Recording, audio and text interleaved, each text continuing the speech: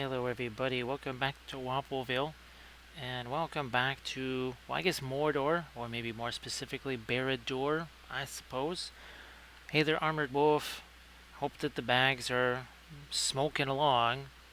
So that, yeah, sorry about the confusion there. I just was thinking, boy, it's not enough to just finish things by the 14th. It's like, how many extra days do you gotta allow for a certain thing called the post office, right? Gee whiz. Now, we'll just do, again, I was kind of thinking of this guy more as an LSR type of thing, but we'll just do something generic. We'll have this on the shield and on his chest even, maybe. Hey there, Landrast. And we'll do the whole Mordor type thing. We actually have a little extra space here. We can do more of this at least. Right, and get some more lava stuff going there. Hey there, Halligan.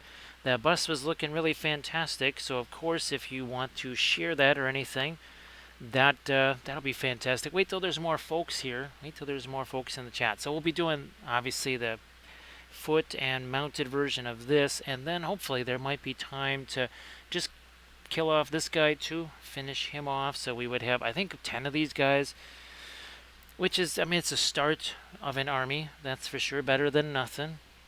Since we've got, let's see, it looks like 3, 4, 5, 6, 7. Yeah, that would give us 10 guys there. Hey, Dubrock. Guess what, Dubrock? You're right at the beginning. Right at the beginning. And what do we do in the beginning? We do Preglaze stuff. So that's what we're going to do right now. That's what we're going to do. So yeah, I'm going to actually get out some more of my indigo here. And we'll just go with the Williamsburg indigo here. Just because. Just because. And yes, this is the same palette from last night because there was no time for changing that or doing anything like that. Alright, a little bit of this, a little less of the thinner, thank you very much. I think that's even got some of our Mars black in there. That's, I think we're pretty strong, but whatever, right? We can just wipe this stuff away. Hey, Painterly Git. How you doing, Painterly Git? Great to see you.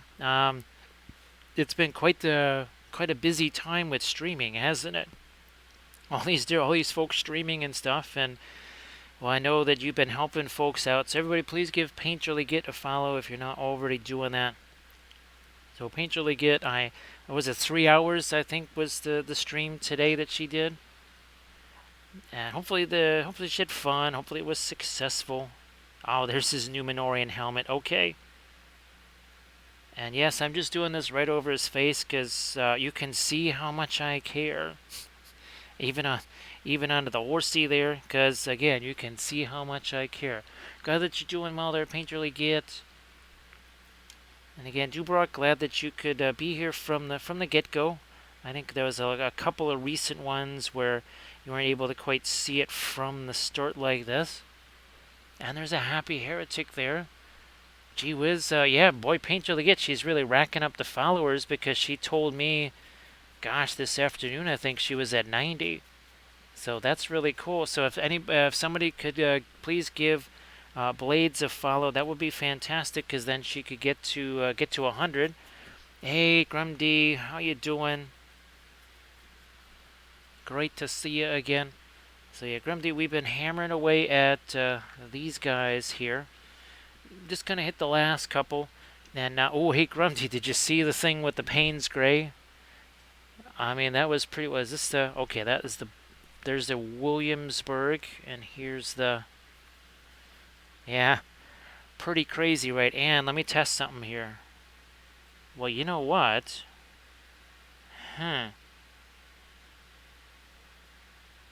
No. Or maybe that's not it. Okay, I guess this dried a little bit faster than I thought it was going to. Well, we used the radiance on here, so I would have been kind of shocked if it didn't. But yeah, okay. So maybe that dried a little bit faster than I thought it did. Yeah, Grumdy, that was it was mischievous, wasn't it? It was definitely being very mischievous, to say the least. I'm glad that she did well there, Painterly Git. I know it's not the easiest thing when, you know, it's not really something that you've done before, and It's one thing to watch a stream. I mean, you know what it takes to actually do one. You've done many yourself. So everybody, please again give Painterly Git a follow, but then also give Blades a follow. Hopefully she might join us here.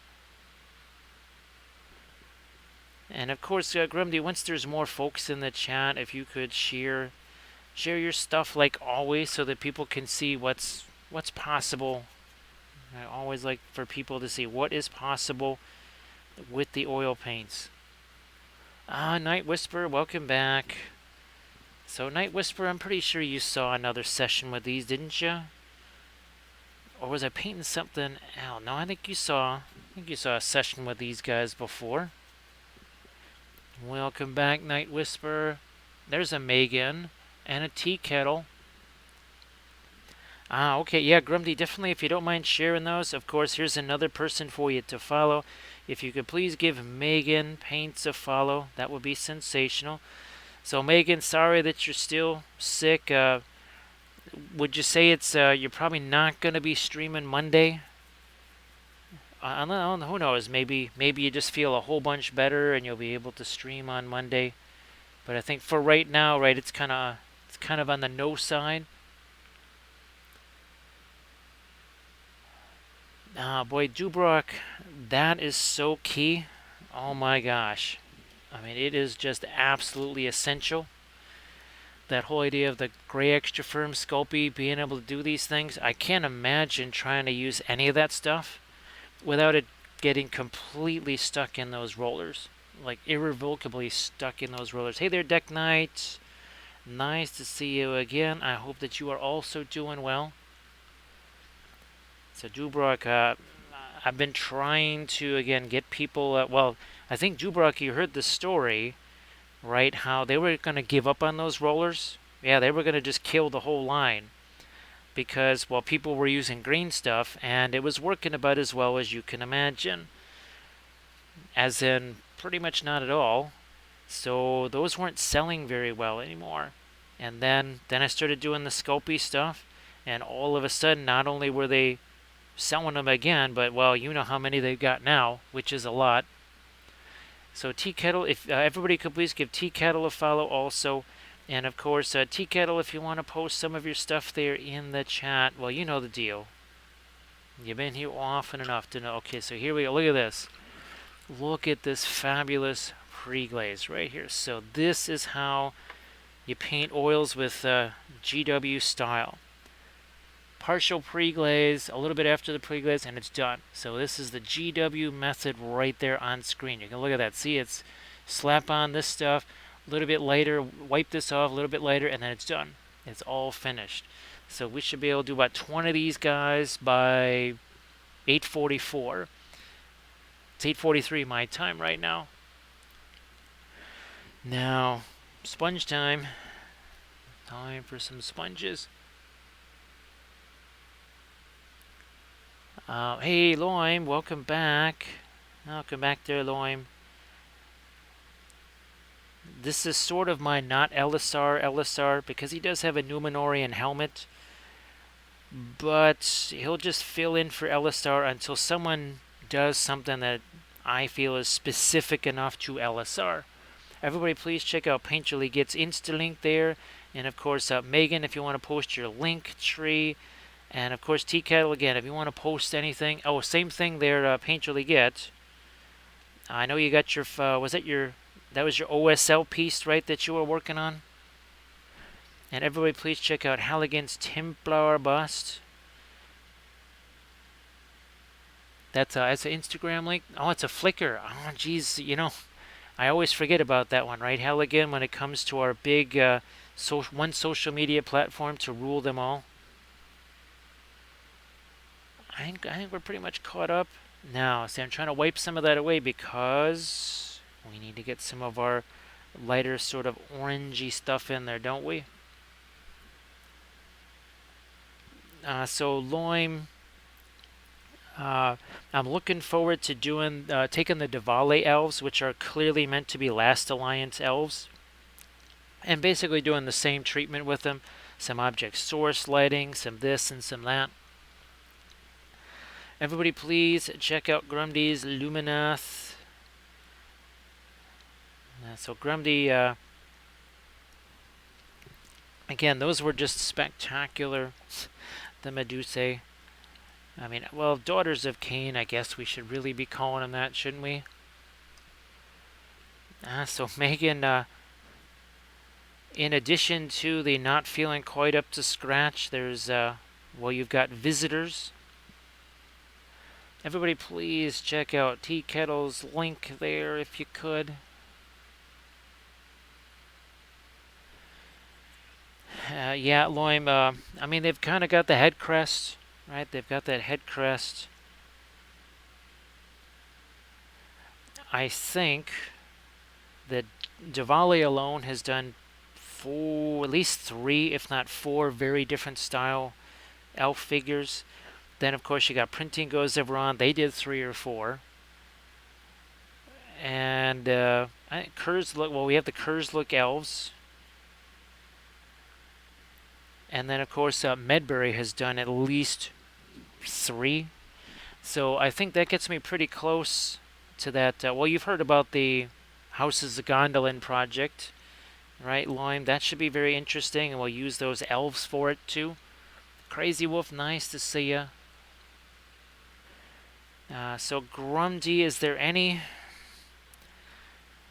I guess for lack of a better term, war machine for them, or something that goes on the big oval base? Is that just the chariot, or is there also a Hydra?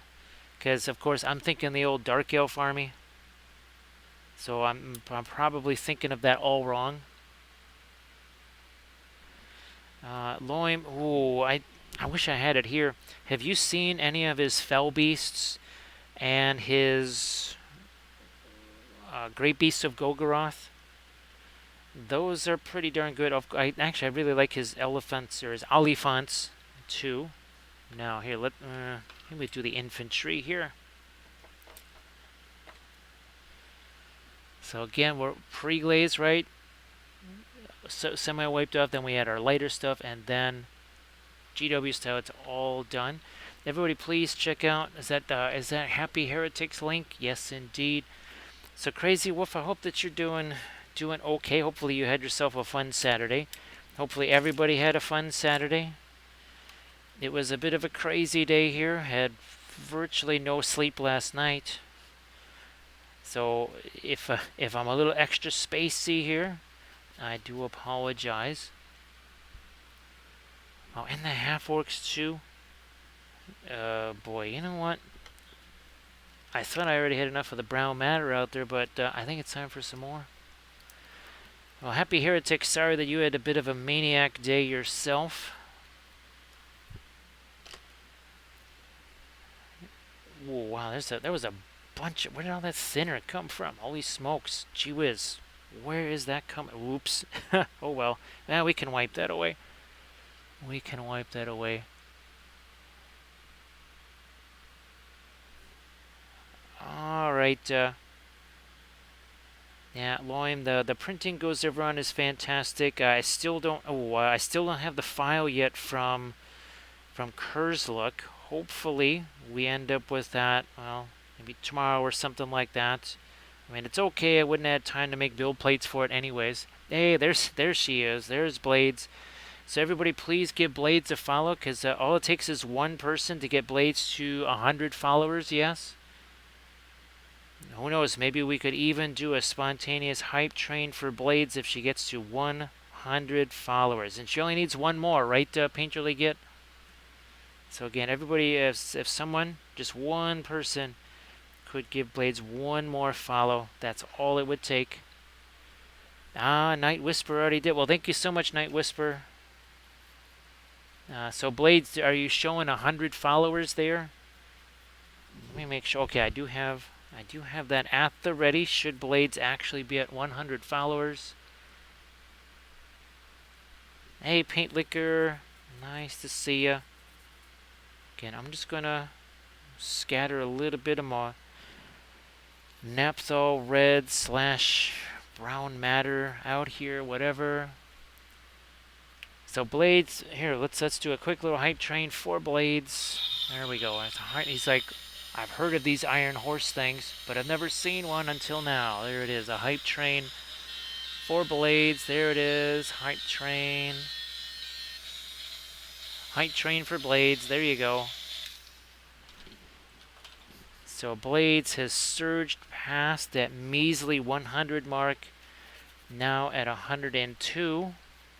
So congratulations to blades. Fantastic blades, again, way to go. Again, nothing terribly earth-shattering about this, is there?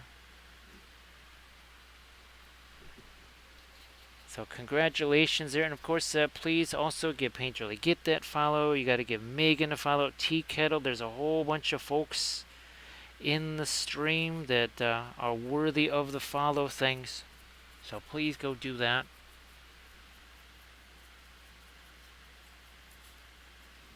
So Blades, hopefully that's encouraging. And again, I hope that your first stream was a huge success. Was it 3 hours long, right? You said?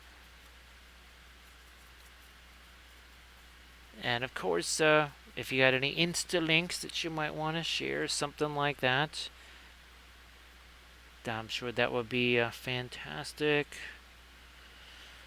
Alright, just going to shove some of this lighter naphthol red down here, and then we'll wipe that stuff away.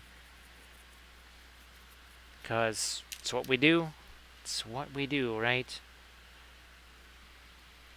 It's a 3-hour stream. It's almost a bit like a certain group that went out in a boat for 3 hours. Okay, letting some of that red get out there. Here, let's grab ourselves another sponge and start taking some of this away. Then we'll hit it with our lighter orange tool.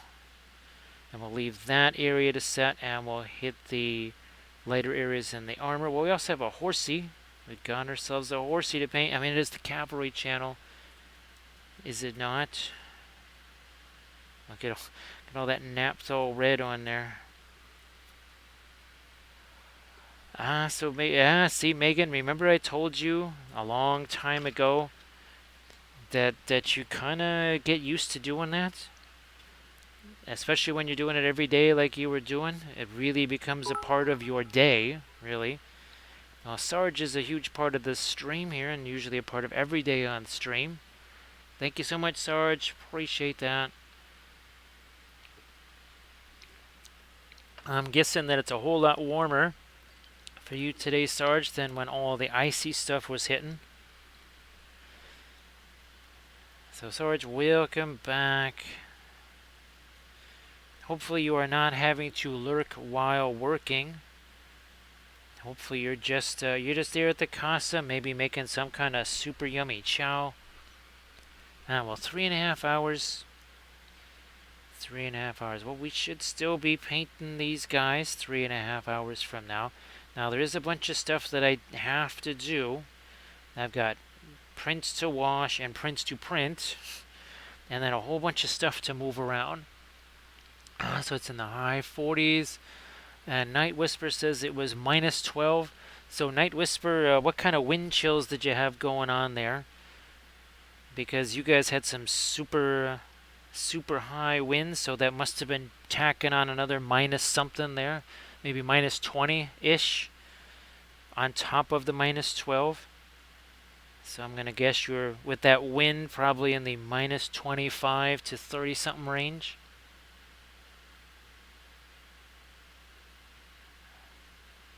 Alright, so let's arrange these again. This is what I really love about our old Saturday challenges, right? Look at that. That's kind of nifty, right? So minus 12 without the wind chill. Well, if your winds were more than, say, 20 miles an hour, I'm going to say that that had to be in the minus 30 range. Now, I am just going to take an opportunity here to do something like this here, if you don't mind. This could be helpful for people. I mean, if I could just do my normal Saturday challenges, that would be... we could do this all the time. Alright, time for some lighter stuff here. We're going to grab some of the Megan Filberts. Some of the Megan Filberts from Royal Langnickel. Yeah. Still stuck using the fluorescent orange from Marion Street. Have not had any chance to mix any new stuff for myself. I mean, no surprise there. Here, let me get some of that paint off of this here brush. So again, everybody who hasn't followed Blades yet, if you could do that, that'd be spectacular. Man, look at all that dark color there. Now, what I think I'm going to do here is change my angle of attack here, like that maybe for now. Alright, Sarge, we'll certainly be here. I mean, unless something crazy happens, we should be here. Where's my paper towel? We'll just grab this. Again, everybody, if you could, please give Blades a follow. Blades, brand new streamer, a newly minted streamer. But while you're at it, if you could please give also Painterly Git, Tea Kettle, Megan those follows. That would be very generous of you. No problem there, Blades. No problem. Do we want... Yeah, let's just get some of our orange out here. Start doing that.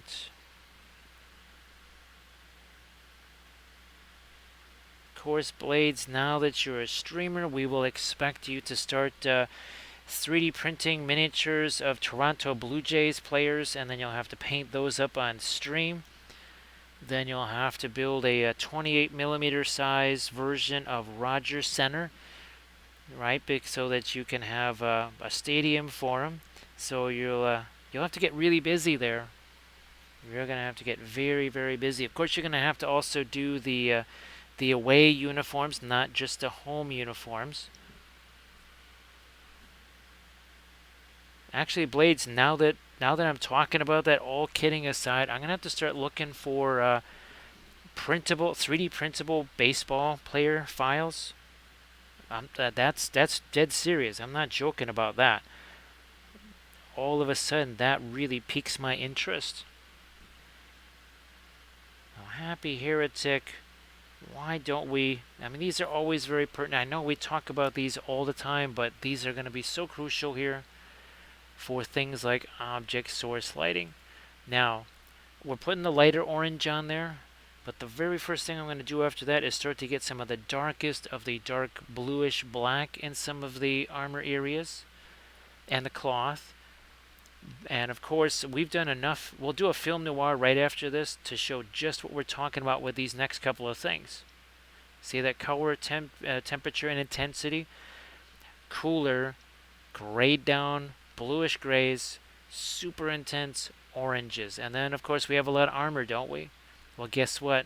Armor's going to have to reflect its surroundings, especially when you got the object source lighting, because you got the shinies, right?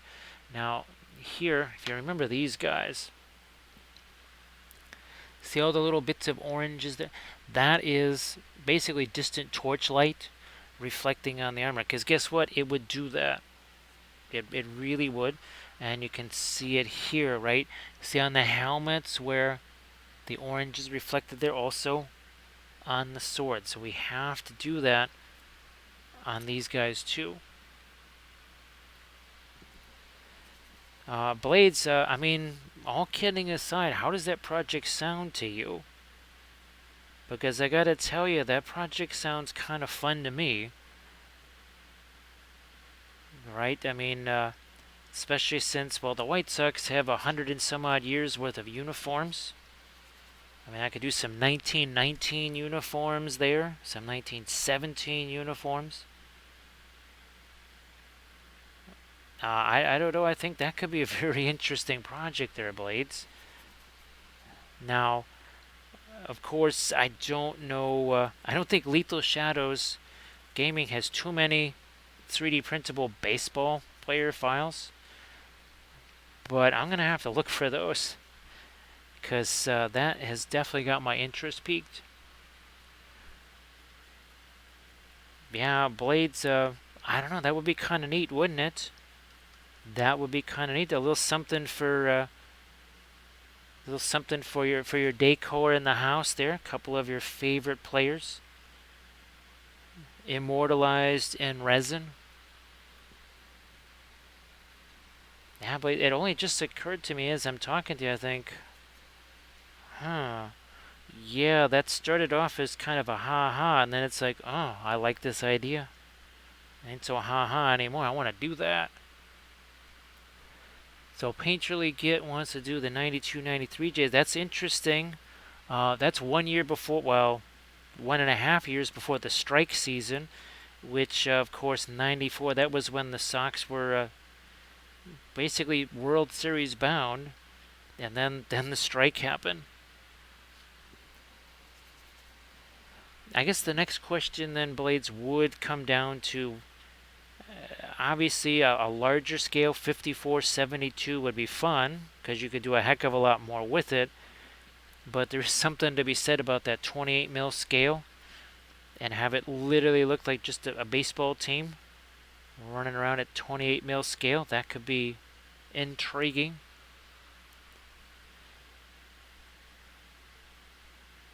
Yeah, Blades, that was a no bueno kind of thing here for sure. Now let me get my paper towel. Get rid of some of the extra out of that. We're just going to try and bump up some of the opacity here. Also make that lighter. And then more of the orange, I suppose. So again, here normally I sculpt stuff, but on these I just said, don't have time for it. Boy, Loim, actually one of my, well, of course, there weren't too many left, but the old Tiger Stadium with the flagpole in center field and the overhanging, I think it was in left field, right? The porch overhung, so if it was kind of a high fly ball, you would have the left fielder getting under it, about to catch it, and the next thing you know, it turned into a home run. Because I'm pretty sure that upper deck and left field stuck out more. They also had some kind of weird broadcast booth thing sitting on top of the center field grandstand, which was like three stories up or whatever, because it was sitting on the roof of the center field grandstands. I don't think I remember seeing anybody running into that pole in center field, but I know that flagpole was there. I think the Astros tried to kind of do something like that when they made their new stadium, and then there was Taos Hill, which I think they got rid of the hill.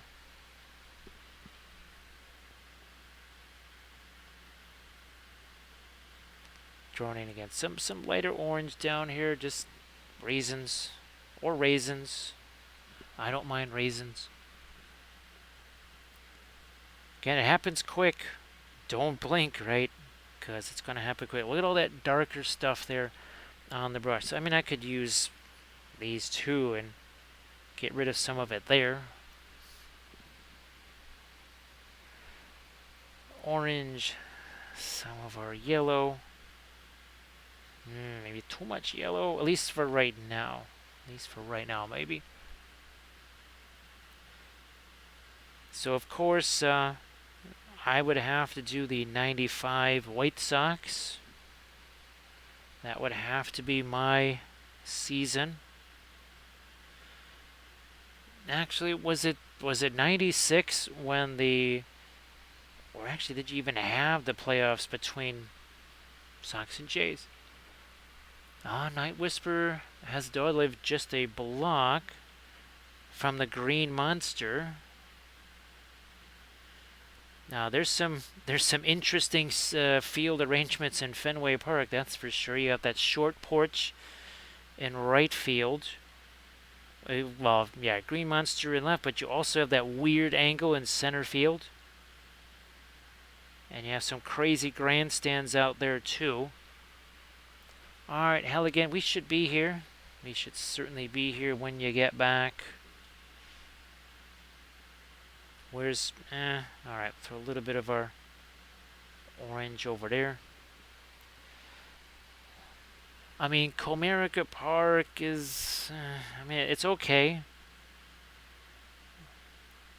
Yes, it has the faux old-timey look to it, but...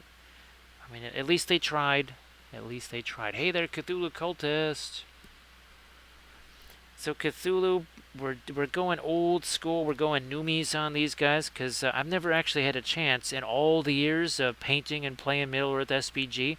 The amount of Numenorian figures I'd painted until now was 0. So these are literally the first Numenorians I've ever had a chance to paint. Now, of course, these guys are also not Hobbit Numenorians, like the GW ones. They're more like Hobbinorians. Because, yeah, I think... if you were to take the Numenorian miniatures the GW makes, Merry... No, is this Pippin? No, that's Merry. He would tower over those Numenorians, probably like twice the size of them. Yeah, I think actually the Numenorian figures, which were, well, supposed to be... so Loim, weren't they supposed to be about 7 foot plus tall? That was the whole reason why they had these. Now, where's some of my... Gondalorians here. Let me see if I can find a Gondalorian that has a shield on him. No, he doesn't have a shield. Neither does he. Ah, here we go. Yeah. So the whole reason why they did this is because the new Gondor Imperial Guard shopping mall guards were supposed to be shorter than these guys. That's why they have this extra bit on their tower shields. So this was supposed to explain why they were taller, yet they were shorter. Kind of crazy, right? So potentially up to 9 feet tall, which is another reason why... one of the 1,000 reasons not to be entirely impressed by a certain program that was on a certain streaming service. That was from a certain universe. It was supposed to be. Yeah, Loim, I'm pretty sure that the Elendil there was more about like a 5'8" or so. Tops, not quite the 7'11". Yeah, not exactly Shaquille O'Neal sized. So that was... well, disappointing at best, insulting at worst. I'll have to say that. Now, let me see if we can... I just realized we need to get some Van Dyke Brown here. And this one shield on the back of that. Just whatever back there. Alright. Now, the horse here. We're going to go just straight up dark brown on this. Maybe we will. So, Van Dyke Brown potentially here. Cthulhu Cultist, the other, and of course, as someone who is a Harad player as well, they're on the diminutive side too. Wouldn't you say, Cthulhu Cultist? They're not exactly giants, are they? And there's your old GW. Yeah, they're not the biggest dudes in the world, are they? Now, of course, I've been trying to, of course, with this 3D printing, try to, so shall we say, level the playing field by trying to print them out at, well, at least the same scale. So we're all kind of the same. I'm hoping that my new Kurzlook Mahoods at least match these, because I didn't really have those to measure when I was actually doing that.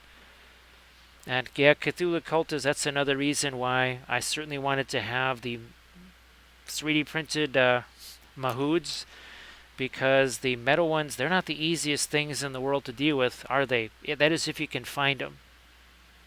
Yeah, good luck finding them, right, Cthulhu Cultist?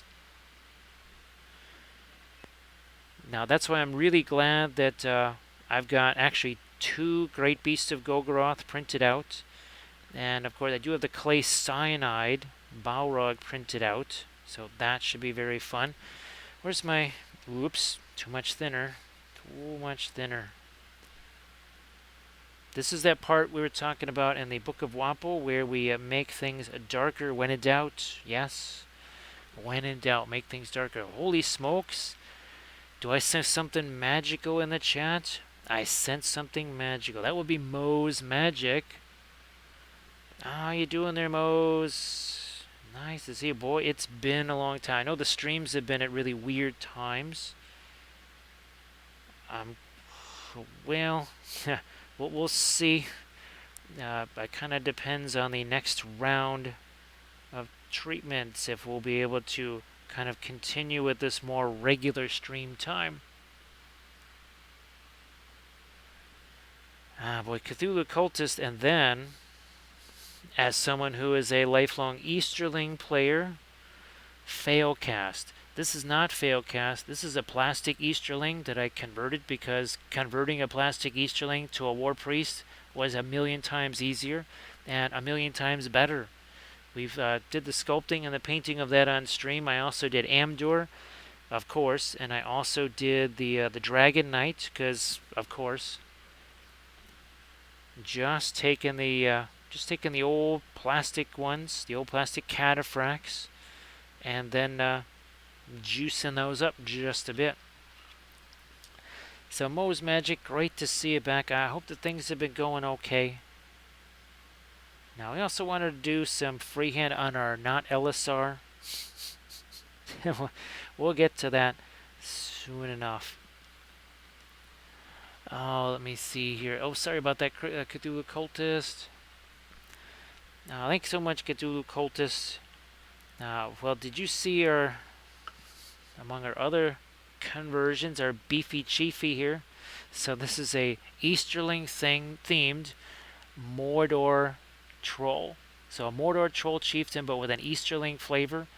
That was a blast. We just took an old Bones miniature and we tacked on a wee bit of armor and some other things so that we could have some fun with our painting and freehand.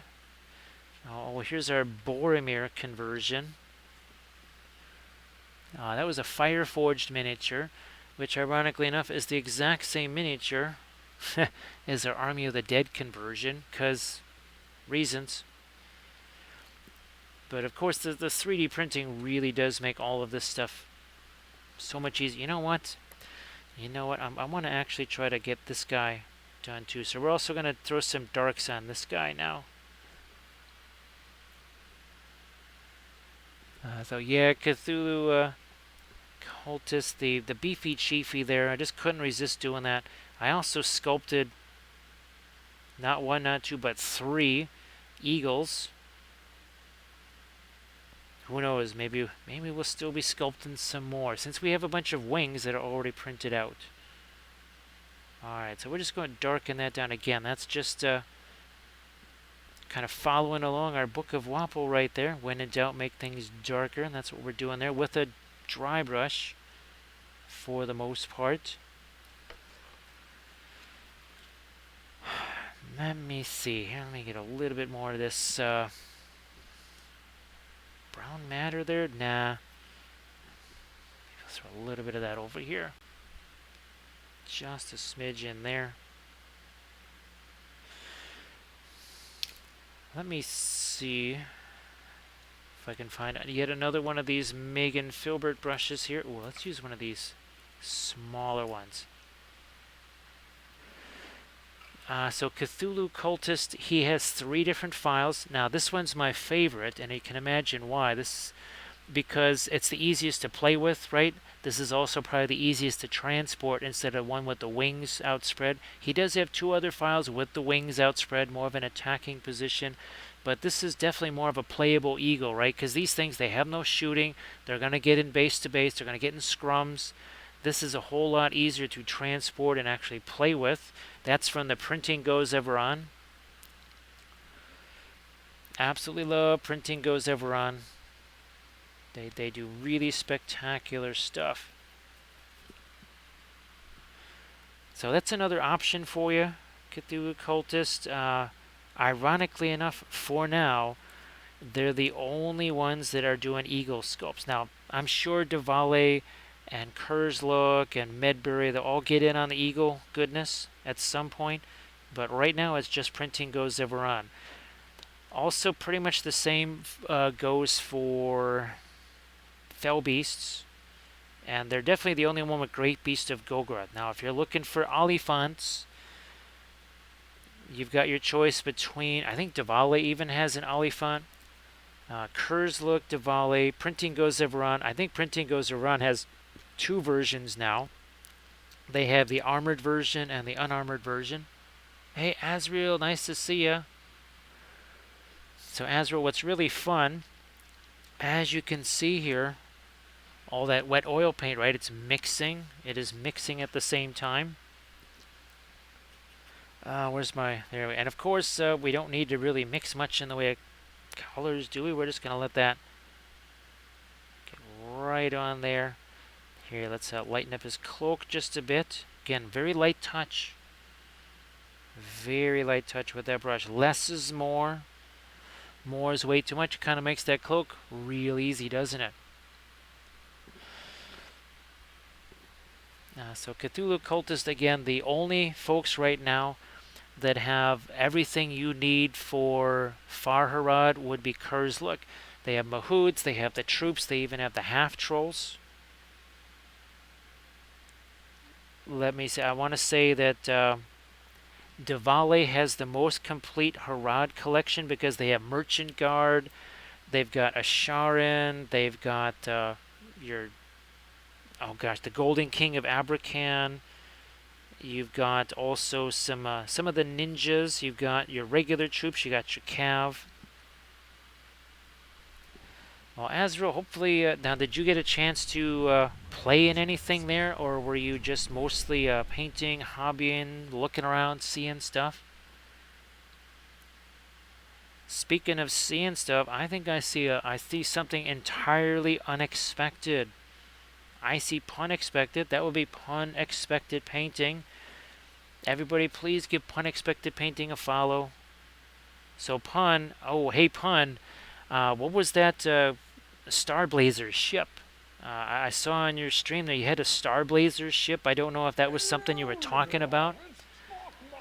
Thank you so much, Rakis. I appreciate that. It's like, so are you Elendil or Isildur? He's like, well, I'm kind of both of those and LSR right now. That's kind of mixing up the ages there, you know. It's like, yeah, but nobody's actually done a really good LSR sculpt yet. It's like, oh, well, that explains everything. Thank you so much, Rakis. I appreciate it. Hey, Icahoof.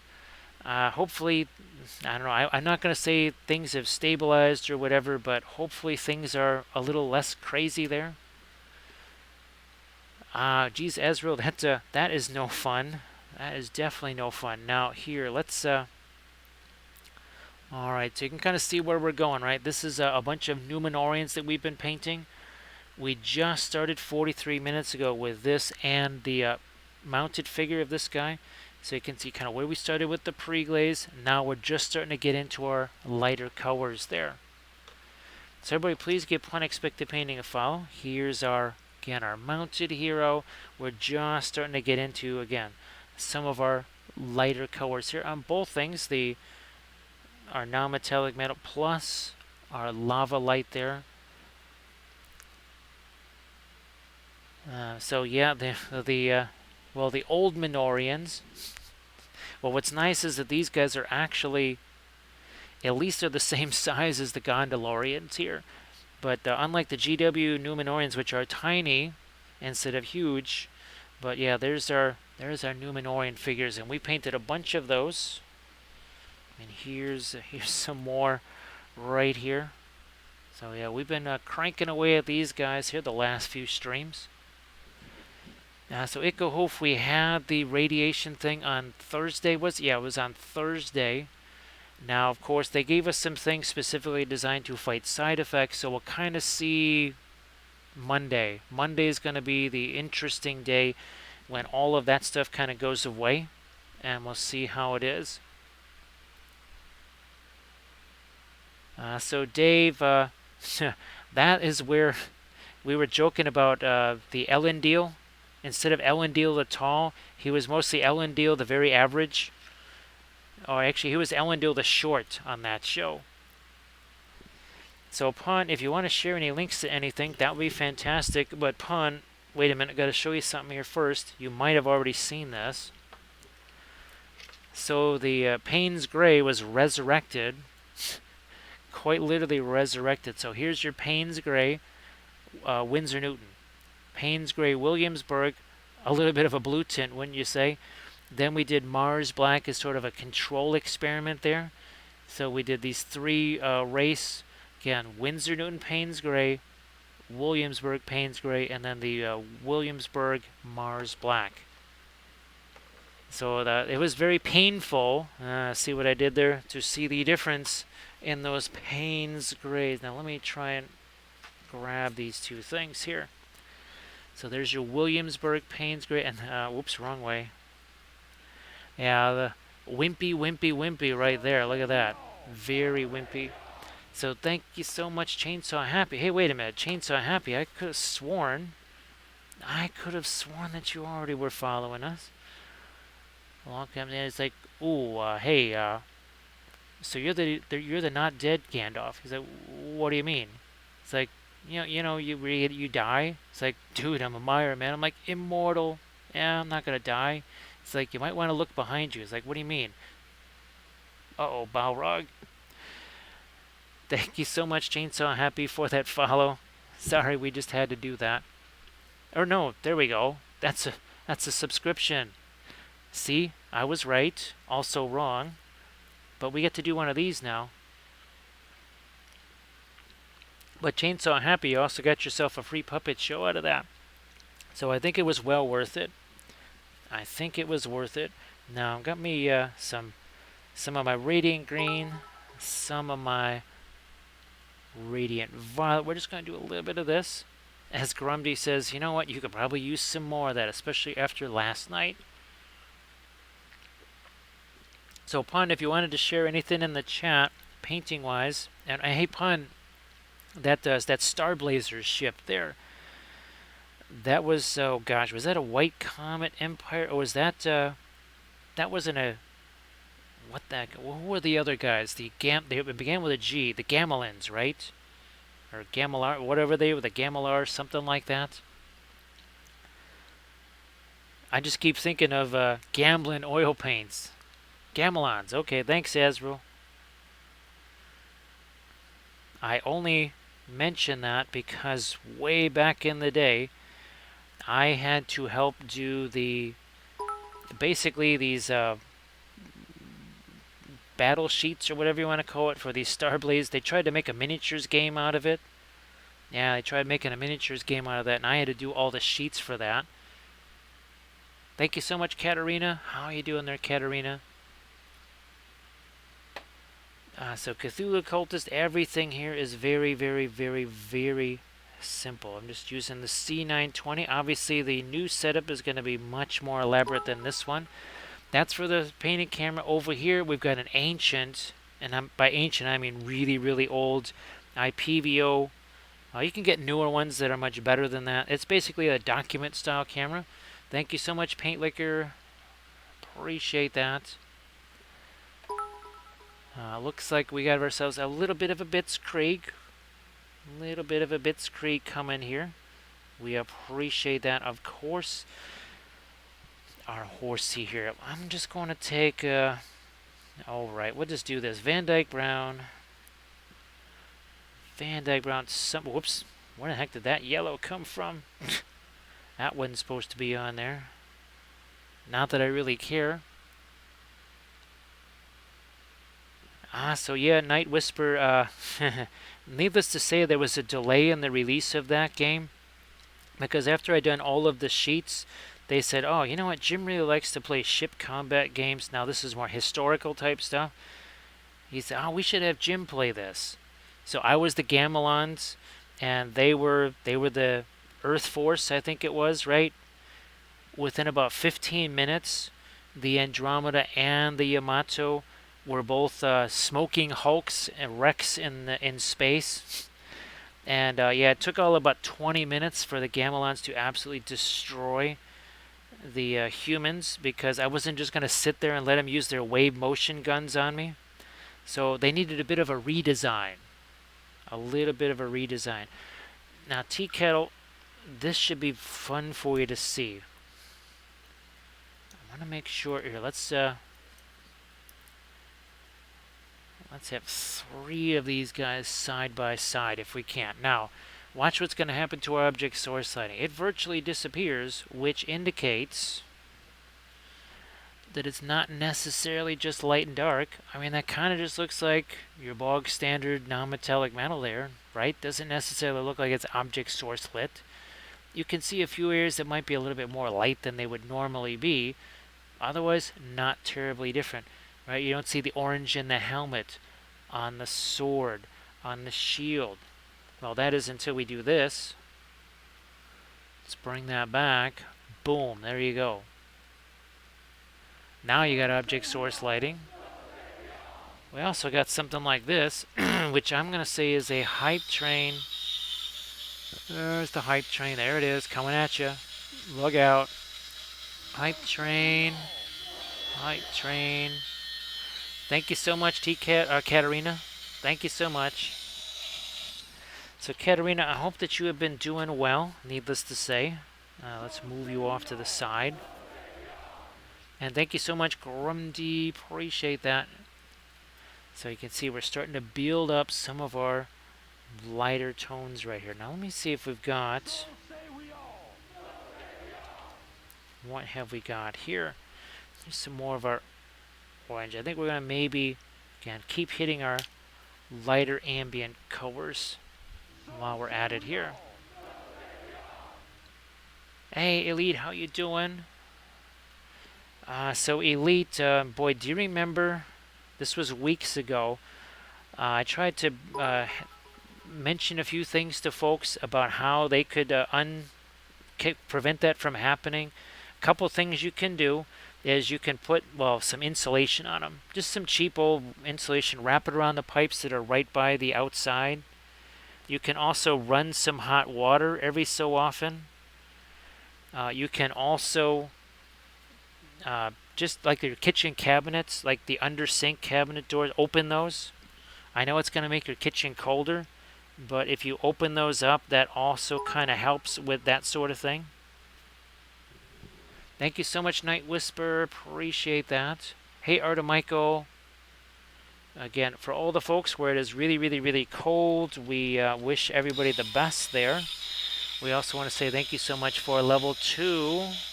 Which means this is going to happen. A hype train, level 2. Level 2 coming at you. Hype train. There you go. That is a level 2 hype train. Thank you so much, everybody. Appreciate that. Now, what I'm just trying to do here is sneak in a little bit of lighter skin tone on this, just for now. Where's our mounted version of them? So Iko suggests some heat tape, but yeah, that's something that you can do. Again, you just kind of, it's not ideal, but open the doors to the sink underneath your cabinet, or the cabinet underneath your sink. That can actually make a big difference when it comes to the frozen pipes. But you can also, again, wrap that insulation around there. Again, so for all the folks that are kind of, well, kind of in that deep freeze, we hope that that ends as soon as possible. Let me see if I can't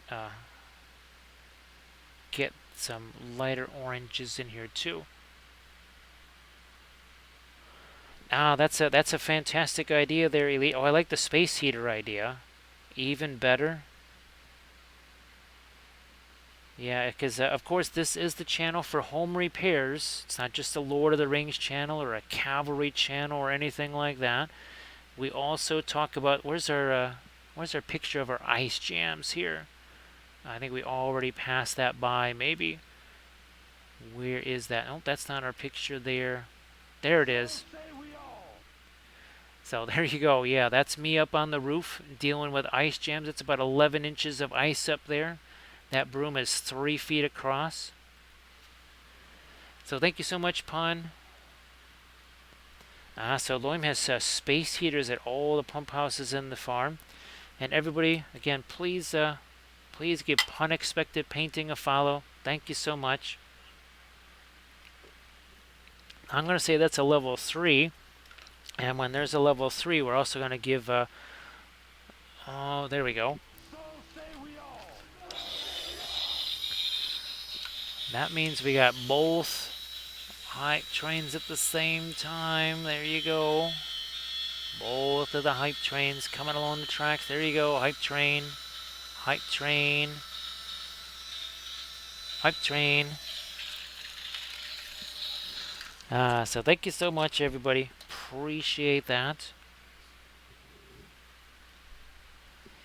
And everybody, again, please give Unexpected. Also, Blades, Tea Kettle, Megan, Painterly Git. We have a whole bunch of streamers in the chat. If you could give them a follow, that would be fantastic. So Elite, now do you, Elite, do you have any of that plastic sheeting? This is something that I leave it on the windows in the summertime now because, well, it's too warm to have the windows open even in the summertime. Yeah, you can just take it's a pain in the backside to deal with. It really is. It's no fun whatsoever, and it will leave tape residue and stuff on your window sills and everything else. But that is another way to deal with that kind of stuff. Unfortunately, with everything going on here, there has not been any time to put that stuff on. I normally would do that every single winter. I still have it actually on many windows left over from the summer. Oh, no problem there, Tea Kettle. Again, what are we doing here? We're getting some of our lighter object source lighting. Not too much. Mostly, as you can see, focusing on the metal surfaces here. They're extra glinty. They would catch a little bit more of that lighting. Here, let's see if we can get even more of that down here, possibly. So you got lots of folks in the chat that you can check out. Now, hey, Pun, how did those... I know you had those new colors you were telling me about. Is there any other new colors that you made some interesting discoveries? You said, oh... Well, it doesn't always have to be positive ones. Where you say, you know what, this color is a little too situational, whatever. Or, oh my gosh, you've got to have this color. Because I know the last time you were in here, you had a few new fun colors that you were really liking. Alright, well, Cthulhu Cultist, you have yourself a good one there. And again, everybody, please take care. I know that it is not easy at all to deal with the super cold like this because, well, the frozen pipes and, well, having to go out there, start the vehicle every so many hours, especially when it reaches a certain level. I know that was all the stuff last time, right? Unexpected, lots of the oranges there. I think you actually had a few different ones. At least a couple of different ones. So again, everybody, thank you so much for all the hype trains. Appreciate that. I believe we had a level 7 last night. Yeah, something like a level 7, so we appreciate that. So would you say that's about half the price, Pun? So let's see, if it's a Series 2 maybe for Gamlin, maybe Series 3? And what is it for... well, even if it's a Series 2 or 3 for Williamsburg, it's still going to be more. But, now again, working with... this is not the lightest of the orange we can do, but you can see where we're focusing mostly, again, on things like armor. Well, Ekohoof, again, sorry that there's no plus side to report there, but like you said, at least there's not a downturn necessarily, and you just kind of take anything at this point, right? But of course, we're all rooting for you, of course. So it's a Series 3 Gamblin, so maybe, I don't know, what, 11 dowers there or so upon, maybe 12. He's like, oh, I've heard of this Iron Horse thing, but you know what, maybe I should do this Iron Horse thing myself. Because that doesn't need any food. There it is, coming right at you. Thank you so much for the hype trains. That's, well, 10 levels of hype trains over the last 24 hours. We certainly aren't going to complain about that. Thank you so much, everybody.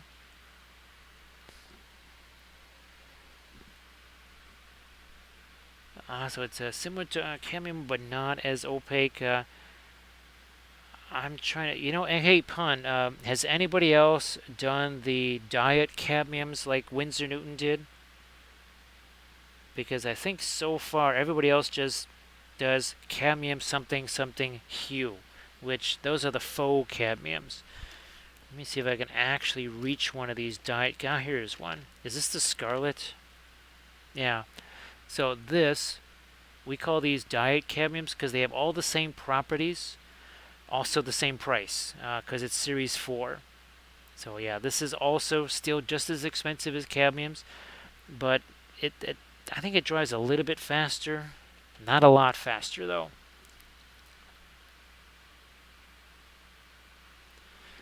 Well, Ikuhoof, well, either of those choices, obviously, right? You'd say, can I select none of the above? But hopefully there is an easier to deal with side to that. For sure, and of course, again, you take care of yourself. Definitely take care of yourself. Hey, Denethor. Boy, Denethor, I'm going to have to somehow, well, of course, it would be helpful if somebody sculpted a Denethor. Because right now, all I have is the original old metal GW Denethor figure, which again is still tucked away in a case. I suppose at some point I'm just going to have to get that out of the box there. Let me see if they've got a pigment number on them. Look at this. Yeah, there's no pigment number on them. But these do, I've tested them. Appearance-wise, consistency-wise, these behave, if not exactly like cadmiums, a lot like them. Again, maybe not exactly the same, but in the neighborhood, or definitely in the same block. Not even just the same neighborhood, they're at least on the same block. But they do cost the same. The only reason I got those is obviously for folks that maybe were a little bit jinky about any potential stuff with the, well, cadmium. So we'll do a film noir in just a second here. What I would like to do is get a little bit more of my light colors on this. Then do a film noir and then compare this to one of our completed Numenorians, if we can. So a little bit more of our light orange there. So again, already we do this, we make object source lighting all gone. So it's not a value thing. It is not a light and dark thing. I mean, it is, but it also is not, because look at that. Watch what happens when it comes back. Boom. There you are. All of a sudden, the miracle of light. The miracle of light. Now what I'm also going to do here is throw a little bit of a primer along the bases just to, again, that's going to be our speaking of value comparisons, I just need a little bit of that right here. So we just reviewed the ones that talk about the mostly the object source lighting and the metals. Last night we did some of the very early ones, like some of the very first chapters of the Book of Wappel. Let's see if we can find some kind of in the middle. Not quite New Testament though. So yeah, blades, the further away we get from our lighting, we need to diminish that a bit, but not too much, right?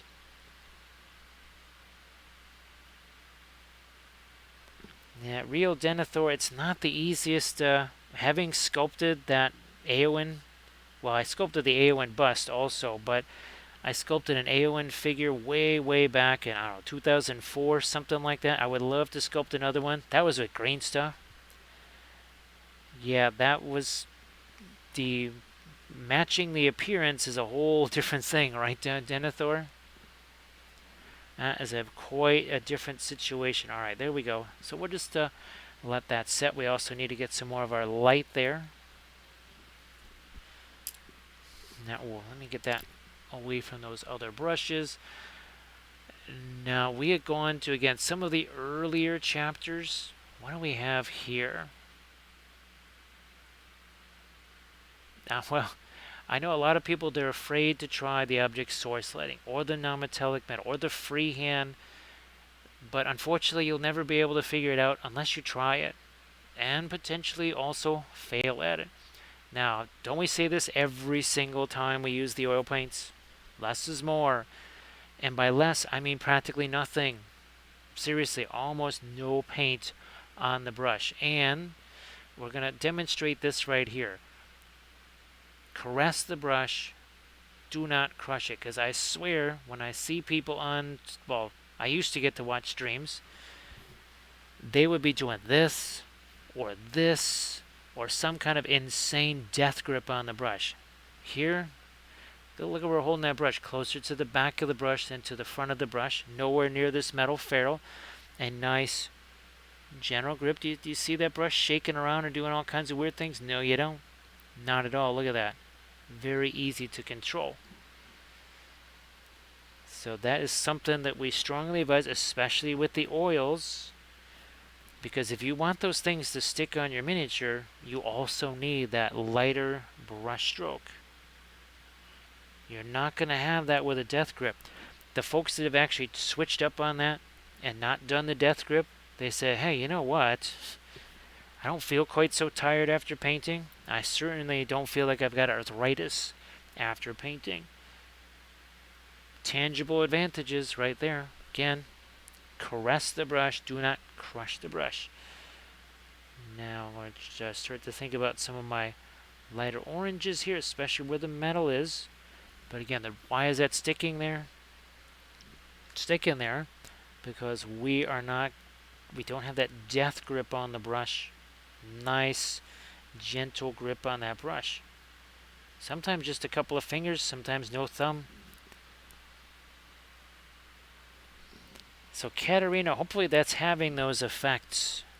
That idea that it's you're not getting quite so tired quite so quickly, because this tension right here, that is going to travel right up your arm to your neck, your shoulder. You will genuinely feel more tired. And I don't know how many times folks have said, you know what, I feel less tired. Especially you're painting after a day of work, dealing with kids, all that kind of stuff. And now you're going to sit down and paint. You're already pretty wiped out probably before you even get to do that. Lighter grip on the brush is going to lead for or make for a very relaxed painting session.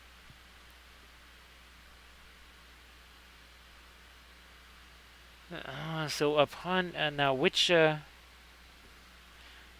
that the Galkid from Gamlin or the Winsor Newton Galkid?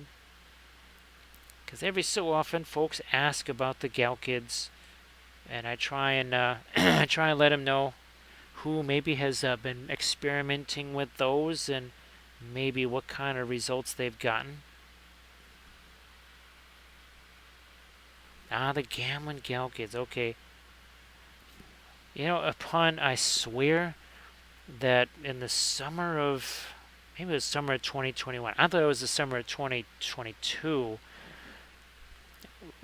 No, maybe it was summer of 2021 when every order, if it was, I think, a certain amount, they would give you maybe it was Liquin. Is that what they were passing out, like Skittles thereupon? I think it might have been Liquin and not Galkid. Now we need to get some of our orange all the way up here, because metal.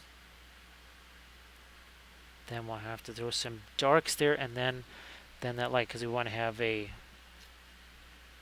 and we've got, so it's like this. See, we have the light there, then that dark band, and then we have that little band of the object source lighting there. Well, real Denethor, if you ever sculpt a Denethor, I mean, it's Denethor, right?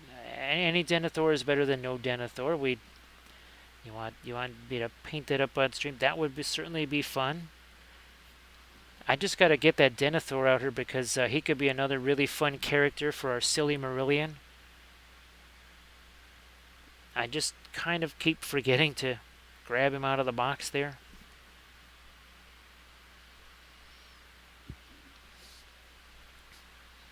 So Pun, hey Pun, would you say that for large vehicles or something like that, where people want to do those big old flat panels, do you see a use for it there?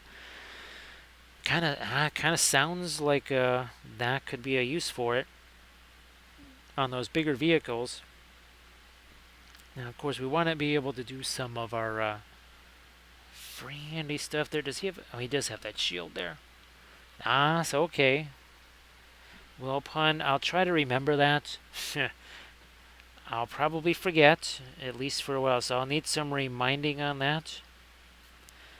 I'll need a little bit of reminding on the, hey, if you want to do those large flat surfaces, maybe splice in a little bit of that Gamlin Galkids.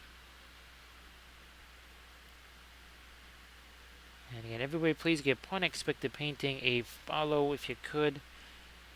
You know what, I might go a little stronger with their lights on that.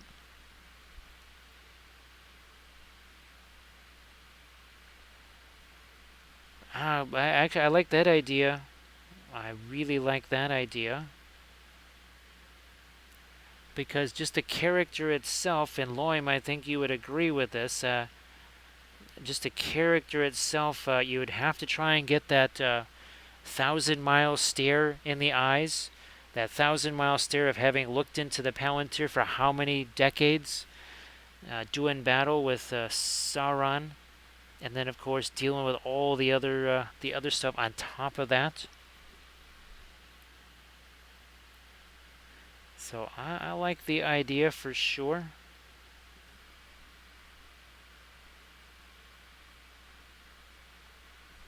Yeah, Loim. And of course, it was disappointing with the movie. Well, that he was really just made out to be kind of the bad guy.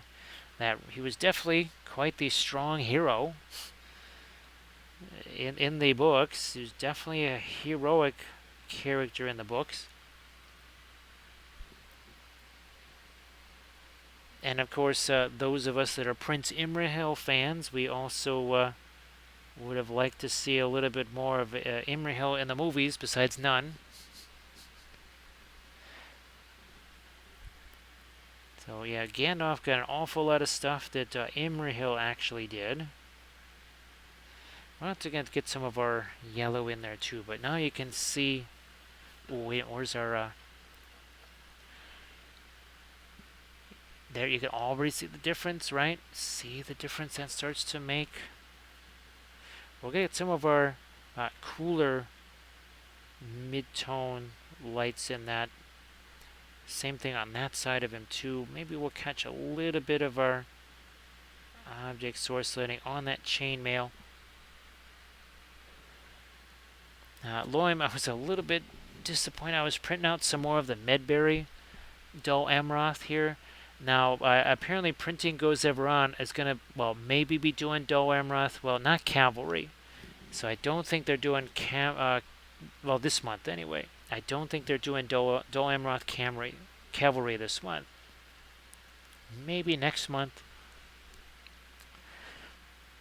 But at least I've got the Medberry miniature stuff. It's just their supports, I don't know. I think I just need to say the heck with it and do my own. But Medberry Miniatures has a huge line of fiefdom stuff. Dol Amroth, Clansmen of Lostnark, your Citadel, or sorry, your Swan Knights, and then of course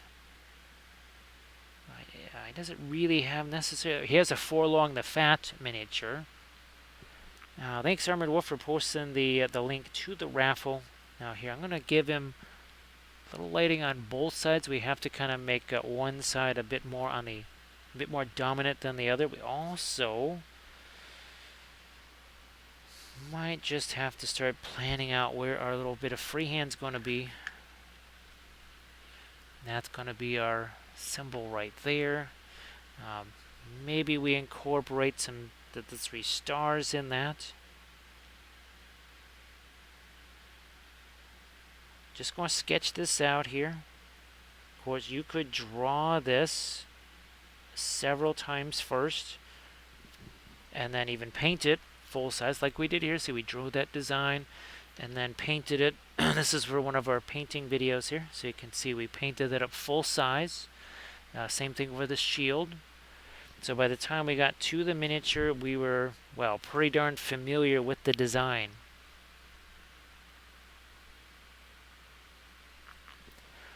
Loim, there was somebody that did a really, really, really nice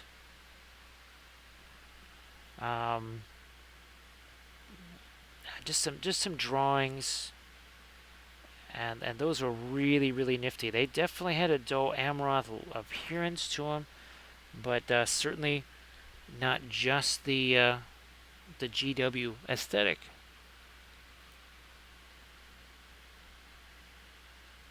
Let's get our bottom part of the crown here.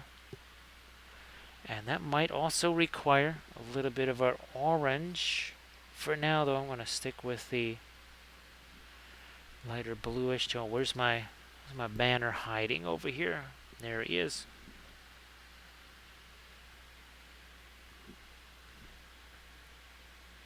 Let's get the wings attached to that. Okay, we'll get to more of an orange as we work our way down on this thing. It's going to be, again, a challenge. And then we also have potentially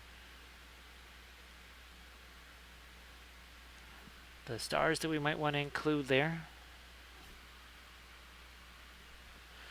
You know what? I'm gonna scrap this one, and we'll put the third one on the bottom. All right, so you go away. This one's just gonna go away here. Yeah, and we'll do one on the bottom. All right, so that takes care of that one.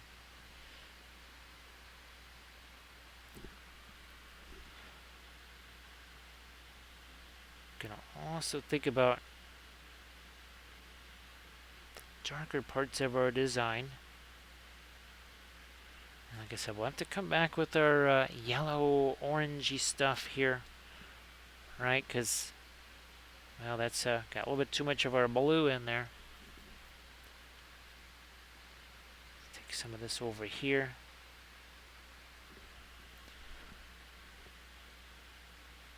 There we are. And sometimes it just needs more of a stippling technique, especially with the fluorescent oils. These are the homemade fluorescents, by the way. Just taking the linseed oil, mixing that with some pigment powders along the way, and creating our own fluorescent oil paints. It's amazing the things that you can do. Now there's our other star down here. Again, we got to get that 8-pointed star going.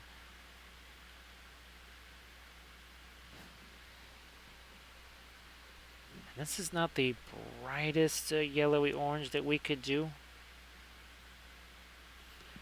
Could go brighter than that.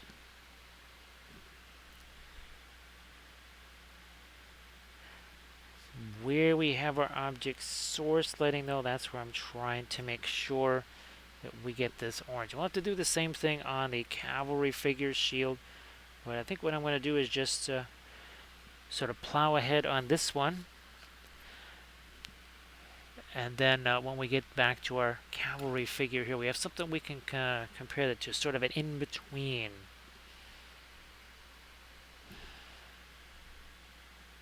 Move this all the way out here, so we got some sharper edges on that.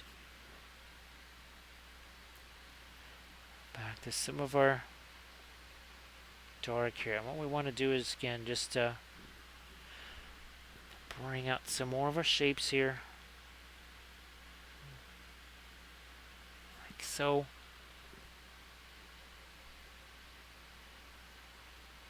Now, Loim, I am excited, I have to say. We're getting closer and closer to War of the Rohirrim. That should be a very interesting movie. It's animated. It's weird how there just has not been any news about that. There's other Lord of the Rings things that I just would not want any news on because they're not newsworthy. But that War of the Rohirrim, I'm very, very curious how that's going to play out.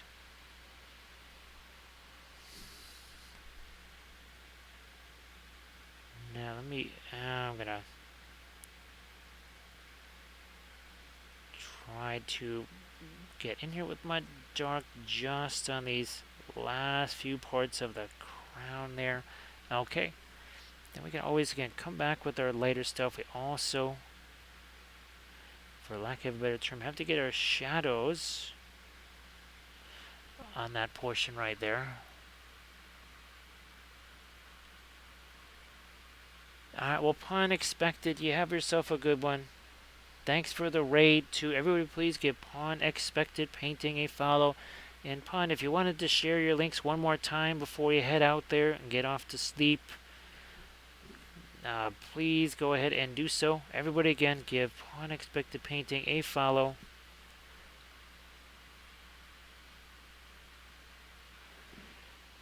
Boy, Elite, I'm trying to think.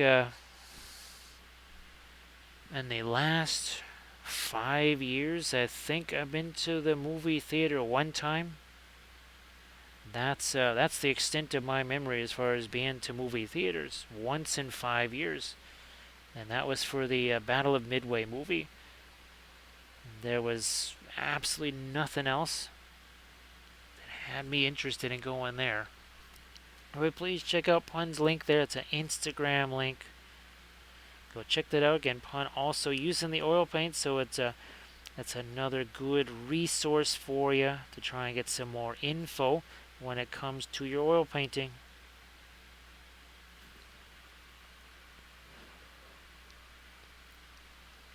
So Loim, yeah, there was a few little issues there that made it not Lord of the Rings, I'd have to say.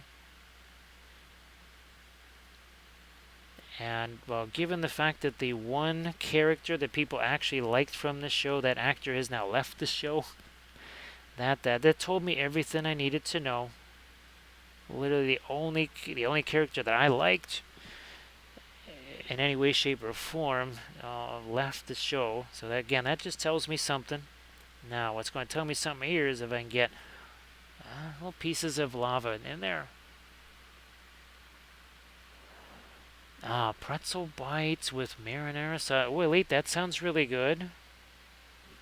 That does sound tasty for sure. Yeah, you know, we could get some of our dark on the other side there too.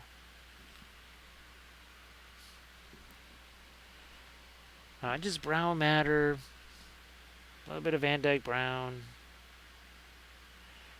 We'll still be going in with some of our lighter stuff, but we need to let that set as well. Now, got some of our darks in the skin. What about on the shield here?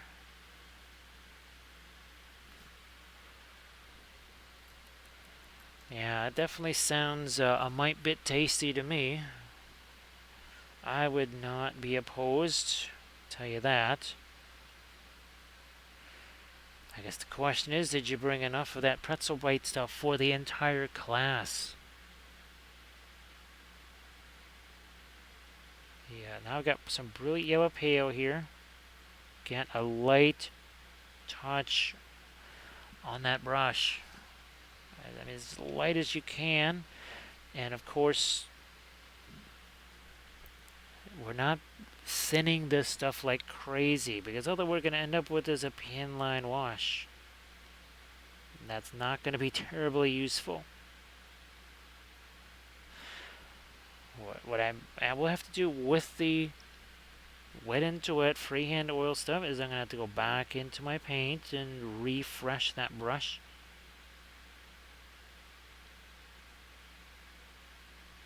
Yeah, making our 7-pointed stars. Nice and easy here. I mean, how long did this take? Just a few minutes, right? And we already corrected it once. We said, oh, yeah, that third star, that's not going up there. Oh, yeah, and of course, having the double, there's only supposed to be one Durin. Having that double Durin was a kind of a weird thing, wasn't it? Wasn't it, Loin? The only reason I thought of that is because of the stars here over the crown. And right, Durin looks into that lake, and he sees himself with the stars over his head, forming the crown.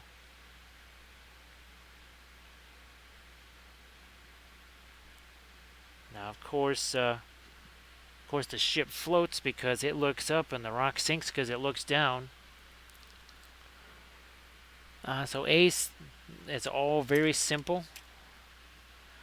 And the Cottman brushes from Winsor Newton are very similar to these. So liner brushes, filbert brushes. These just happen to be the Princeton Velvet Touch, but also too, again, the Cottman from Winsor Newton could be very similar. Both of these brushes are in that $5 to $5.30 range, and you could just you could get them on Dick Blick. Yeah, you can get those from Dick Blick. So yeah, it was because basically, I don't want to say a reincarnation, but it's just there was just another Durin. There wasn't a couple of Durins running around. There wasn't a daddy and a son and a grandpa. There was one Durin at a time.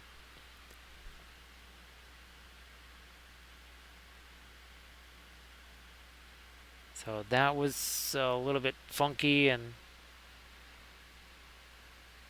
then of course that little bit of weirdness with the geology and stuff is like, oh my goodness, we didn't really need that.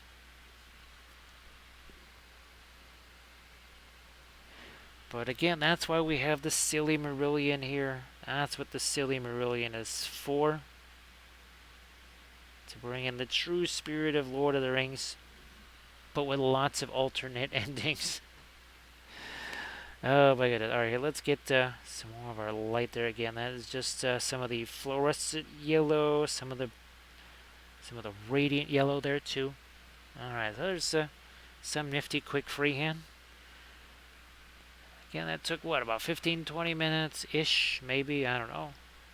Maybe not even that long. I think I might also get some of my lighter stuff here on some of our metals, just to really get that extra little bit of a glint there. Again, only on the metal, not so much on the cloth. Boy, Paint Liquor, we offered it to them. I mean, we had a full cast of characters. They didn't even have to hire any actors, right? Didn't even have to hire an actor. We had all the miniatures there. It was all ready to go. I mean, since they basically turned it into a lighthearted comedy anyways, I mean, we have a lighthearted comedy here, don't we? It already was a comedy series. As we had a little bit more of the lightest of our yellow down there.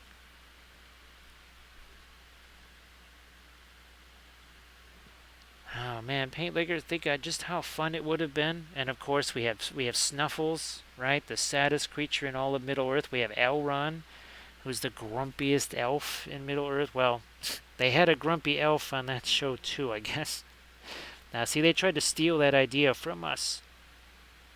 They tried to steal the idea of a grumpy elf from us. Now of course, where they only have one space Gandalf. We have infinite Gandalfs here.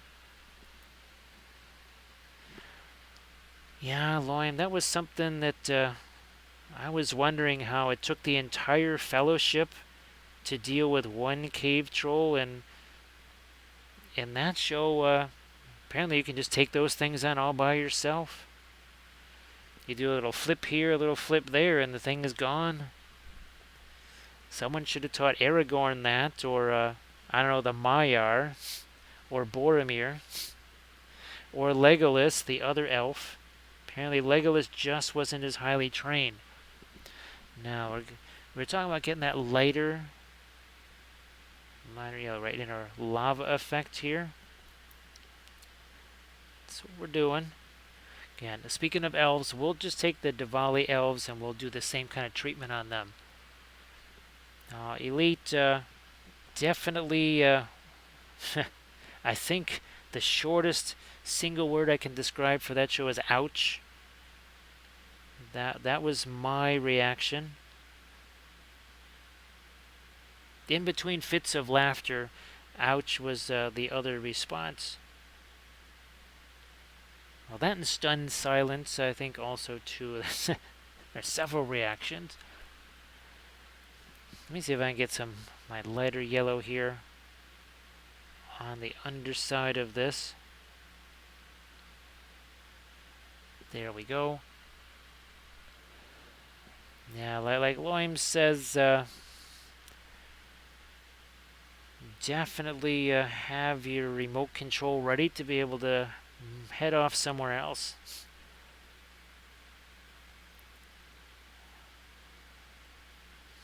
A little bit of our light there. Let's compare.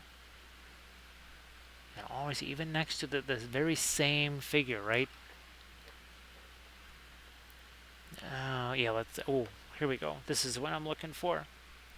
There you go. Look at that. See, there's our post-Preglaze. Now we're really starting to get into establishing our strongest lights. What we're going to do next. We're going to do these lights next. Alright, so we kind of got this in between these two. We're going to get him closer to this one right here.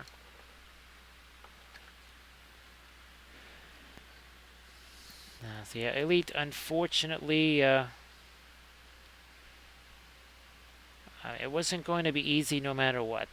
There was challenges no matter what, but there were other shows that were happening at the same time that faced significant challenges, and well, they came through those just fine.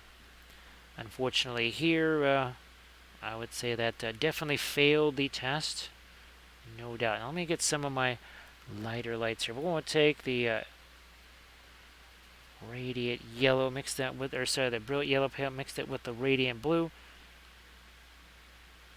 You can see we didn't mix any slightly lighter color, did we? We're just going straight up boom here.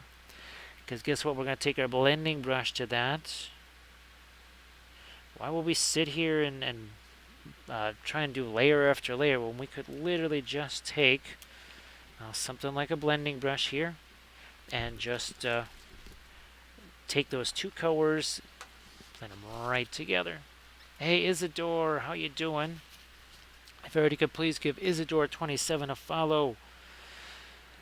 So Isidore, thanks again for the raid. Thank you so much for the raid. And Isidore, if you want to, I know you couldn't really share anything at the time. You were kind of tired, right? And you were looking to, I think, head off to sleep there.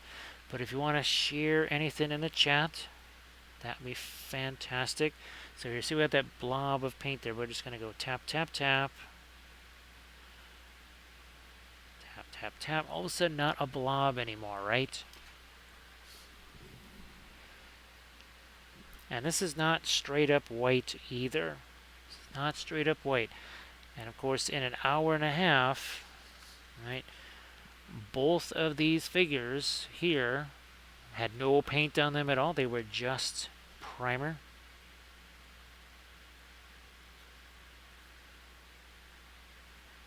Gonna get a little bit more of my light right here.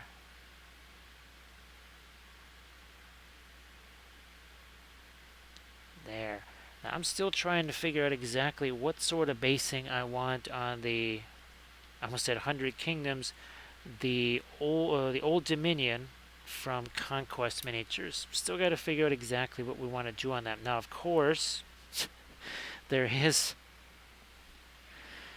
It's like we never do cavalry and object source lighting on this channel, so who knows? Maybe that's something we need to do here. I'm not saying this is a lava base, but that just might be it. Oh, yeah. I think I might just do that. We might just do something like that. Because, it's not like we've done enough lava bases here. So don't be surprised if you see those, I won't keep wanting to say 100 Kingdoms because that's what I've been painting so far.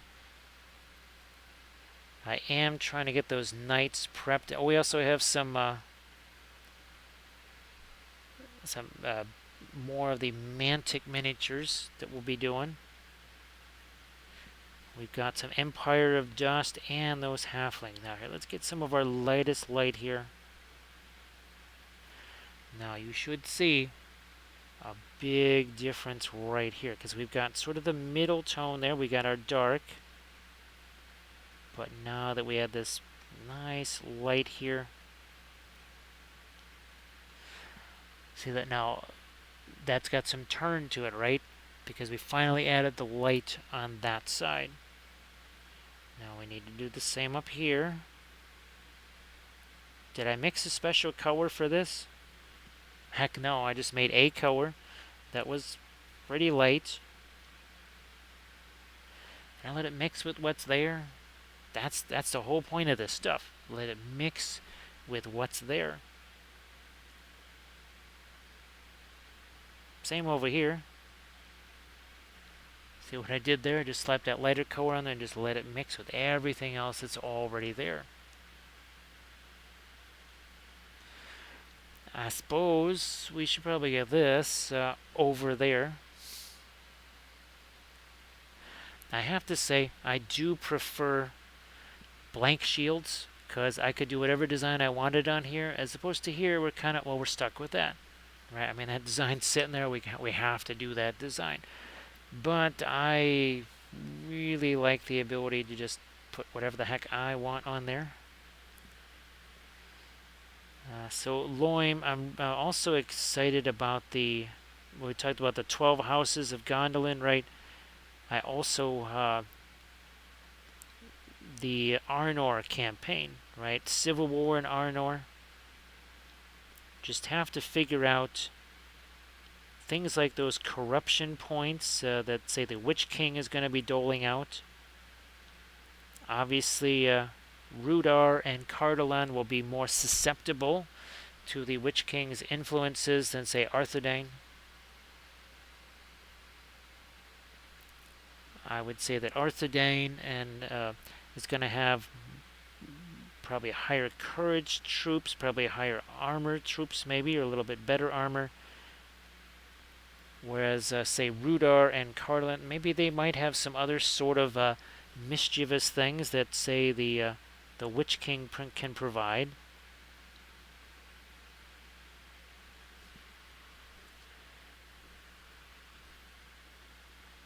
So again, just working on a little bit of a freehand design. Now let's catch a couple little areas of light here on the chainmail.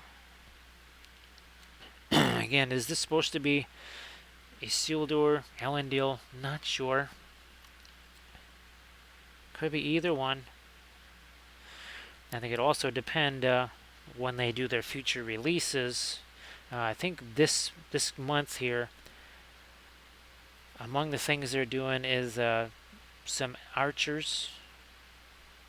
Oh, and of course, this was their January release. Also, Iron Hills Dwarves. They're also pretty pretty heavily involved with those and also the Easterlings. Obviously, a little bit of war in the north.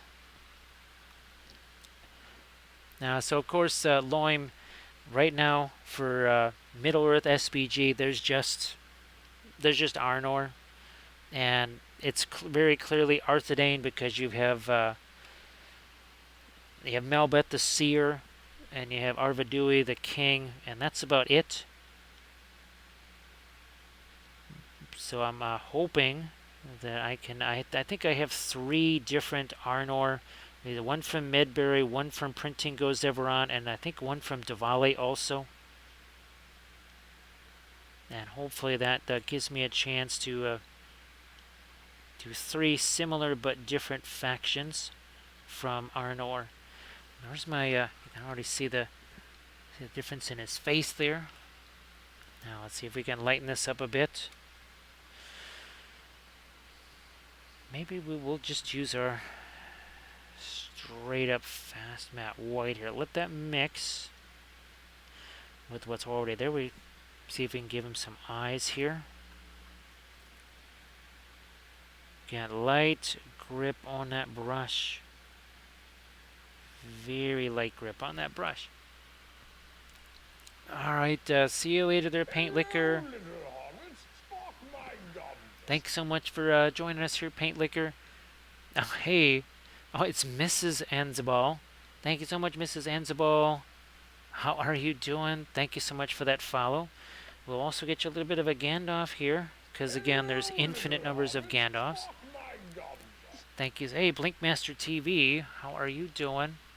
So, wait a minute. He's like, so again, this deal where you guys get cavalry and we don't. It's like, well, don't pay attention to that TV show. It's like, oh yeah, where they copy and pasted all the extras. It's like, huh, what extras? Thank you so much for that follow, Mrs. Antabal. Appreciate that. And Blinkmaster TV, welcome to the channel. We are painting. Well, speaking of cavalry here, painting some more of our Numenorians. So eventually, this is what we're going to have. We also have one. We've been using this kind of as a comparison piece here. Well, you can already see the difference there too. And of course, we have done a whole bunch of these guys already. The last 2-3 streams been working on our Numenorians here, because I've waited, I don't know, many years to be able to paint some. Oh, here's our banner guy. So yeah, there's our banner. Loim, okay. I thought you were about to talk about the same blog that I've seen. Now, what this guy did is he used, I think, Victrix figures to make his different Arnor factions. So he made some that were like in padded leather armor to represent, say, Cardolan or Rudar, right? Because they're poor.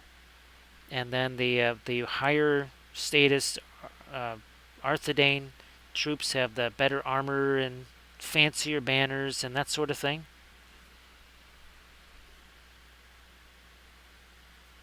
So yeah, that was I'm pretty sure he was using some Victrix.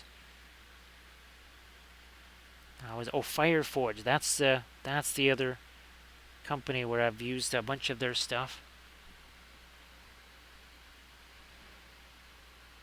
I don't know. Let me see what happens with some brilliant yellow pale. Just going to try and give him a few little highlights on his hair.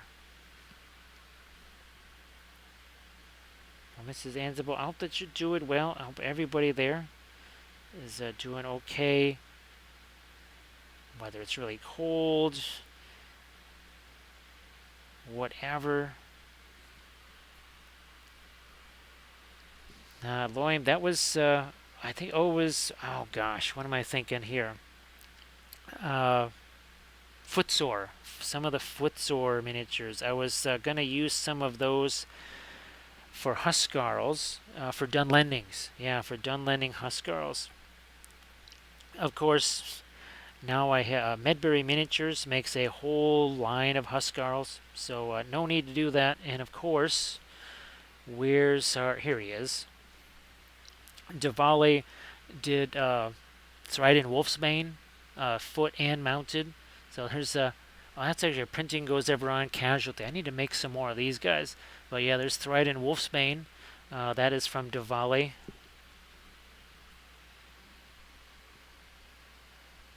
Now we also did paint the Forge World character. Where did he? Ah, here we go. So we did get this. Do we have Freya Tall? Oh no, I don't. I could swear I do have Freya Tall Spear. I guess I didn't have a chance to get that one put it together. Boy, Loim, it's quite the relief actually. Now, of course, I went and got a whole bunch of the where are they at? Of these, right? The from Fireforge Miniatures, and then of course along came Medbury, and they did everything: the infantry, the cav, the chariots, all of it. Then I got a bunch of pirates, and then Medbury did Corsairs of Umbar. I've actually been trying to sneak a few pirate-themed bases on some build plates for my Corsairs. Also trying to print up some more of those. But I have, oh yeah, I've got Corsairs printed up. I also have some Black Numenorians printed up, also from Davale. Actually, well, I did some of those in tutorial videos for the Patreon page, and we painted some on stream too. So I just was looking at this. I think I'm going to try and get me some of my orange here on this part of the shield, since he's basically got it held over our lava right there.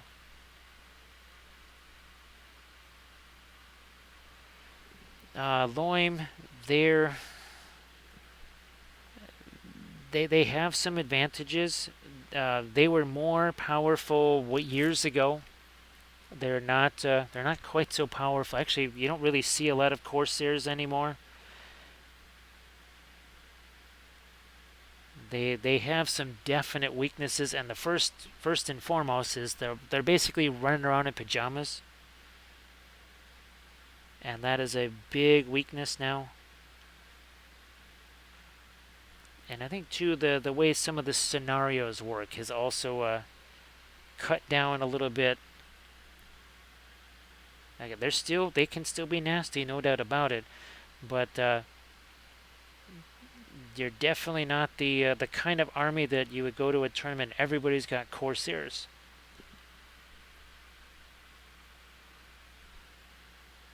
Maybe I'm gonna go a little bit more lighter with the orange down here. Yeah. Because there's some things that they're definitely susceptible to.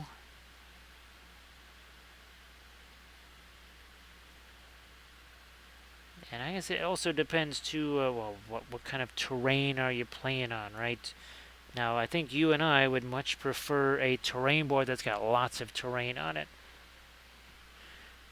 Some folks, they basically play on a pool table, except with nothing on it.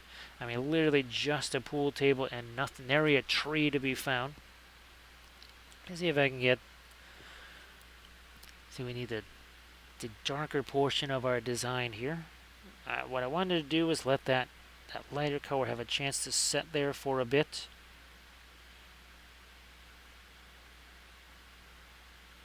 And we're just going to try and draw in a little bit more of the design there.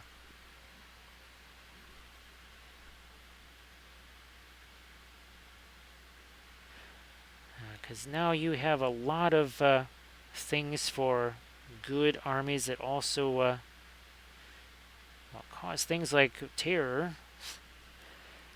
And the Corsairs, not exactly high on the courage tree there.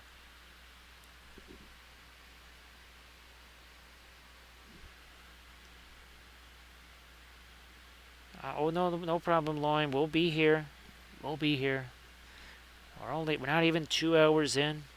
Not even 2 hours in. You can see I'm just trying to again bring in some green there for our skin tone. A little bit of a 5 o'clock shadow, shall we say. We already had the more regular skin tone colors in there.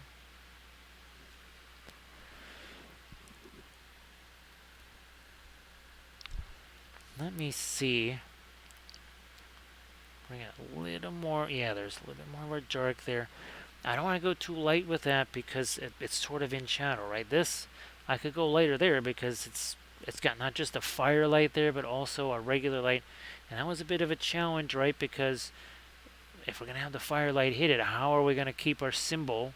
Right? We can't just do this in that lighter, light gray color down here where all the firelight's in it. So we had to do a little bit of a compromise there. It's a little bit of our, again, that Mars black, some of our indigo are really going to strengthen up some of our darks here. Of course, if at a certain point you say, you know what, that paint dried a little bit on the shinier side, you can just hit it with the Army Painter Anti-Shine. Just, it seems like for whatever reason, the Williamsburg indigo can sometimes dry a bit on the shinier side. It's weird, don't know why. Usually that's something I associate with, say, phthalo colors, phthalo green, phthalo blue. I think we have, let's reinforce a few lines here, and also this needs to be definitely darker here. And over there. And as always, right, you didn't see, there's no layers there. I just chucked some of that darker color on there. Here, let me just take my blending brush to this. We'll do a little tap, tap, tap. Oh, kind of looks like it was just airbrushed, doesn't it?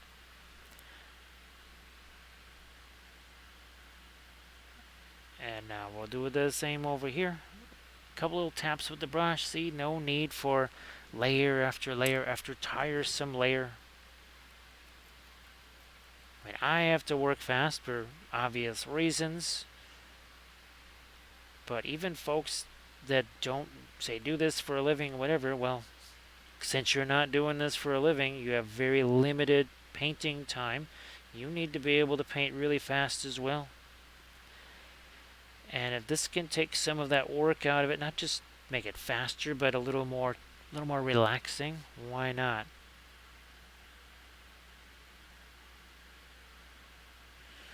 Now, Loim, did they end up starting that league? They were kind of a league, right? Just a group that kind of gets together and plays some MESBG. I have to say they've done a pretty good job with the game. And when a new Legendary Legion comes out that's just, well, a little too spicy, they'll tone that down relatively quickly. And that's usually where some of the problems arise, is in those Legendary Legions. It's an ingenious way of getting more armies into the game without creating any more factions. See that little bit of ambient light here too on that armor. Did we get enough of a gold look on the sword hilt here? Probably not. So some of our Indian yellow. A little bit more of a gold there. Now this has a lot of firelight on it, so we're not really going to have much of a gold glow there.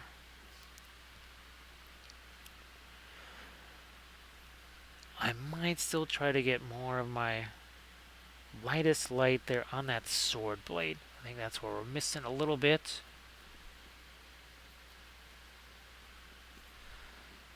I mean, this is our fast matte white. Not going to get any lighter than this. That's why we need to have all those mid-tones and everything else.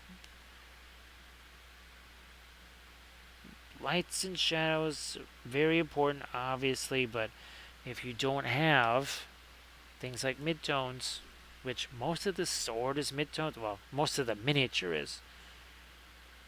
If you were to look at pretty much every single miniature, the vast majority of it would actually fall in the mid-tone category, not shadow and not highlight. Those are the areas that have the least amount on the entire figure.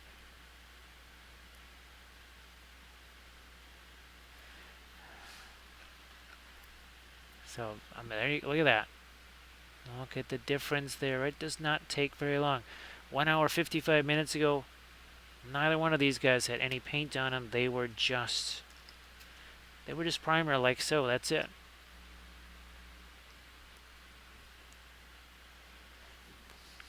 Let's see if I can't sneak in a little bit of lighter on a certain part of the design, maybe. A little bit on the beard.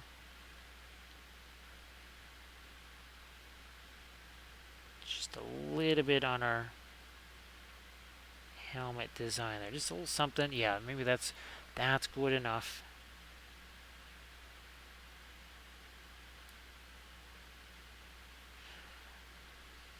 I don't want to go too strong with the light on the cloak there.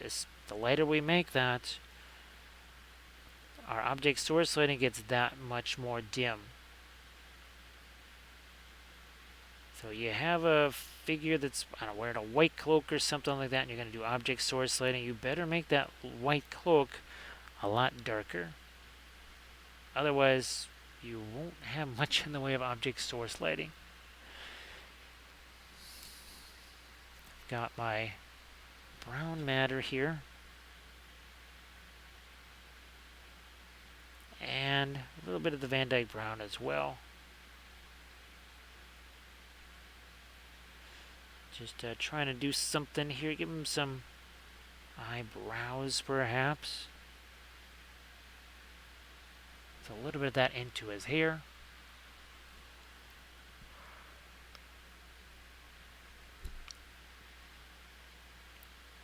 Again, I don't want the hair to be too light because, well, it's going to diminish our object source lighting. It's going to diminish some of the non-metallic metal highlights because we want, again, the glint from those highlights as many places as possible.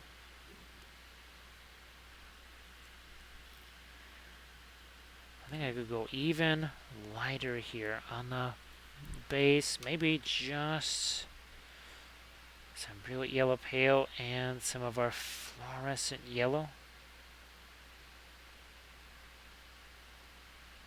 It's thin down, but I don't want to make it too thin. Yeah, see, had to be thicker. Thicker paint stick to the thinner paint and vice versa. And it doesn't necessarily mean one is almost like a watercolor and the other is just straight out of the tube dry or something. It's more complicated than that.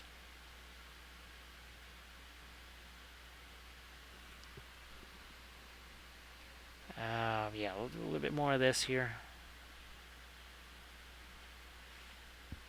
Okay. So now we've lightened this up. Maybe some more here too.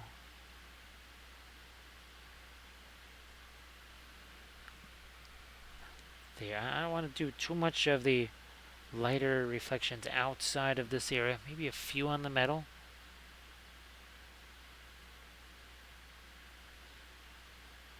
Like that. Oh, and the sword for sure. Hello, little hobbit.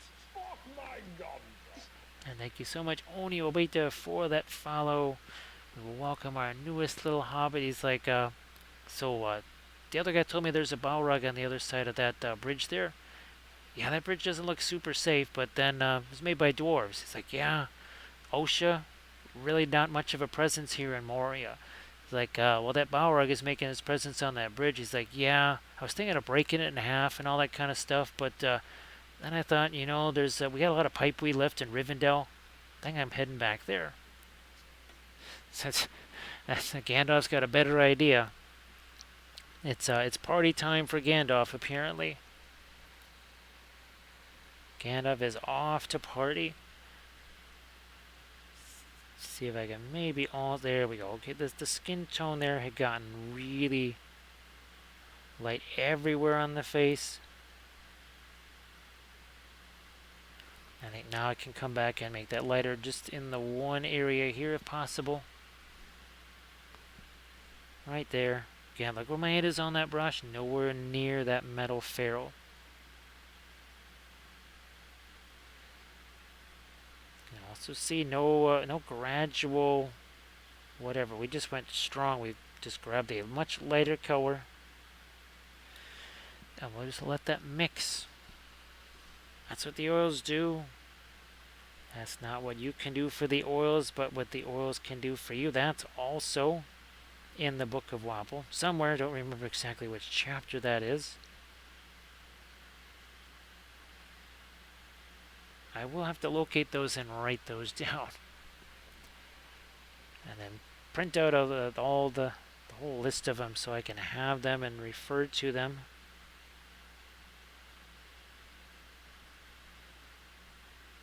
Guess we'll throw, yeah, a little bit of light in there.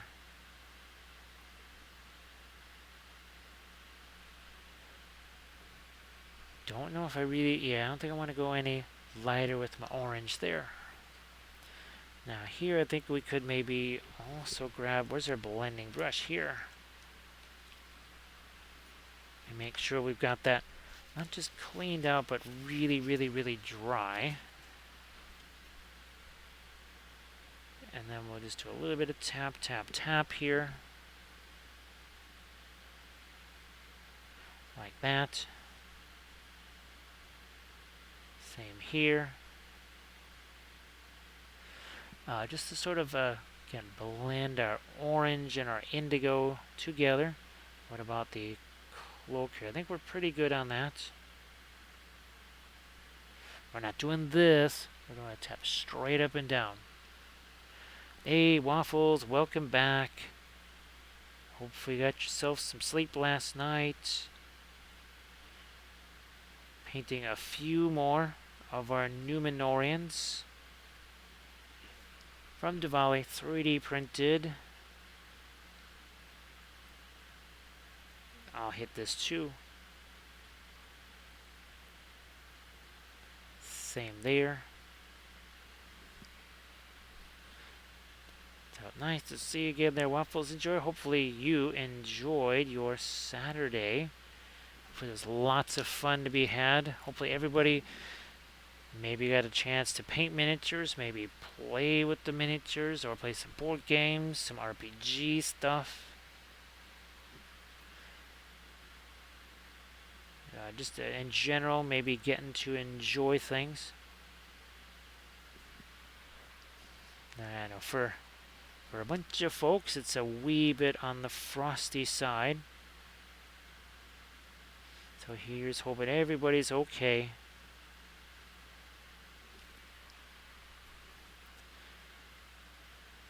Get rid of that.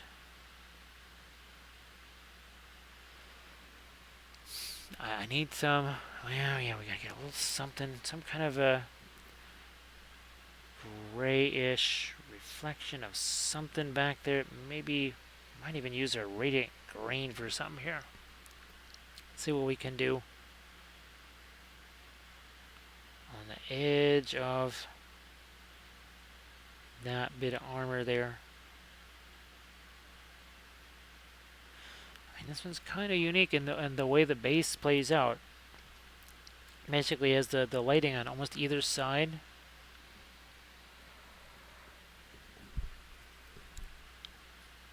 On this belt, is that too much of our light color? Well, it doesn't really matter because it's already mixing in with all the indigo that's there. So we're good.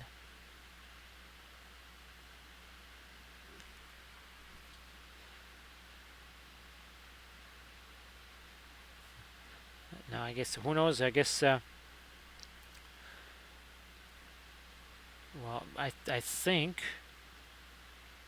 that you would have in a second age or whatever, You would have a Great Beast of Golgoroth and probably Blackguard of Barad-Dur.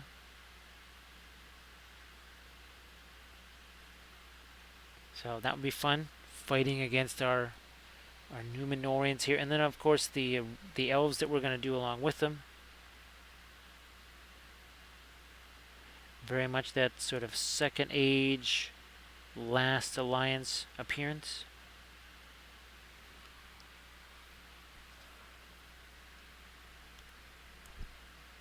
Now here I need this sort of a demarcation line between where the firelight is influencing this and then the ambient light. Let me see if I can get my Indian yellow in there.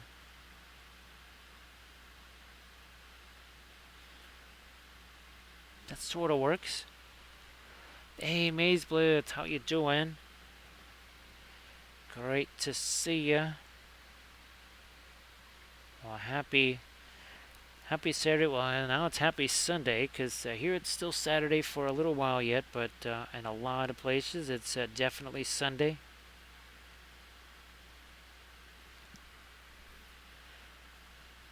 Hopefully you're doing well, feeling good. And all of your painting projects are proceeding at least mostly the way you'd like them to.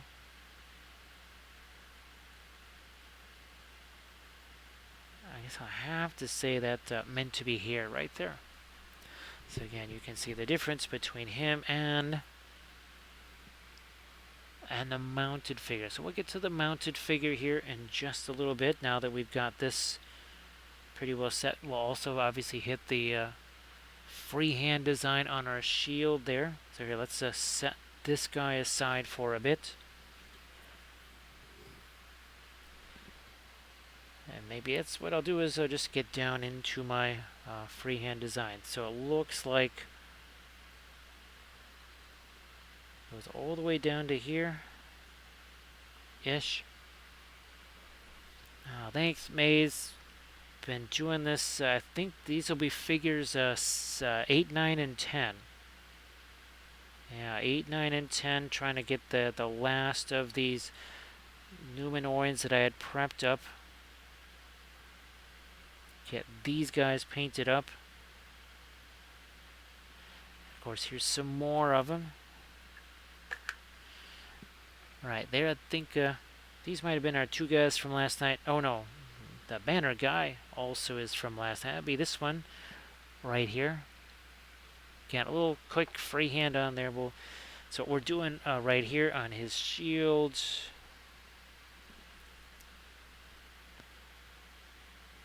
This is all very much wet into wet with the oils. You can see that the oils are mixing, right? The stuff that's on the shield, that darker color. You can see it's mixing with what we're doing now, which is just fine because that essentially gives us a little bit of shading without having to do much in the way of shading.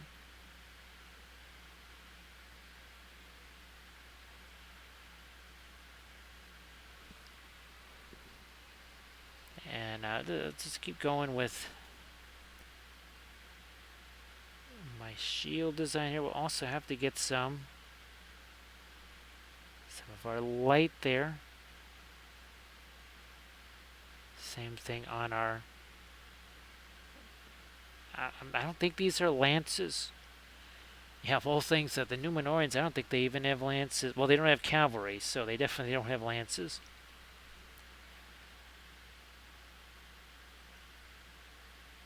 I would just imagine that that might change a bit when... I'm sure they're going to have to come up with... Well, they already have the Hobbit book. Now, again, granted, that's still Third Age, but obviously it's a little bit different than just your regular Third Age MESBG. Now, not really going to be any sort of reflections from the object source lighting below. Not up here.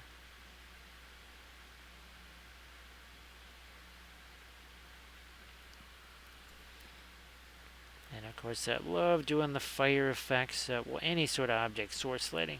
It just makes every army so unique, so interesting. Now that could catch some of our objects' source lighting.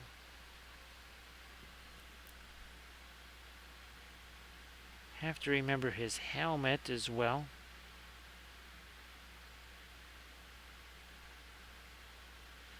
I don't think we'll see too much of the orange glow here either.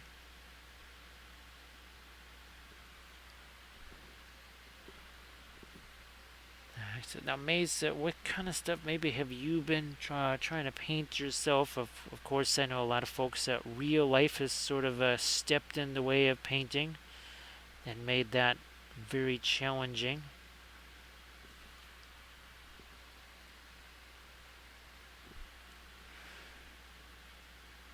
We'll have to figure out what do we want to do on things like these reins here. Do we want them lighter than the horse's fur, darker?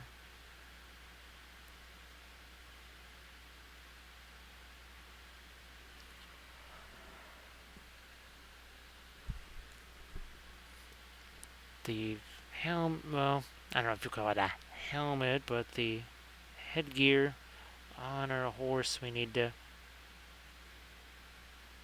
some lights on that. I don't think we'll make any parts of that gold. We'll probably have to bring in some of our blue.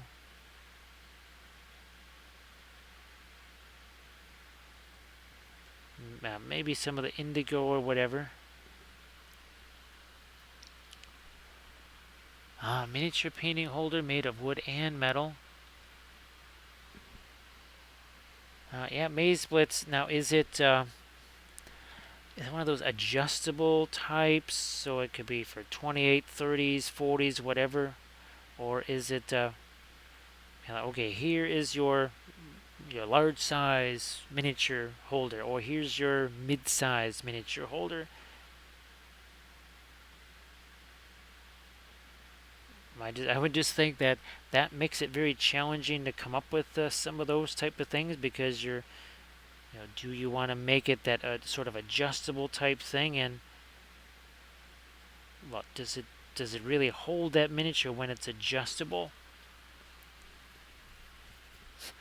So yeah, Maze Blitz. What's hilarious is all of this time, ever since the beginning, years and years and years ago, all I've been using is blue tack and dead paint jars. So these are dead Reaper paint jars. Yes, wasn't all that long ago. This is how Reaper paint came. Which is, it's weird to think of it as in those jars, but yeah, that's how Reaper paint used to actually be. So it has different sizes, different potential platforms. Well, Maze Blitz, I know there's always people that definitely are looking for miniature holders, or what we say, a better miniature holder. So that sounds fantastic.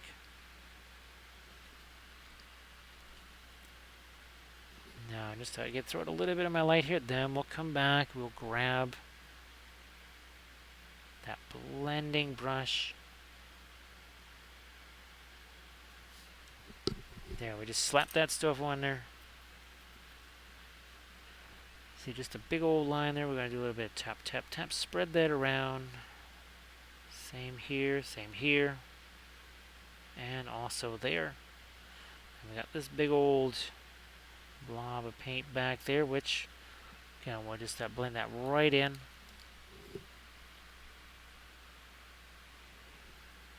Maze Blitz, actually, I have the wooden box. Unfortunately, I think you heard about, well, this, right, the brain tumor thing. Just as I was getting the area set up to film, because I wanted to film something for that, right, and show that off, because I want to use it for my basing supplies, actually. Yeah, I want to use that for basing, to make it my go case for basing. And that's when this thing hit. We finally just did that treatment Thursday. So I'm hoping now that, and that was, I really love that thing. I really like that one a lot. To be honest, Now I gotta snag me one, at least one or two more of those. One for more of a painting on the go sort of thing, and then another one for prepping miniatures. So that way I can have a kind of a basing one, a painting one, and then a then one for the prepping of miniatures. So Drax, all of these are the 3D printed Numenorians here. You could sort of tell because they're not tiny. They're not Hobbit size like the GW plastic ones that are so ancient. So these are from Davale miniatures here. They're all from the January release. And oh, here's the so there's the unmounted figure again. Is this supposed to be Isildur, Elendil? Not quite sure yet. If everybody could please give Drax a follow, that'd be sensational. Maze, if you wanted to put some of the links there in the chat, like the Amazon link and such, that would be spectacular. But yeah, I really did. I like that because, well, and also being made out of wood, I could potentially also, well, make some adjustments to it, glue some things. Hey, She-Wolf, how you doing? Nice to see you again. Hopefully you have been doing well.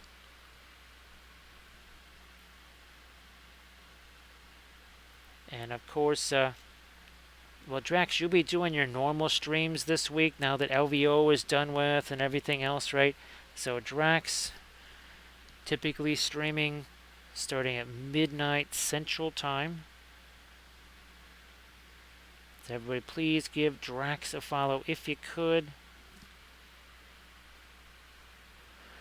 So everybody please check out the Etsy. That is the Etsy listings there for Maze Blitz. So the wooden case, again, I really enjoy that. So if you see that wooden case there, I think you might want to get one for yourself too. Hey there, AD.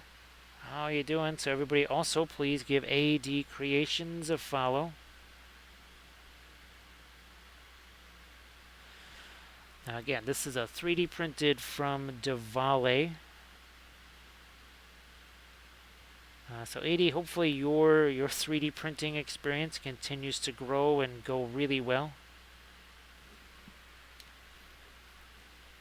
Yeah. We need to get some more of our darkening. See, I just slap that darker color on there. We'll take our blending brush there and poof, there you go.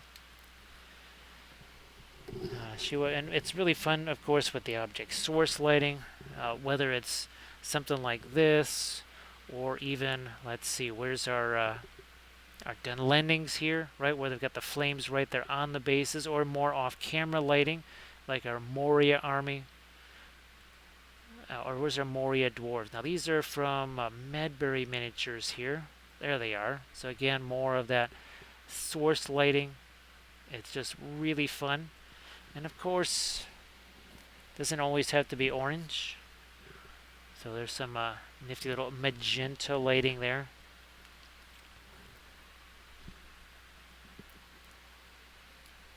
And so Maze Blitz, yeah, we could definitely, what would we say? I have plenty of different types of miniatures to give a miniature holder. Definitely a good test.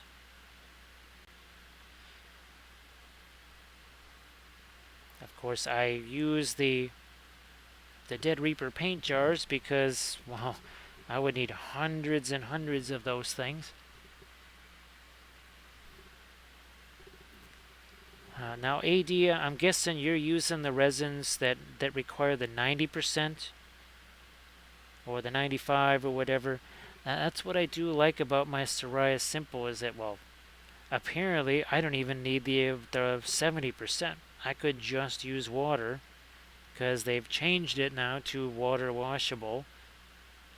They do suggest, though, that you use at least some of the rubbing alcohol. So there, so we've been able to get some nice little, just some extra little lights there. I think I'm going to get back to some brown matter here. Almost, well, a little bit like his skin tone. We'll throw a little bit of that brown matter up there too on his face while we're at it here.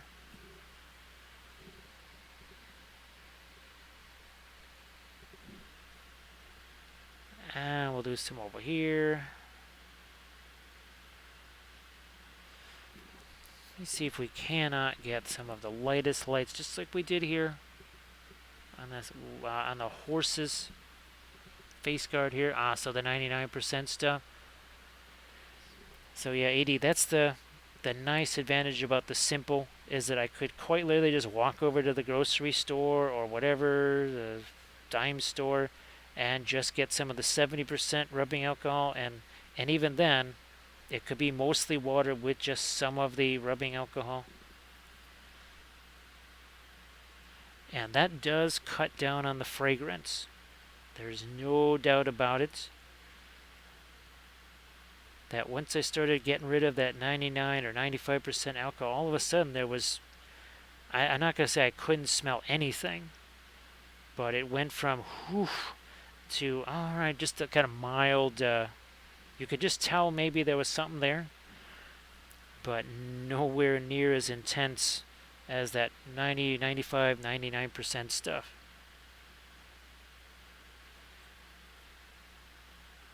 Try to get my lightest lights here on this. Yeah, we'll just have to call it a spear, because I'm pretty sure that our Numenorians, they don't get a lance bonus. Loim, I'm not sure if you're still in the chat there, but there's a, remind me, there's a meme or whatever that I have to show you about that certain program we've been talking about, where they show the t-shirt armor versus the armor they did on Lord of the Rings on the movies. And you will get a chuckle out of that for sure. Now what we need to do here is get some light on this helmet, because we have nothing there. This armor, I see it, the way it's pointed, I just don't think the our lava glow can reach that. So you use the 91% for the sculpting. Actually, hey, AD, if you haven't had a chance to share your, speaking of sculpting, if you haven't had a chance to share that yet in the chat, if you wanted to do that. Sorry I spaced on that. I should have said that a while ago. And again, if everybody could also please check out that link from Maze Blitz there.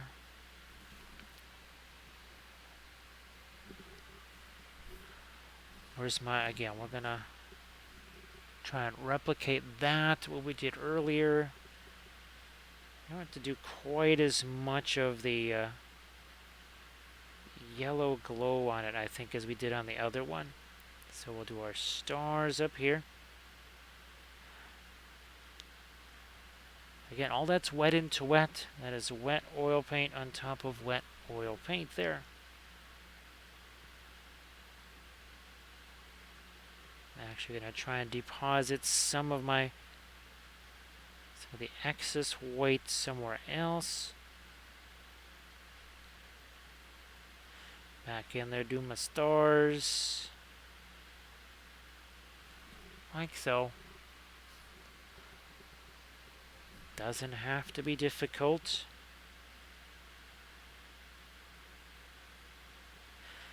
Typical sort of Numenorian design right here. Boy, AD, yeah, I really didn't get much sleep at all yesterday during the night there, so it's kind of, if I keep forgetting what day it is or whatever, that would be why. We're trying to keep our head in the game as much as possible here. Again, having some fun with just a really simple freehand design. Nothing complicated about this. Yeah, we will let some of the darker color just have a chance to mix in with this. That becomes our effectively our shading for our freehand here.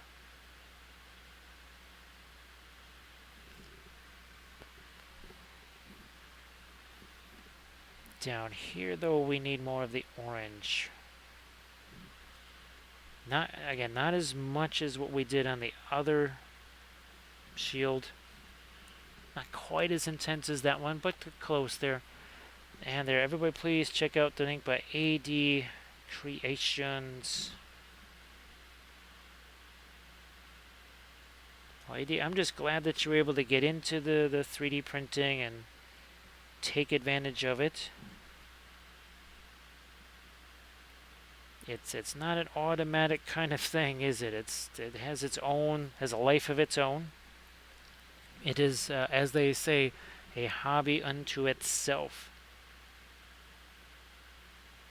There will be a learning curve involved. Even though it's been around for a while now, still will be a learning curve involved. One last star to position here. They have to come back here, get some fresh paint. Oh, thanks, AD. Appreciate that. Yeah, we'll see what happens on Monday when again, that stuff that they gave us for this, for any side effects, that runs out on Monday. We'll see what happens then.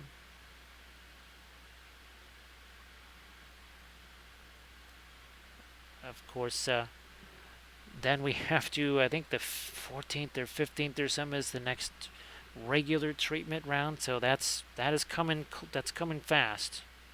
That's not all that far away. They might delay that one though. In fact, I mean, just my sense was that was almost kind of a given that it would be delayed, at least just 1 week. That sounds good at first, but that also there are some, it messes up other things.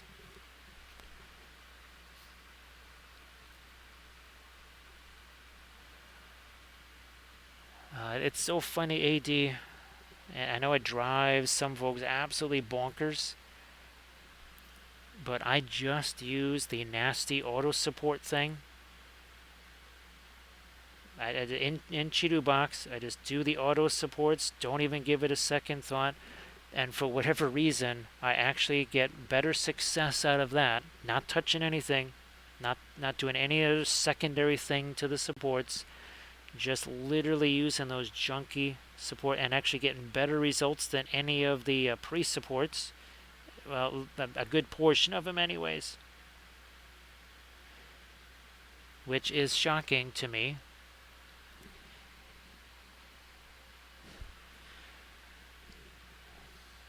Boy, Drax, actually Drax, let's see, do you have any other Big Child Creatives miniatures? I think you got the ones, the Lancelot, or no, the Arthurian themed.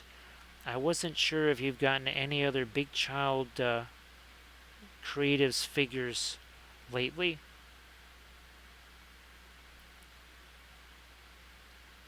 And have you ever done, oh, Nocturna miniature, that's it. Well, Nocturna, Pegaso, any of those.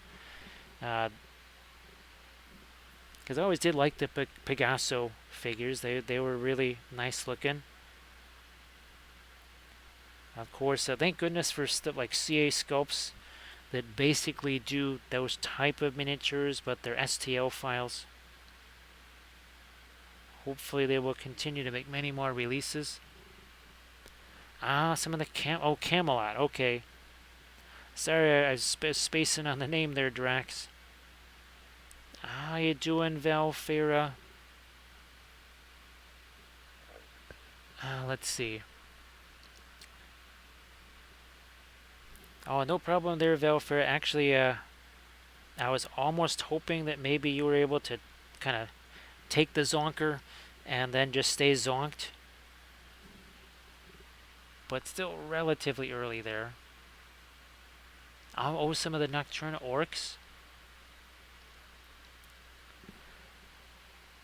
So AD, I couldn't tell you what's the settings were as far as how deep those things go into the miniature themselves, because I know that is definitely a big part of the settings. There is how, and it's weird to think that they actually go inside the miniature. They don't really do that, but they kind of do. I I don't know if that makes any sense to you there. So Valfera, again, I do hope that you'll have yourself a decent night's sleep. I mean, for me, I had a very, very, very poor night's sleep, so we're just trying to, we're functioning on a brain stem right now, yet we're still able to uh, snarf out some little free-handy things. We're going to do some more on the shield there with the lighter stuff. AD, it's fine. That's also the other thing that I take lots of heat for, is using Chidubox instead of that one. But there is no time for me to learn any new different software, so Chidubox it is. I know that a whole bunch of folks prefer what you're using than the other one. But yeah, those junky old Chidubox auto supports really, for some reason, work very, very well.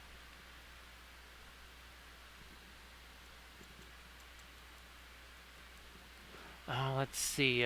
Usually back awake about every 2 to 2.5 hours. Yeah, last night that was pretty much me. Was getting up about every hour and a half or 2 hours. Now I'm trying to get a little bit heavier into my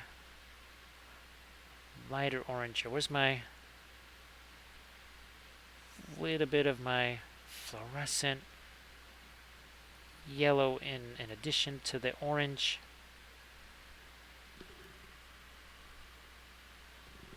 Hey Grand Oracle, how you doing? Yeah, it's weird. The only time I ever had it crashing and doing that sort of stuff was when I think I was just trying to avoid an update.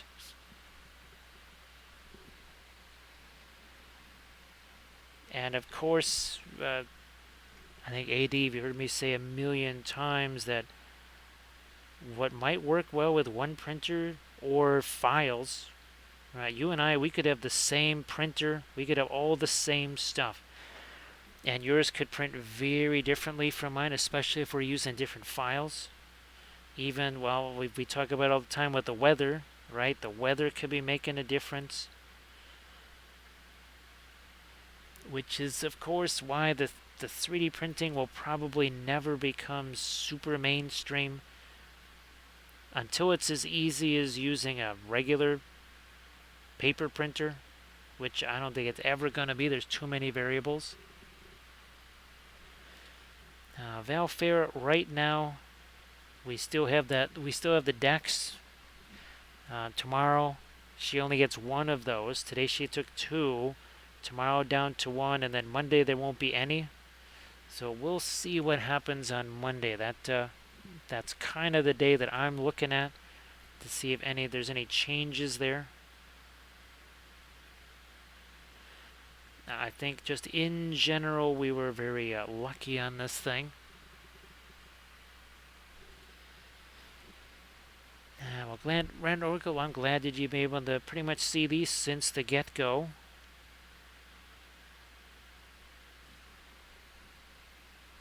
A little bit more here, yeah.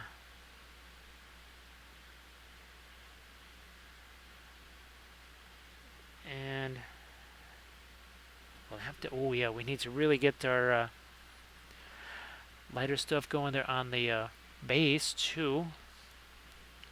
Let's grab some of this here. I think I need to thin that down, perhaps. So yeah, Velfer, I might be sending you messages on Monday saying, okay, well now we're getting some of the effects that maybe either were delayed or hidden by the decks. We'll see how that plays out.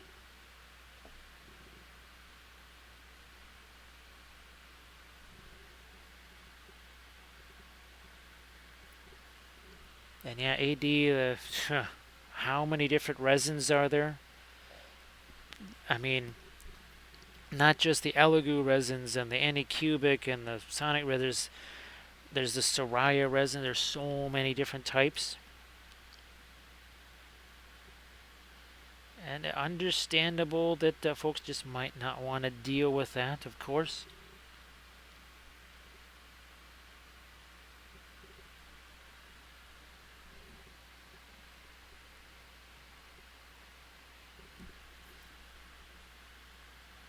There are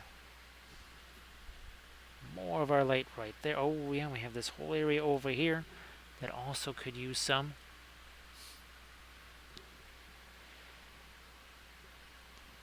Now, who knows, there could be some sort of development that happens with the 3D printing that makes it much more something where people don't have to worry about resin getting all over the place or on them, whatever. But something tells me that's a ways away from now.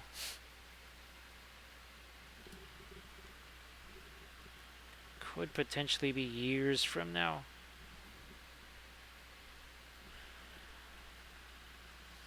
Maybe I will throw a little bit more of my orange up here. Again, you can see how that's just kind of mixing with the indigo straight away. Same over here. Did I mix a color to do that? Nope, not at all. Didn't have to. I just grabbed this color. We'll slap it on here.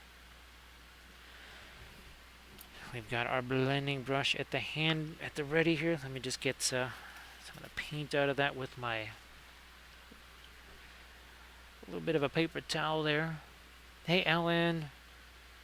Nice to see you back. I hope that your Saturday was very fun. And, well, it's still Saturday here for a little while, but happy Sunday morning to folks. Well, even folks out east there. Velfera, that was what it seemed like to me. And that's why I just stuck with it. It was just easier to use. So say we all. Oh, well, thanks, Velfera. Appreciate that. Oh, hey, Dig Betty. Thank you so much. Great to see you again. And thanks for that, too. Thank you so much for that sub. We are continuing here with our Numenorians. Oh, we have to get that on his chest there too, just like we did this one.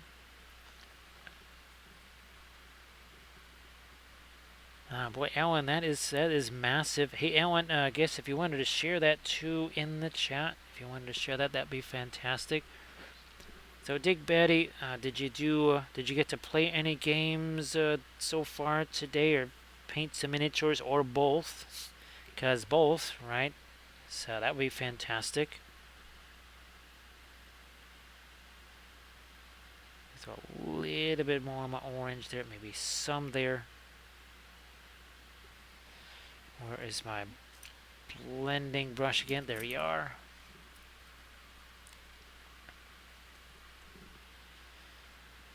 Well, Alan, sorry that you'll have to deal with all the cold and such. So Dig Betty's got that flower 2/2 Space Marine all done. Actually, yeah, Dig Betty, if you wanted to share that and show that off, unless, well, of course, unless you want it to be super secret. Keep it secret, keep it safe.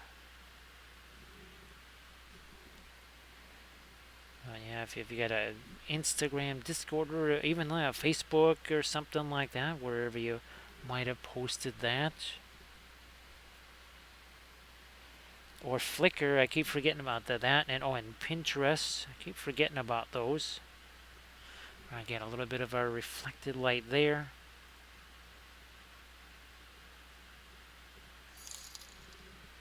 Oh, hey, thanks, AD. Appreciate that. Thank you so much. Yeah, there's, well, speaking of files, there's some more files I need to secure. So I can do the some large scale stuff. That is something I'm looking to do, is some large scale figures. And well, we printed out the CA sculpts, but there's a couple of other ones that I think should make for some interesting tutorial.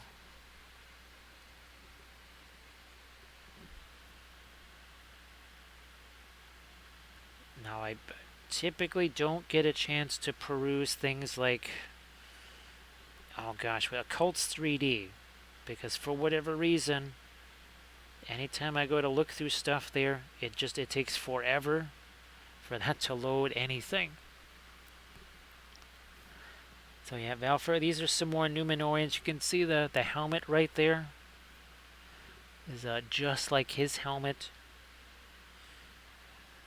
Now, of course, I could potentially use this as Aragorn, King of Gondor. Right now I don't have one of those, so we could use it for something like that. Because Numenor doesn't actually have any cavalry, at least in the game. Numenor does not have any cavalry, except for heroes, which can be mounted. So yeah, other than that, yeah, besides that, you don't really, not too many options for things like that. Let me see if I can get that brilliant yellow pale that's stronger on our horsey here. Now, I don't know, as far as Monday goes, if I'll be painting some of those ring wraiths, like all of these guys here. So we could be painting some of those on Monday, not quite sure. Speaking of horses there, thank you so much, Balite, for that follow. Hello, little hobbits. He's like, so again, yeah, what's with the no Numenorian horses? He's like, well, because that would have been hard to fit in those boats. Like the 500 horses they fit in those little rowboats on a certain show. And exactly how does that work?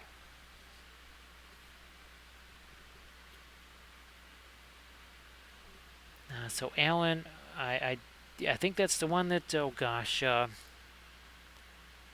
am I, no, sorry, not Great Grimoire, that's the 3D, oh, that's one I keep forgetting about. It's another good digital sculpting outfit there, but that would be Grim Nation Hobbies, started, I believe, on Discord. A group there where people could sort of talk about the oils and such. Now, again, see, we just slapped all that light paint on there. How's about we just move that around? That took a few seconds. Yeah, well, Valfair, of course, and when it comes to the 3D printing stuff, it can be a little bit more difficult to tell. Now, again, some of them they're going to be very, very unique, like your Mahoods here for your Far Harad. I mean, they're really distinct. Other ones, not quite as, sometimes it's just a difference in what age they are. Second age, third age, that sort of thing.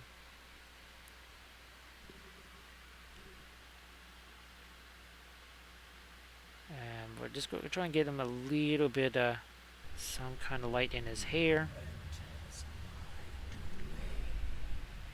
Oh, thank you so much, Balite. Balite 3D, thank you for the raid. So everybody, please, well, speaking of following there, everybody please give Balite that follow. So Balite, how are you doing? And of course, Balite does same thing. If you have any Instagram links or something like that that you would like to share in the chat, I'm sure that'd be fantastic. Hey, Kelly Goblin, how you doing? So we are using our traditional artist oil paints to paint up here a couple of 3D printed miniatures. These are from Davale Games right here. And doing a little bit of the object source light thing. We've been doing some freehand. We have one more design to freehand yet on his chest, just like the one we did here. So yeah, these shields, those are just freehand designs. Here's another example of this is one from last night's stream. This is another one from last night's stream again. Now that's not freehanded there, that's actually sculpted in. Hey Soul Steel Jacks, how you doing? Welcome to the stream. Everybody please check out Balade's link tree. Go ahead and check that out if you could.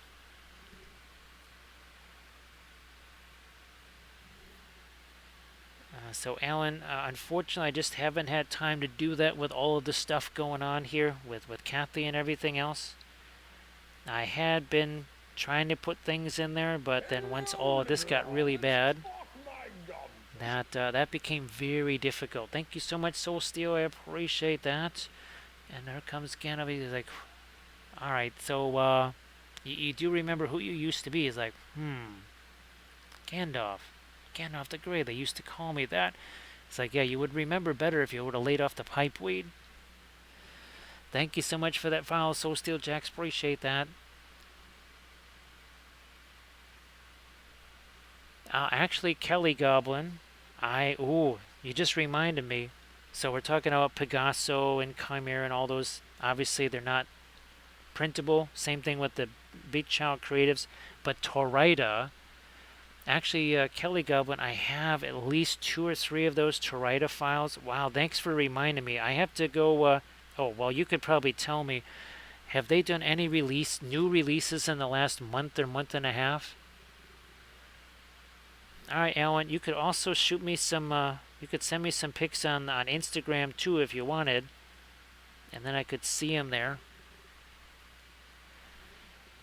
So Kelly Goblin, the treatment thing was on Thursday, and of course we were really glad to hear that's supposed to be a one and done. You know, does it end up playing out that way? We'll see. We hope it is. We won't really know that for actually a couple of months. So far, there have not been any noticeable side effects from that, but then again, that's most likely probably going to show up more on, say, Monday, or even maybe tomorrow. Ballet. Actually, hey, Ballet, again, if you want to share any images of stuff in the chat, you go ahead and do that. I think I have at least, again, 2 of the Torida figures. I think I might have one where there's like a panther, right? There's the lady with the panther, and then there's another one that's sort of like a priestess type figure with like a chalice. I think those are both Torida miniatures. So Kita, Celeste, and Nefertiti. Oh, well, you know what, Balite? Well, okay. Now I see why. Because I've only ever gotten the My Mini Factory. I've never, I didn't even know they had a Patreon. I never knew they had a Patreon. So, well, I guess I'll have to check that out. And everybody please check out Dig Baddies. Again, the pink Space Marine with the tutu. Now, here again, look at this. Look at this. Look at that. Precision brushstrokes. Right? You don't see that precision on any other channel, do you? Because we don't need precision. We need decision. And we decided to just throw a nice big old juicy blob of light there. So that we can take our blending brush and do something like that. And say, yeah, let's not layer all that stupid stuff. Let's not do glazing. Let's just, again, throw some of this lighter color down here. Take our blending brush to it. Hashtag no layers. Look at this. Right? That's a whole lot easier. Yeah, Kelly Goblin. I guess the next thing is we don't know if the next regular treatment, if that's going to be delayed or modified or anything like that. I would not be the least bit surprised they would delay it at least a week, because that was sort of what the doctor had been sort of almost talking out loud or thinking out loud. So Dick Betty, yes, I believe they're. Oh, that's the one with the whatchamacallit, their war cry stuff, right? The war cry stuff for Kathy that they're trying to have ready for the raffle at Adepticon. Hey there, Laminas. How is your printing going? I know you're getting all that stuff ready to go. I know you're still waiting on the Wham Bam there. I don't know, how long do you think you'll have to wait on that? I think because it was it's a Saturn. I thought that that would be coming a lot sooner than, say, I don't know, the Frozen, which that took a little while to get here for sure. Now, where did my? Ah, there you are.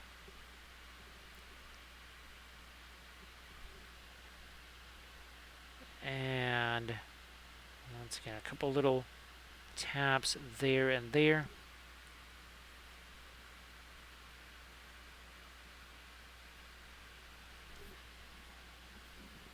So Kelly Goblin, I think I'll just shoot you a list there.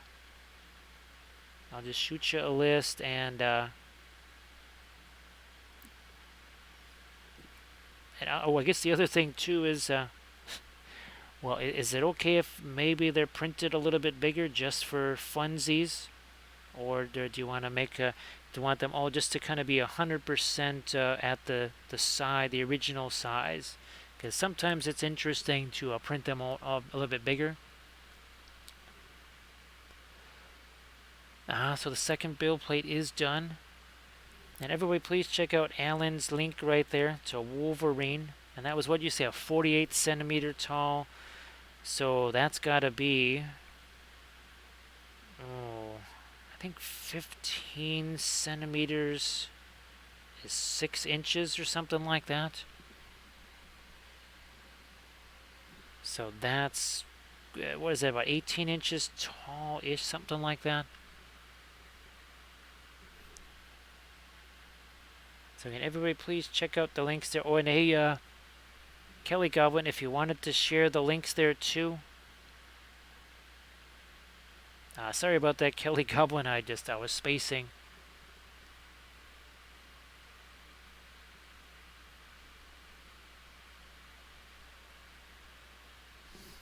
Oh, that's good, Kelly Goblin.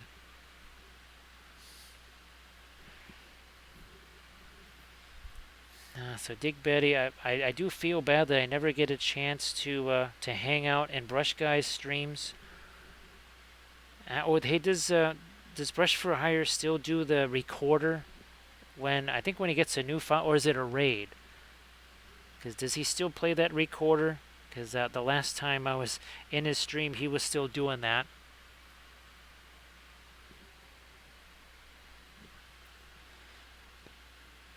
Now I might throw some. Yeah, let's throw some of our gold trim on this. What the heck? Whatever. Here, let's get some of that Indian yellow into our brilliant yellow pale. And we'll just try and throw some kind of freehanding there. Now, so he does it on a raid. Okay.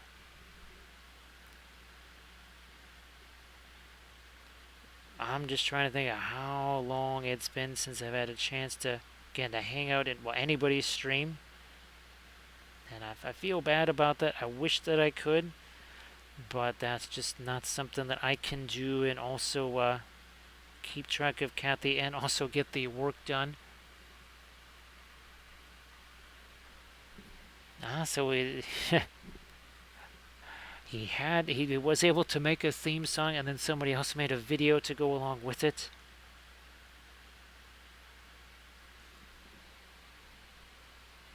So yeah, I think his song was a little bit different each time, and it was always hilarious to see that. So everybody, please check out the Epic Adventure Miniatures as an Etsy shop and my mini factory. So hoping to be able to make some selections there, and then we'll try and get some of those printed out, and then, well, paint them here on the channel, maybe also for some videos.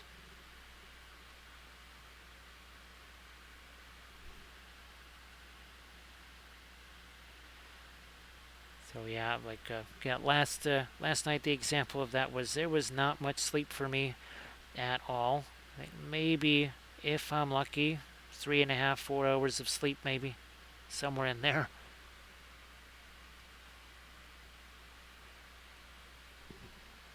Now, again, we're just trying to throw out a few little odds and ends here.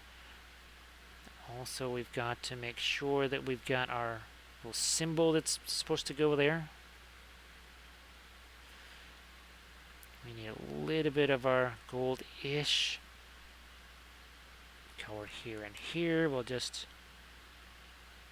take that and again create a little bit of a shadow there. Kelly Goblin, the thing that really has been difficult here is that it just when you think you've got a handle on things, or just when you think there's going to be some stability, well, that's when this happened. We just had thought, okay, we found the right dosage of this, we found this medicine to combat that, and they said, oh, by the way, we found this. So we never really know what kind of interesting thing is headed our way next. Now, speaking of heads, we've got to get some more highlights on his head. Well, we appreciate everybody, again, thinking of us and all the support that people have given us. So many different types there. We appreciate that.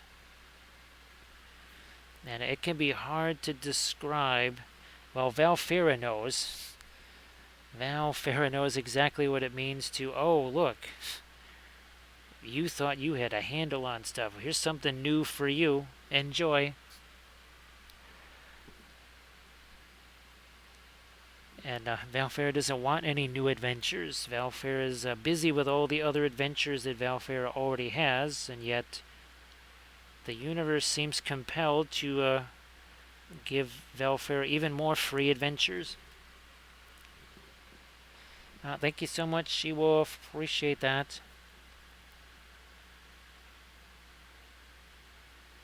Oh, you know what? We need to maybe get some of our bluish, yeah, Prussian blue. I don't know. Let's see what we got up here. There's some of the turquoise too, but let me try some of that Prussian blue. A little bit of turquoise,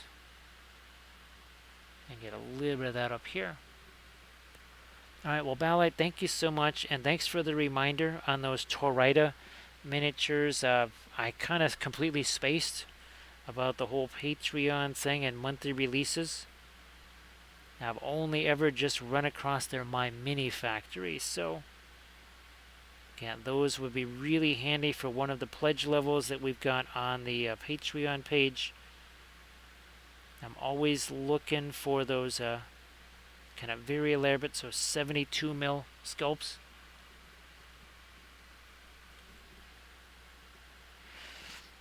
Let me see if I can't throw a little, that's maybe too much. I don't know. Some more of our Prussian blue here. Maybe some there too.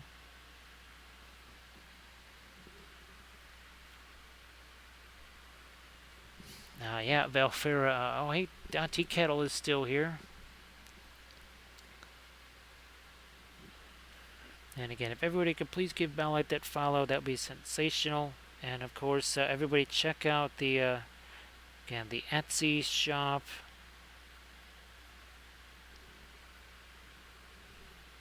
That was just posted moments ago. We want to support all of our fellow artists, of course, because the social media sites make it really difficult to do that. You're pretty much never allowed to share your stuff anywhere, which makes it really hard for somebody who's trying to, well, I don't know, make a bunch of digital sculpts for people to have. Here you can see it. Again, a little tap, tap, tap right there. Spread that out.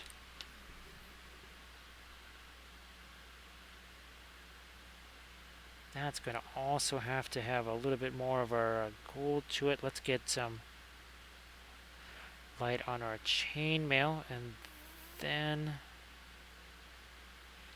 we're going to need some reflected light here on this helmet.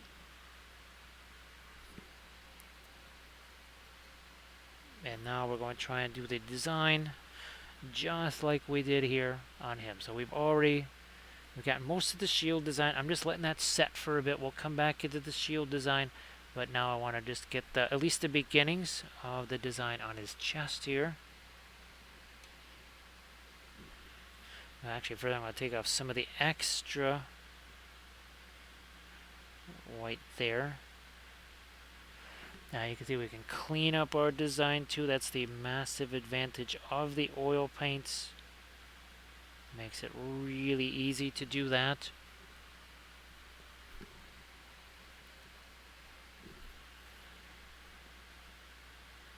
Now over here to his chest, a simple little symbol here, nothing crazy.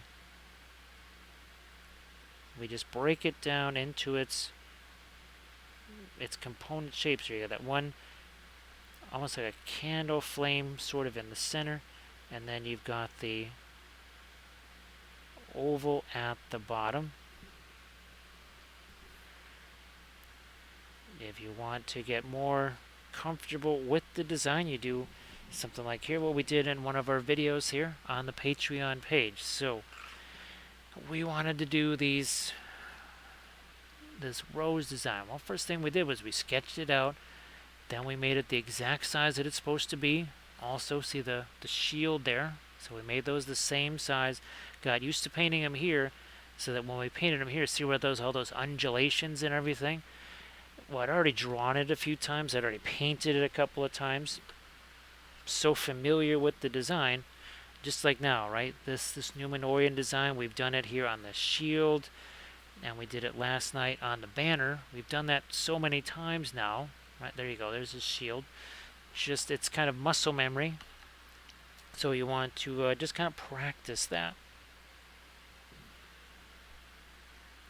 Even, let's say you got Space Marine shoulder pads or something like that, and you want to put an insignia there or freehand something there.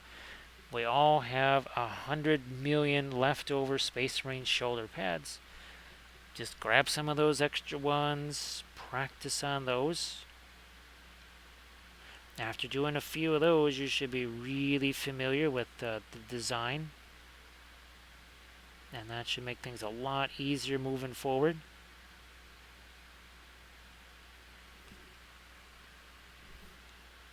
So yeah, Valfera, definitely hoping that at some point you'd like to say that I'm too tall, too short, too whatever to be able to be on this ride, but for whatever reason, it keeps changing the parameters so that you're always on that ride, right, Valfera? You're like, I'm just too old to be on this ride, or I'm too young to be on this ride, whatever. Something to get off of that crazy roller coaster. As we're adding some more of our light there. This little streamer on his lance, that's really not a lance, and again, Numenor, I don't believe, gets a lance bonus. Having never played Numenor or against Numenor, I don't really know what outside of the no cavalry restriction, they're really not the greatest army, actually. They do have access to, obviously, some super powerful heroes. And, of course, everybody teams them up with the elves. So you're going to be seeing Gil-galad and Elrond, a lot of the big boys. You know what? Let me see if this works. Well, I don't think that's really going to get... There we go. I'm almost going to try and do some kind of crazy magenta color here on the rein, just to have that be different from the gray of the horse. Man, Valfera, they just keep changing all the rules, and you end up stuck on that stupid ride, don't you? Now I might bring in A few more dark side, not necessarily as an outline. We don't want to be doing outlines. Take the same magenta. Throw some of that out here. The oils sure make things like banner poles and lances and spears a heck of a lot easier to deal with.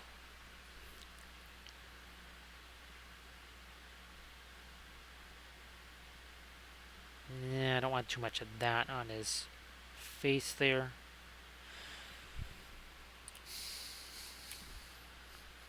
We never really did get any lighter stuff happening here on the base. So again, some of our radiant violet, some of the radiant green. That creates that radiant gray that we talk about. That's just simple tree bark.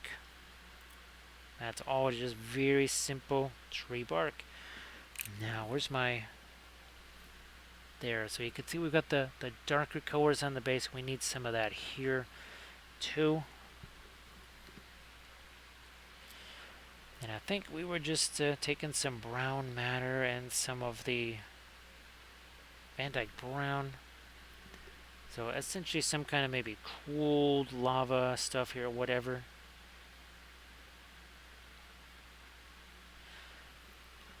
Might throw some more orange out there, I think, on the edge of this.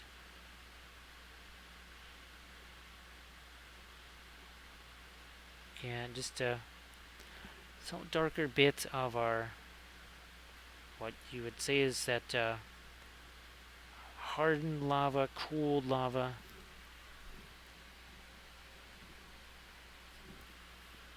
Need some of those over here too. The oils make it really easy to paint all kinds of bases, especially the marble bases. Well, we've done one or two of those on stream.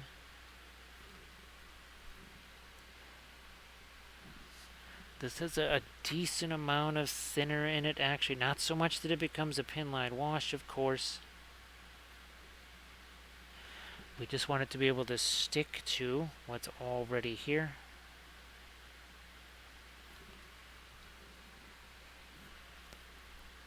But what I think I'll do now that we've done that, here, let me get mostly our fluorescent orange, possibly even a little bit of our naphthol red. It could be fanchon red. Again, I'm pretty sure that the pigment numbers are awful similar, if not the same. So pigment red 112, pigment red 112. So, oh look, it even says naphthol. Oh, so Valfera. I mean, these really are the same thing. For whatever reason, this, well, it's half the price and it has a little more staining to it. Now, is it necessarily as intense in the post-Preglaze phase? Maybe not. But that's pretty definitive, right, where it says naphthol on there. It's just so incredibly similar. I just said, you know what, it has to be. If it's not naphthol, it's got to be darn close to it. Alright, so see, we're kind of toning that down. Then we're going to get some of our brightest stuff in there. Like we did there. You see it's not quite as bright as what's on here.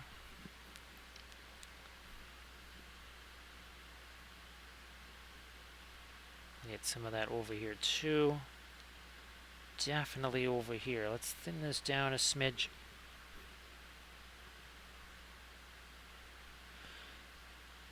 Like so. And if we give this a little while, who knows, maybe a half an hour from now, it'll be a lot easier actually to get even some more paint on here.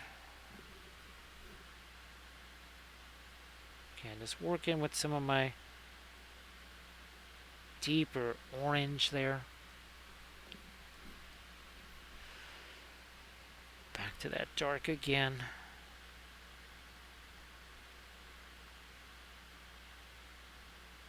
And maybe something like that.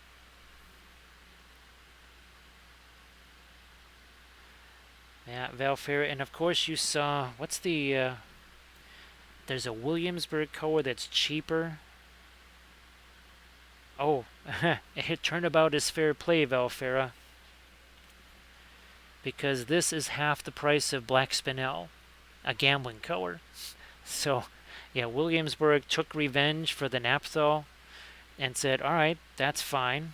That's fine. We'll just say that our Mars Black does pretty much the same thing as Black Spinel, only we're going to make that half the price. Paint Wars, right? Right, Valfera, the ever-continuing Paint Wars. The battle of supremacy on the palette. Whether it's Prussian blue fighting with cobalts and cerulean blue and such. Alright, well, AD, thank you so much for being here. And again, everybody please give AD Creations a follow. AD, if you want to post your stuff one more time before you head out the door. And thanks again for keeping us in your thought. So yeah, Valfera, I've been getting the Black Spinel because it was a rare thing. It was an opaque black, and it was a staining color. So those were two things not usually associated with something like black. It also has a nice little tint to it, so it's not just a dead black like, say, ivory black.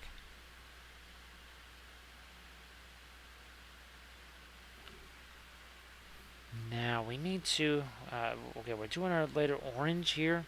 Some places on the horse's armor here, but we need to get some dark right across here if possible. Sort of like what we were doing on the helmets. Let me see if I've got something I could use as a micro blending brush. I don't know. Let's go with this here. Let's take this.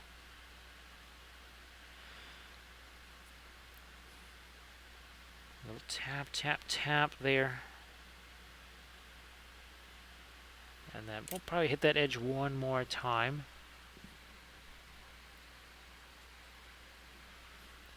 So yeah, Valfera, that was a very unexpected thing. I just saw the Mars Black. I was looking at the, I think it was Mars Red, because I was looking for an alternative to Terra Rosa. And then I saw that Mars Black on Dick Blick, and I started reading the pigment info, or the just the general information on it. And it talked about it being a very opaque color. And I thought, it makes sense that, well, something like Mars Red is generally iron oxide, right? So everybody please check out AD Creations links there. Go see the fabulous sculpts and painting that AD Creations has done.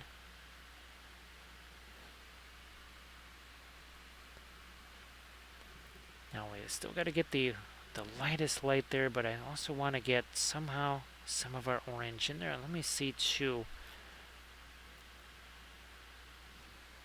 On his little bit of freehand.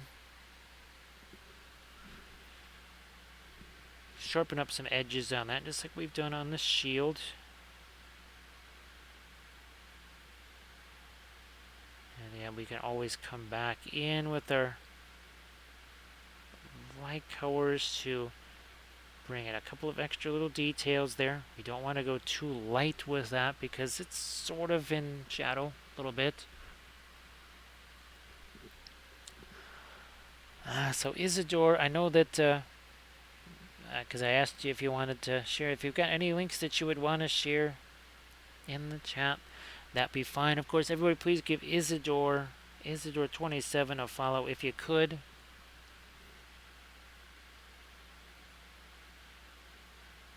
Again, a couple little lights there.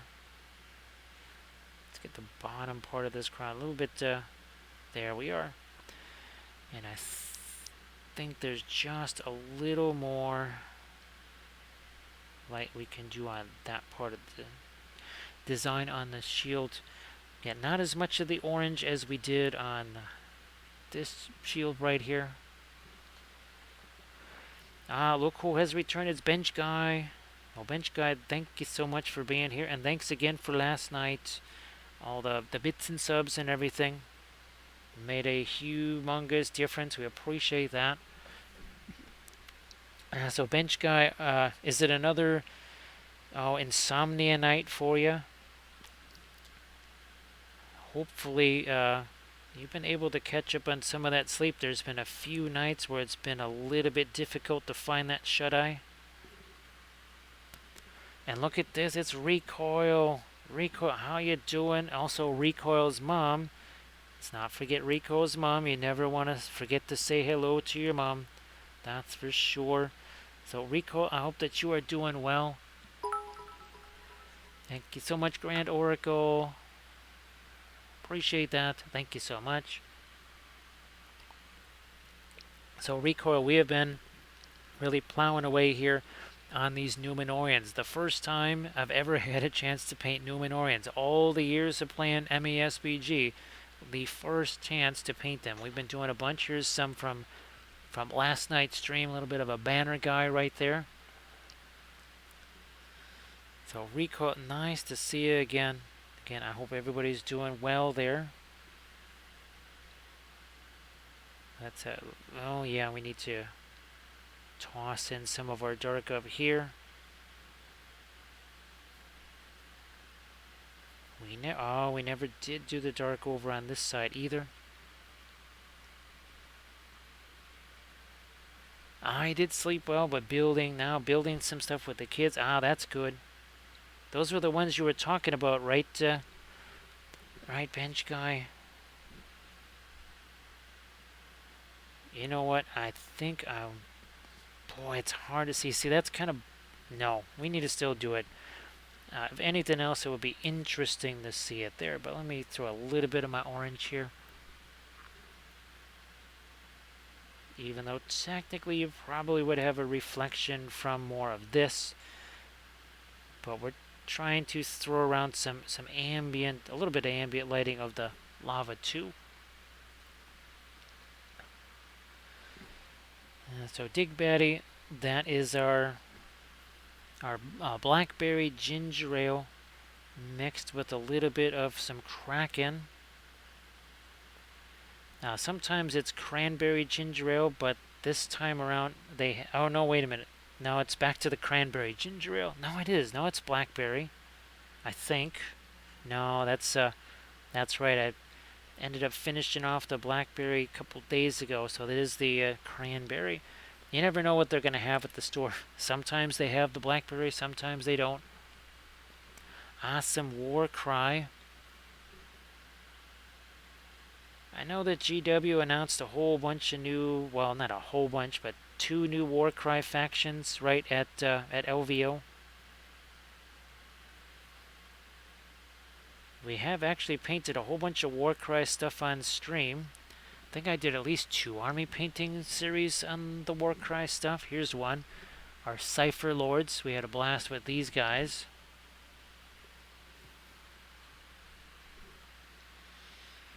So yeah, Dig Batty, it was very much accidental. It wasn't really an intentional kind of thing. I never really drank ginger ale at all.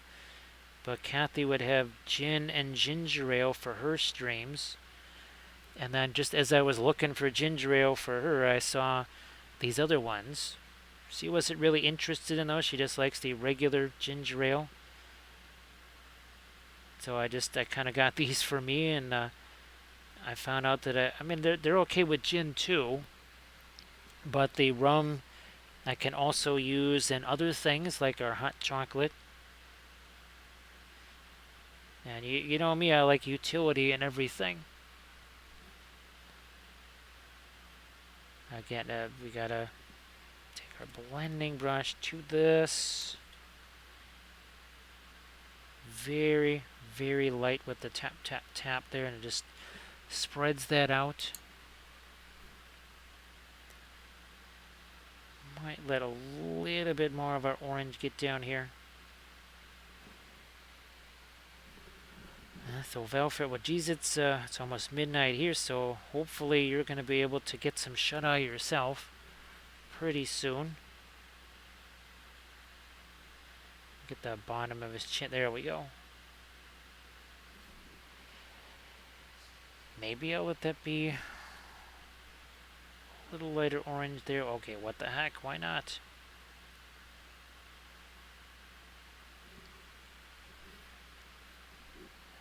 Now we've been adding a lot of the lighter stuff. How's about we go a little darker, maybe Van Dyke brown again here.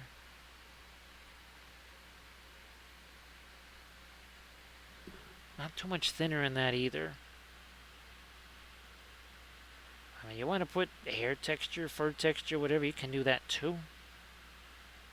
We did it on some of our Candish guys. I think you can see it on the gray horse and stuff. We did some serious fur texture on them. Oh, looks like we have ourselves a Neshland in the house. How you doing there, Neshland? Nice to see you back. I hope that you're doing well. We've got a couple of more Numenorians here, doing sort of a hero character with the mounted and unmounted options, and of course got the shield going there.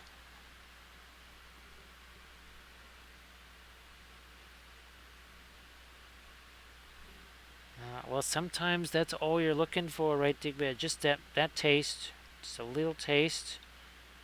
Sometimes you're looking to take an edge off. It's always great to have options, that's for sure. Oh, yeah. Let me see if I can't. Again, this is some of our Van Dyke brown in here. The darker we make this, the less of our lighter orange we've got to put on the legs there, because it's sort of partially blocked by the rocks here, though we're trying to say there's a kind of an ambient glow here. So great to see you again, Nishlin.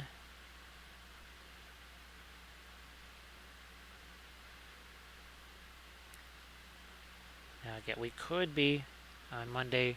The most likely thing is that we would be painting up some of the ring race there. Again, those are from Kurzuk, and that was part of our very recent tutorial on the Patreon page. We did a basing tutorial, and then we did do a painting tutorial as well.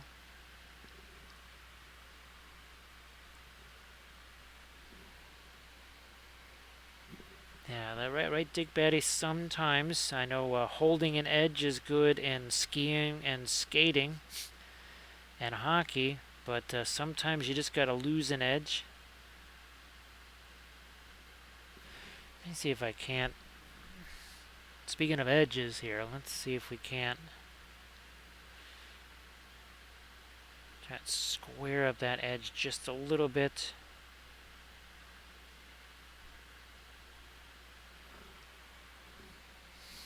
Might still throw a little bit more orange here into our horsey. Looks like Neshland's going to get themselves a gift sub courtesy of the bench guy getting up off the bench and doing that. Thank you so much, bench guy. I appreciate that. And again, happy Sunday morning to everybody. I don't think that I will be on the More Than Dice podcast. I never know, because sometimes one of the folks calls in sick, and obviously that's the podcast that Kathy would normally be on. Not quite sure when she'll be able to join him again on that. Again, it will depend. Who knows if there is a delay in the next of the chemo things, maybe she would actually be good enough to join them. Typically, though, Sunday tends to be a difficult day because that's part of treatment week.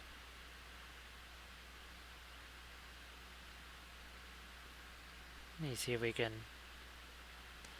That's a little bit too light of an orange there. And it's like, here we got a lot of yellow, not necessarily a lot of orange.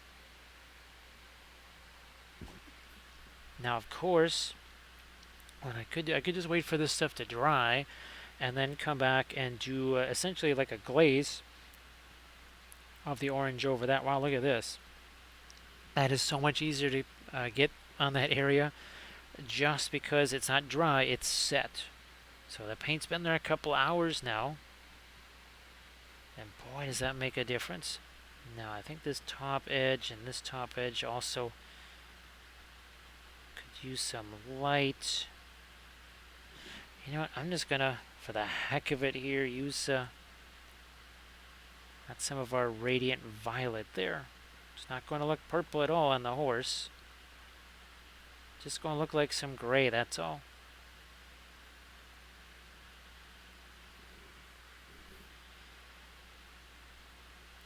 So next one again, nice, nice that you could join us again. Appreciate that, of course.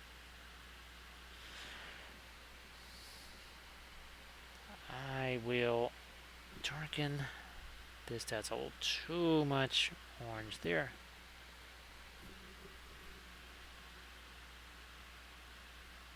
Okay, that's a little better.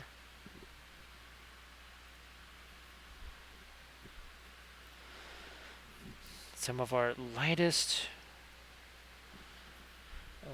yellow here, and then also on the underside of the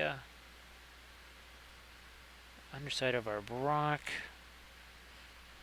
Make sure that's opaque enough, not just light enough, but also opaque enough.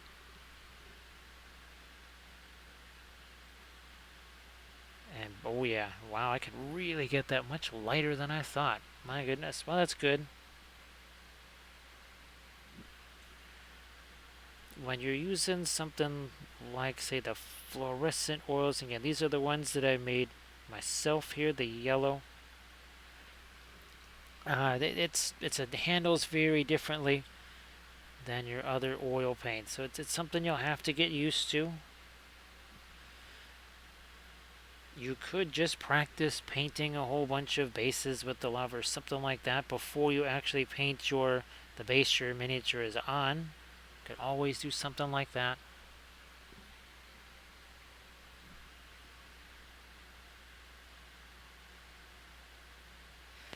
And again, that's a much brighter yellowy orange there. Let's bring some of this. Get a little bit of my orange here. And now we'll try to really hit these edges pretty hard.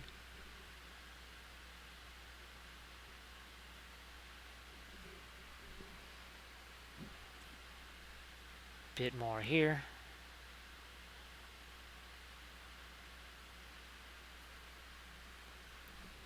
A little more orange into this. There's too much yellow. Ah, there we go. And this is just pine tree bark. It's not treated or anything like that. It's not sealed. I hit it with primer and then I paint it. That's good enough. You could use mulch if you don't have lots of pine trees around your house. Just keep in mind that the mulch is going to be mulched. So you're not going to have all these nifty sharp edges like that. It's going to be much more rounded and pretty much broken into pieces of a certain size.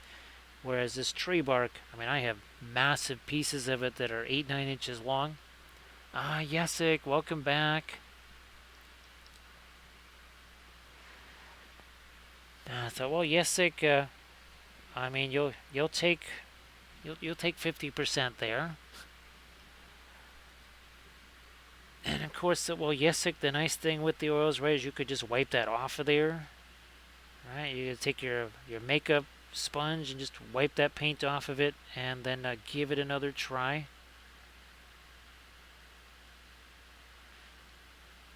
Or you just let it dry and you just paint right over it. No big deal there either.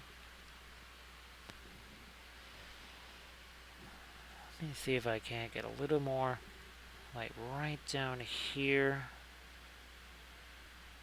Again, that's some of our almost yellowy orange firelight here. So Yesik, the TMM is always kind of fun. That's why I want to well, I'm doing that series on Gondor, right, so that I can do some TMM on them. So this is all done with the oils. It looks an awful lot like non-metallic metal, but that's actually all metallic paint there.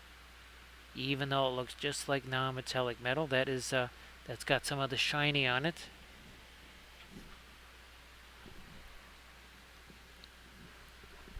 And of course, oh, what was that? It was one of our Mandalorians. And actually, that's on the YouTube channel. So see that one that's kind of in the center there in the background? That's actually black TMM. That was a blast. I really enjoyed the heck out of that one. That was very fun. And it was really simple. All we basically needed was well, sort of our indigo, some black, some Van Dyke brown, and then the metal medium, and that's all we needed. So you can check those out. Those again are one of those is on the, I think a couple are in the YouTube channel, and I know we did one as a tutorial video on the Patreon page.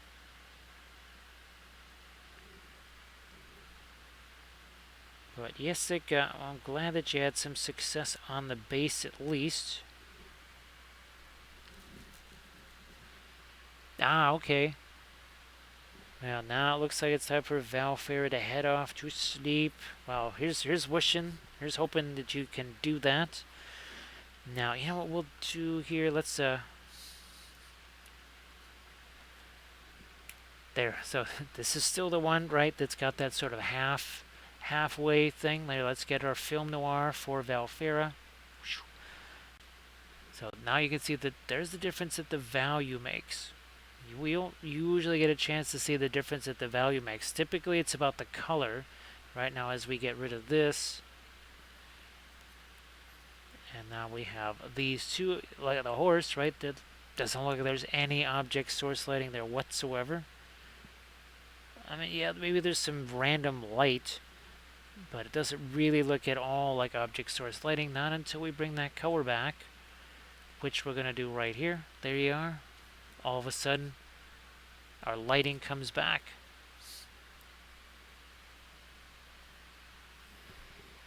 So yeah, Yesik, I think we might have also used some of the green stuff world there.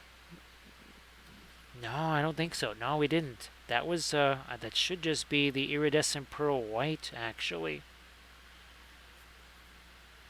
Yeah, so that's should just be the iridescent pearl white on that. So Valfera, again, you have a good one. Wishing you all the luck in the world getting to sleep and staying asleep, of course. Staying asleep, getting a good night's sleep there. And of course, that is the power of film noir, which everybody could do.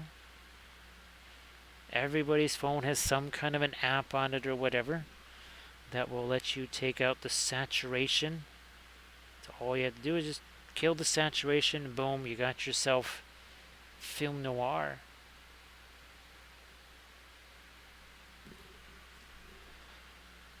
Let me see, there's his fingers here. Couple little things, especially where this is hanging out right over where our lava is. So yes, that becomes, well, that's your white, because obviously you can't use any radiance, you can't use any white, you can't use anything that's opaque. You can only use the transparent darker colors. And of course, where's, here it is. So obviously here we mixed up Prussian blue, indigo with that. And then down here, this is what, like Van Dyke brown and black mixed with that iridescent pearl white.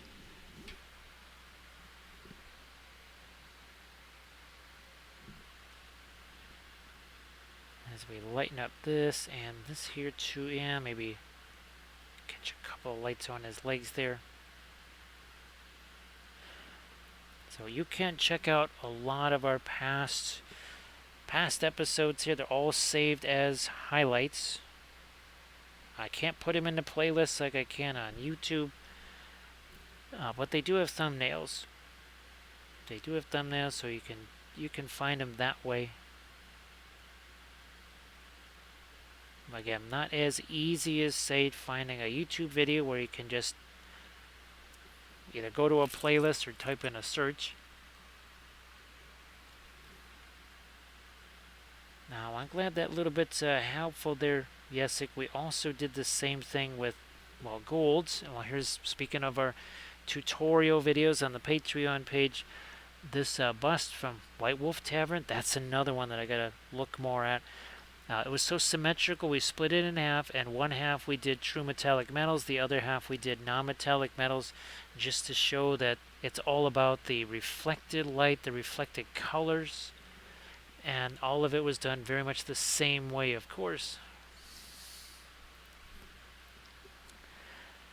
You take the iridescent pearl white and you mix Indian yellow with it. Holy smoke, you've got yourself one heck of a bright gold, and that would be a metallic gold. Thank you so much, Armored Wolf, for posting the links in the chat there. Of course, Armored Wolf is really hard at work on some more dice bags, so everybody please check out Armored Wolf on Instagram, Armored Wolf Productions, also on Etsy.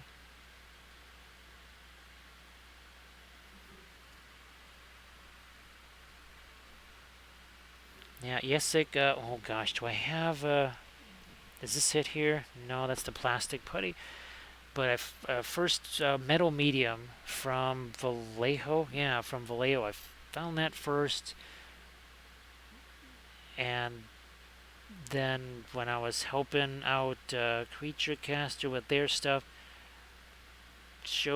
basically kind of got them to make their metal medium.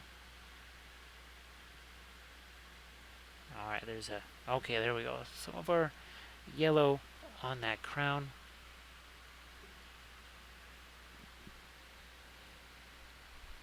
Yeah, Denethor, really important that the iridescent pearl white becomes your white. Now, normally, what's the most difficult part of anything metallic? That would be to get those darker tones. You always end up losing your metallic look there. Where's our elves? So this is also true metallic. Even the banner is metallic paint.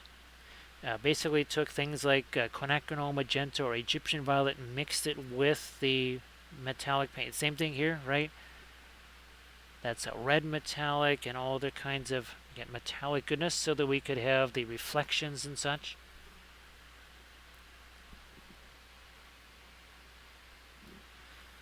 Do we need to lighten up any of this down? What the heck? We'll lighten up some of that down there. I think maybe we'll just try to catch the side of this here. Okay, look where my hand is. It is closer to the back of the brush than to the front of the brush. That's going to give you far more control over that brush than the death grip is going to. Certainly will make you less tired. It'll be a lot easier to get that oil paints to stick on there if, again, you're not doing the death grip on the brush.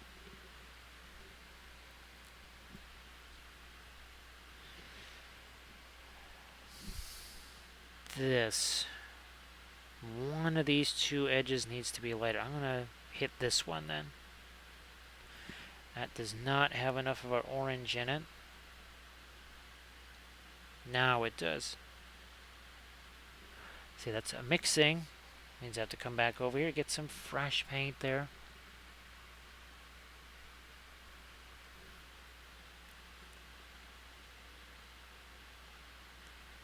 So yeah, all the folks that have tried the that lighter grip on the brush, they'll say, wow, my hands don't hurt. I don't feel as tired after a painting session like I used to. Again, with the death grip. Well, Dubrock, you have a good one. I know you've been here since pretty much the get-go. So, Dubrock, hopefully there was some decent info here for you. And again, hopefully we'll be able to do our normal stream on Monday. Well, at that earlier time, it would be very nice. Again, I don't know what sort of side effect things might be kicking in then.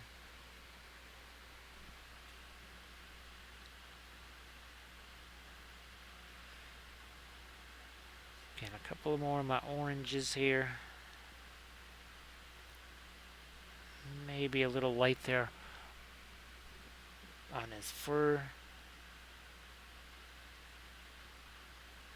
I guess that needs to catch a little bit of orange too, because of where it's pointed.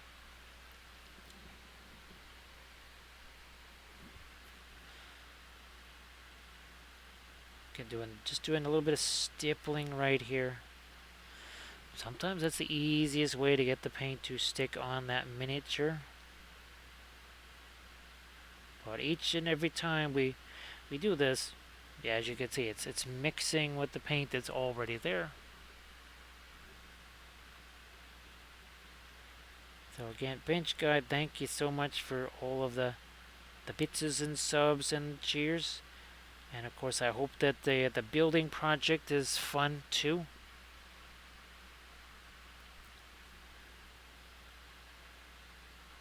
Sometimes, well, when you need miniatures assembled super fast, sometimes you kind of forget about that part of the process that in some ways used to be kind of exciting.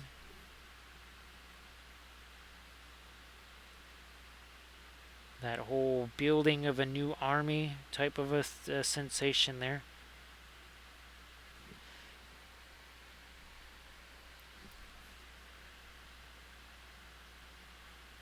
Now, what about, we already did get our orange pretty well set on that side of the horse's head.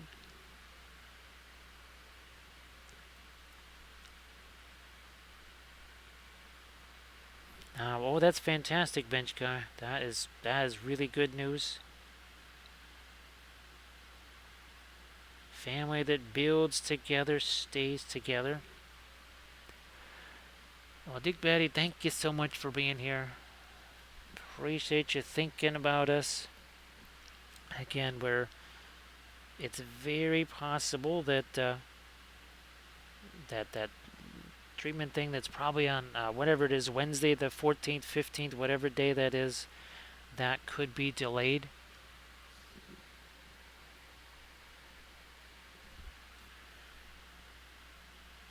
Which again, it really makes sense. Now, of course, that was when we were thinking there was going to be 3 of these treatments instead of the 1. So maybe I'm getting a little too ahead of myself there. Alright, a little bit of light there. What about on his cloak? Do I want to try and do some sort of freehand-ish design on that? Maybe. Maybe not. Let me see what we can find here.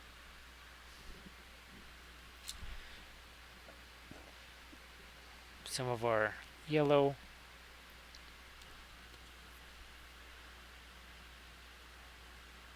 And maybe we just do something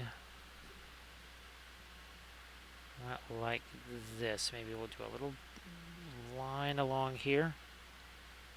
And then we'll try to build off of that.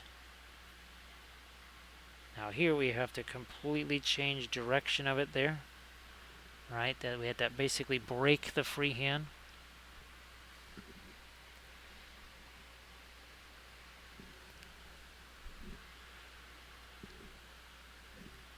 And then what I might do then here is let's do another little row here. Okay, we'll let that mix. Essentially darkens it down.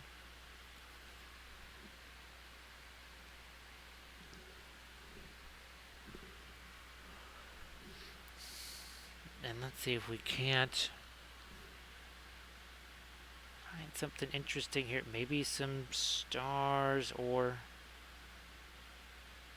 maybe we'll just do something like this. Some sort of a repeated pattern in here. A bit like what we did for our dull Amroth. I'd see it along there. Now you always have to think not just the undulations here, that's why those circles become ovals, but you can see they're also twisted, right? Because the cloth is being tugged, essentially.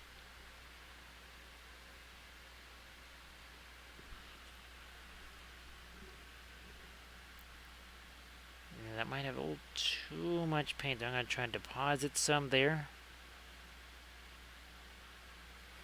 Again, look where my hand is on that brush. Nowhere near that metal ferrule.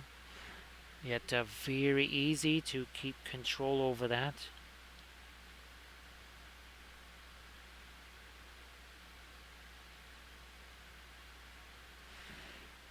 And we'll come back in and actually essentially do some highlighting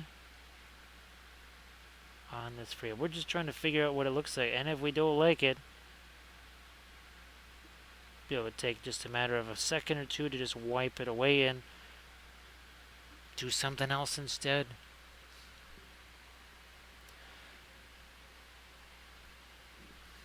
Now with the freehand, I like to just take simple shapes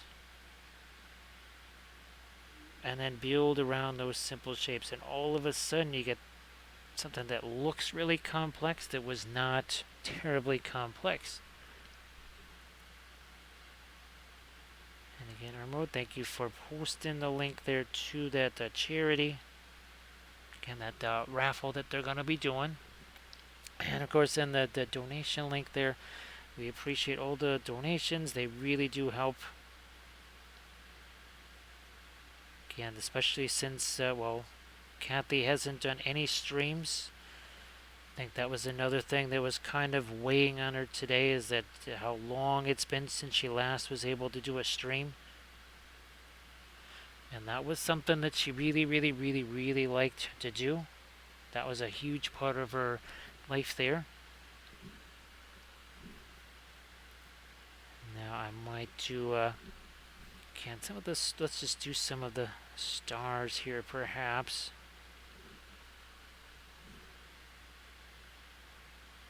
Very, very, very simple.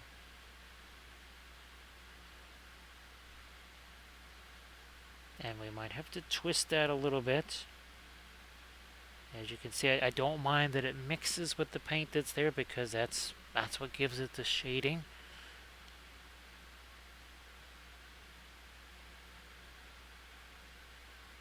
And then we can come back in there and again lighten that.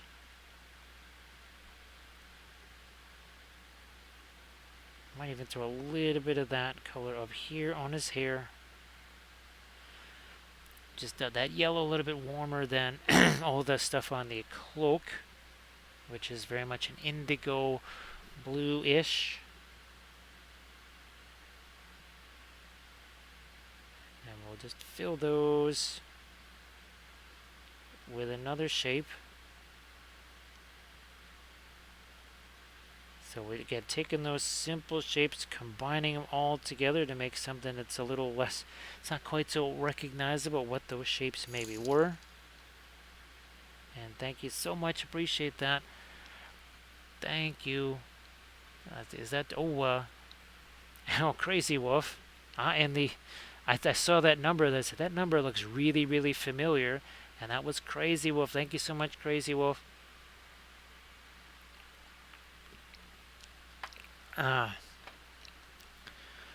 So bench guy, there's a, well, let's see. Now, usually we have a whole bunch of people that do the 3D printing. Obviously, I have the Sonic Mini 4K. Had started out with an Elegoo, a really ancient Elegoo. I have an Ender 3, that's the more your filament style printer, but I've never set that up and used that. So I can't really offer any advice on the filament style printing. Obviously, for things like terrain, most people would say, yeah, you want to use a filament printer for something like that. I'm going to be trying to use my Mono X for some of this very elaborate, kind of elven style terrain. I've heard of Creality. I think, oh gosh, Luke's APS, so Geek Gaming Scenics, doesn't he also use a Creality? So see, we just brightened up that little star right there, and it's just an indication of something there. Nothing spectacular, just a little something. And we'll do the same here. We'll just throw out the insinuation of some lighter colors along that edge.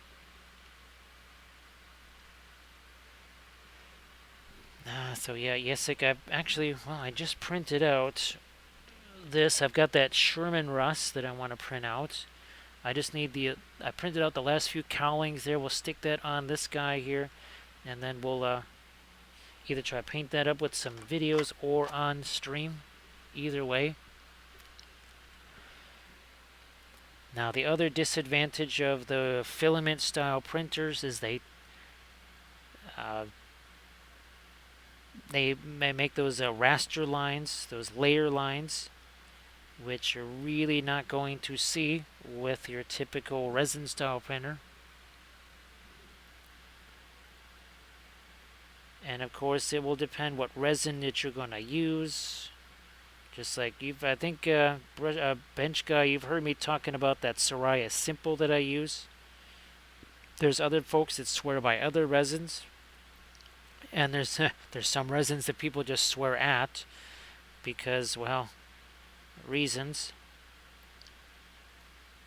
It will all kind of depend, again, what it is you're looking to get out of it.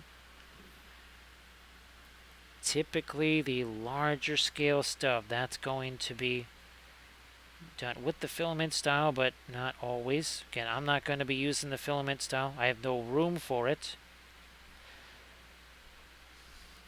It's also, again, really, really, really, really old. So yes, it just swears at the Anycubic basic resin.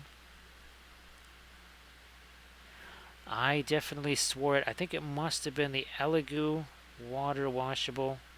Again, they call my resin water washable now. That's Soraya Simple, but I don't really think of it as water washable. Now here, just realized we never did get. Let's see, it's too yellow. I need more of an orange there.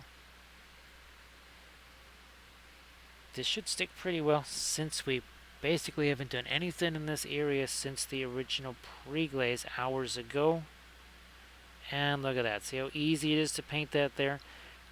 It wouldn't have been a few hours ago. What are we, 4 hours? Almost 4 hours in.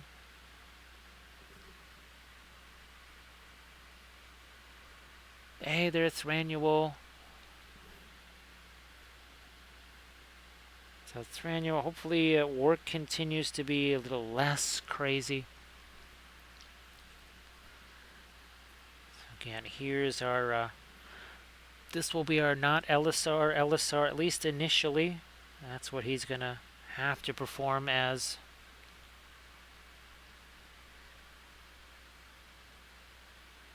Yeah, Yesik, the Soraya Simple, you got to be careful with it when you're doing the hollowed out stuff. But I've printed, especially Archvillain, and even things that I've hollowed out myself. Well, this is hollowed. Yeah, this thing is the turret. All of these areas, those are all hollowed out. So as you can see, we're still doing okay there. So you do have that 24-hour shift today. Well, Thranual, hopefully you can kind of get through that and then maybe get a chance to catch up on some sleep. Just throw a little bit of dark in there, that's all. But just like Yesik was saying, though, the water washable stuff kind of has a reputation of some brittleness. With the Soraya Simple, and I talk about this even my latest video, really emphasize this. You've got to let it dry completely, especially on something that's hollowed out. You may need to let that dry for days. You can't artificially dry it. If you do, it will just crack. So you just have to let it dry on its own and then cure it once it is completely dry. It even says it right there on the jar. Must be completely dry. So no wash and cure stations, nothing like that. And it can be a little bit difficult to remove the supports from the Soraya Simple. The gray seems to be by far the easiest. You also want to use the hot water trick.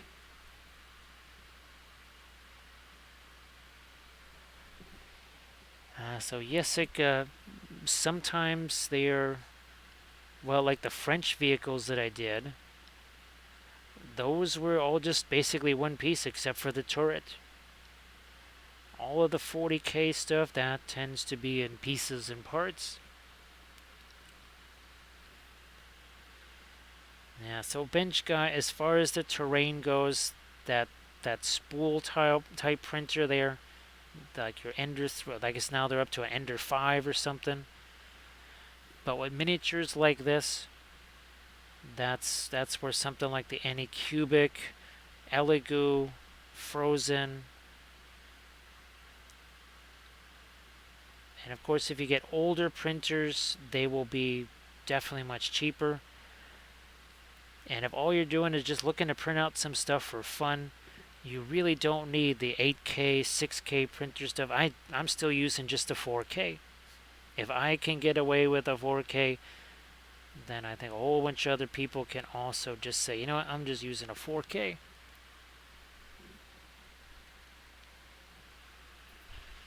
And the 3D printing, it opens up a lot of, well, things like those basing bits that I talk about, bench guy. Those are all 3D printed, and boy, they really make a big difference. Not just how things look or the ease of it, but they're really fun to work with. So I just threw some green there again on his skin, just cause.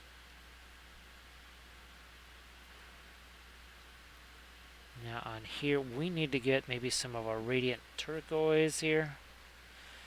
Possibly a little Prussian blue.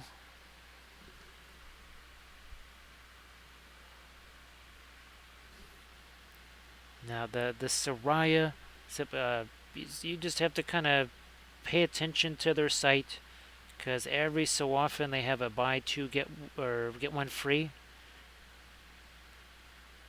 Again, for someone who's just doing it real casually, maybe that's not going to be quite so essential for you. For me, well, we go through a lot of resin here. In fact, I just extinguished another jar of resin earlier today. So when I do some more prints after we're done here, I will have to break out yet another jar of resin.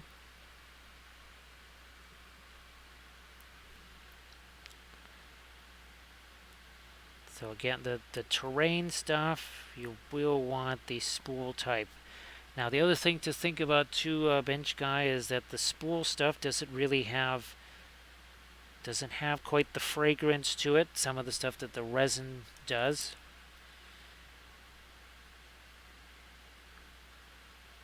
They are kind of more prone. Well, I don't know if they're more prone to failure, but printing out a piece of terrain could take 72 hours. Now these miniatures right here, so a build plate with a horse on it, maybe that's going to be 4.5 hours tops. If it's a build plate with just this infantry, it could be as little as 2.75 hours.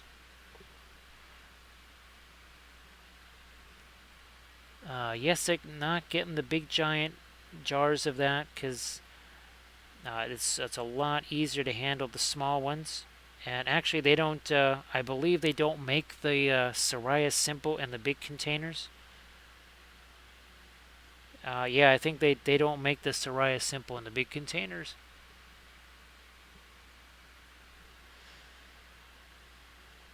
So we have the Mono X. We haven't had a chance to set that up yet because, believe it or not, I had acquired that right before all of this started happening with Kathy. Just like the big studio rebuild was supposed to happen the day we first took her to the hospital. Literally that same day, that was when I was supposed to begin the studio rebuild, because that was a Tuesday. And obviously I don't stream on Tuesday. And needless to say, that never happened, because it just kept getting crazier and crazier.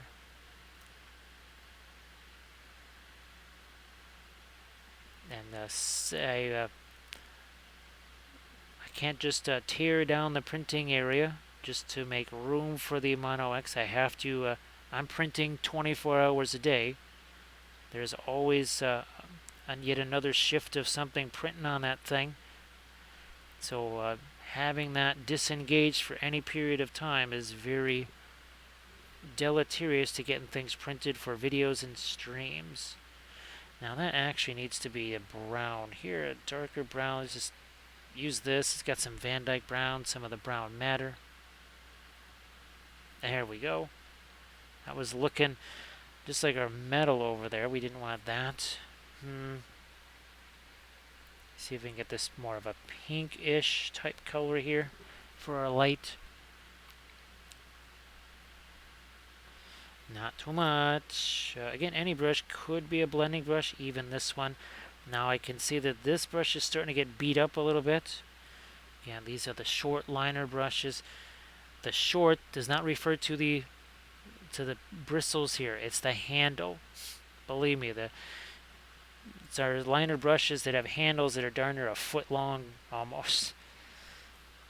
You can always cut those off, but yeah, just get the short handle brushes and you'll be just fine.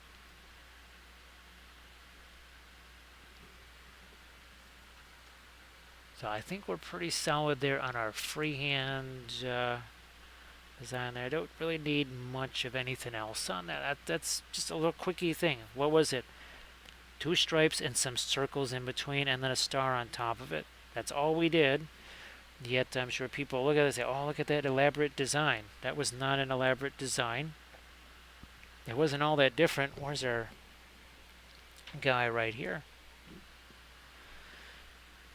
It was almost a variation on this, which is in effect some very much a similar design to that, but we made some differences to it.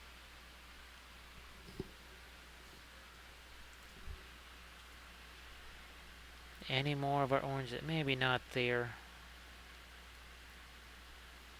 Our helmet, guess I'll try and find a little more reflected light here if I can.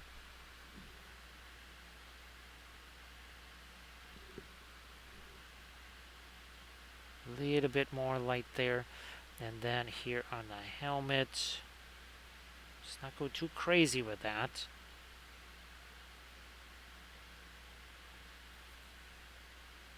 We need some more reflection in there. Also, I was going to try and get some gold onto that. Let me see if we can just take some of our Indian yellow here and make that happen.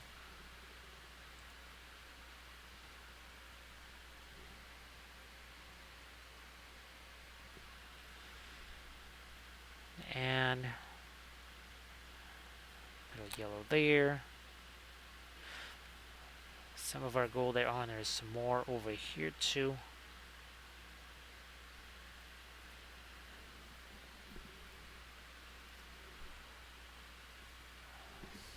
So yeah, the Mono X, there's some terrain from our imprintable. It's that really elaborate sort of elven treehouse terrain.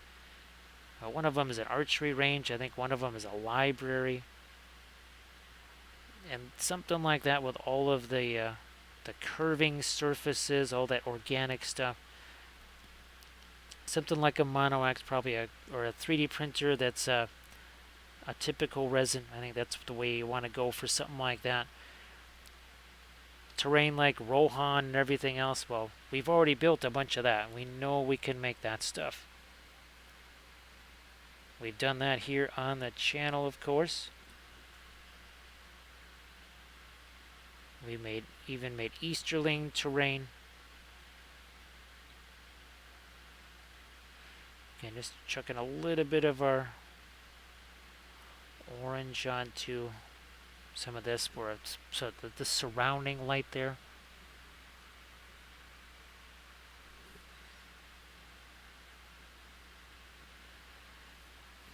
So heroes, if that's not, can't be raging heroes. Is it? I guess.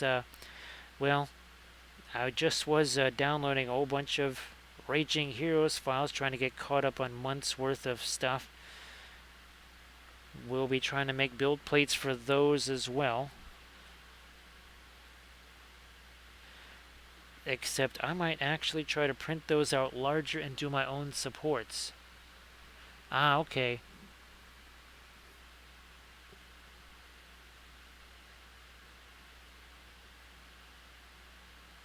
So yeah, I used to, some of my very first painting videos that I did back in 2013 were done using Raging Heroes figures. That goes talk about the Wayback Machine.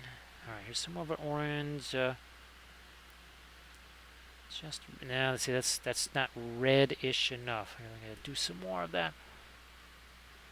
Yeah, bench guy. I think you can get the Mono X for 275, and my I got it a while back for almost 500 or like 400 or something like that. So it's way cheaper there. Hey Pigeon, how you doing? Actually, I've got some Raptor. Well, let's see. I've got some Titan Forge Lizardmen that I printed out. I have to be getting these supports off of those.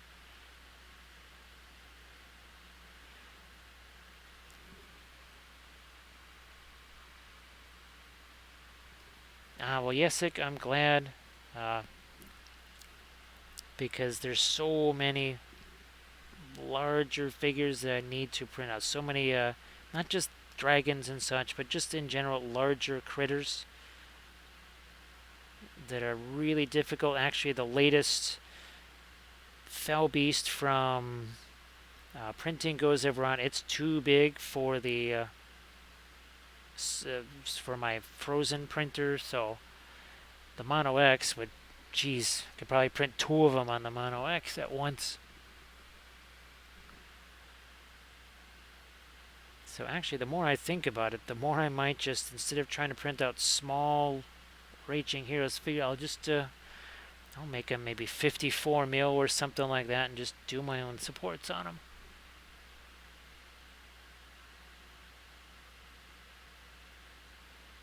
Because I wouldn't be using them for any game, so might as well make them bigger and enjoy some of those fun little details. Maybe even print them out at 72. Yukaverse, thank you so much. So it's a 3D print from Davale. 4 hours and 7 minutes ago, these two guys had absolutely no paint on them. They were just this color of primer. 4 hours and 7 minutes ago, you can kind of see, here's one from a few days ago. I kind of kept this so you could see what that initial pre-glaze is like, where we're just starting to work in some of the lighter colors after we do the pre-glaze and wipe it away with our sponges. And then we'll obviously add things like some freehand to the shield, a little bit of freehand to oh, okay, here, let's try that same freehand over here. Just realized, we're missing a little something there.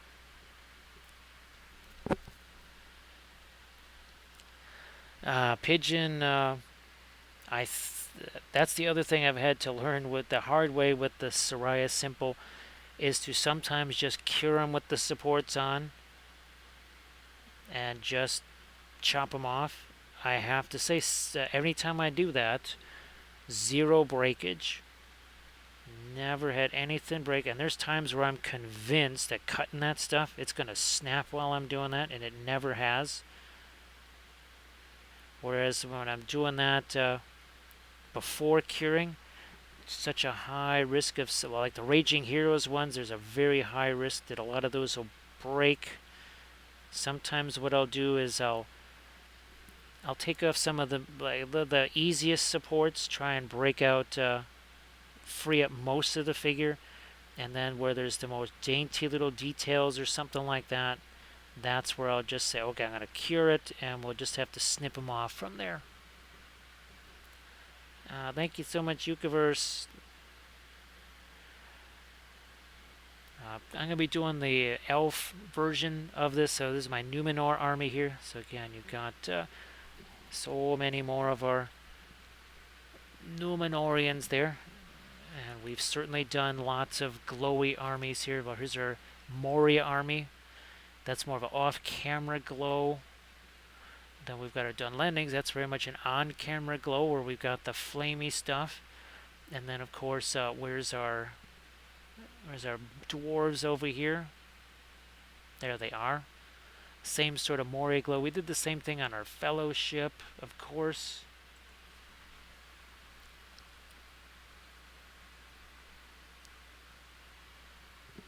And just like Jessica was saying there, I use the hot water. I basically leave them soaking for a little bit in some ends. In the wintertime, it's harder to keep that water as warm as I'd like it to be. And that softens up the supports. It makes the miniatures themselves a little more pliable. Wow, look at how easy it is to get that on there. The paint's not dry, but it has set. We talk about this all the time. That's why ideally I would be working on dozens of figures at the same time, so that I could grab another figure, work on that while the paint sets. Doesn't necessarily mean it's dry, it's just that paint's at like this paint had probably 2.5, 3 hours to just kind of sit there. Hello, little hobbits. Spark my guns. Now, thank you so much, Eucharist, for the follow. Of course, Gandalf appreciates that too. And oh, look, glowy Gandalf. Yes, off-camera light sourcing right there. And that see, we got all of the grayer tones up here. And then everything underneath more of the object source lighting. Of course, we did that too with all of our cave trolls. Cooler grayish greens here, and then all of that lighter, very intense orange on the bottom.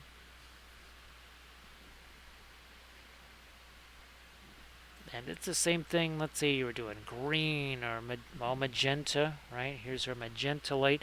That is a much warmer color than all of the surrounding violet around it. It's a much cooler color and also kind of grayed down too. If you're doing something with blue light, and we certainly have a tutorial video that shows the blue object source lighting. Out there,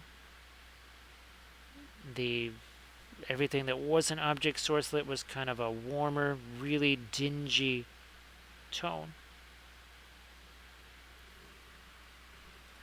Now we'll just have that star right here.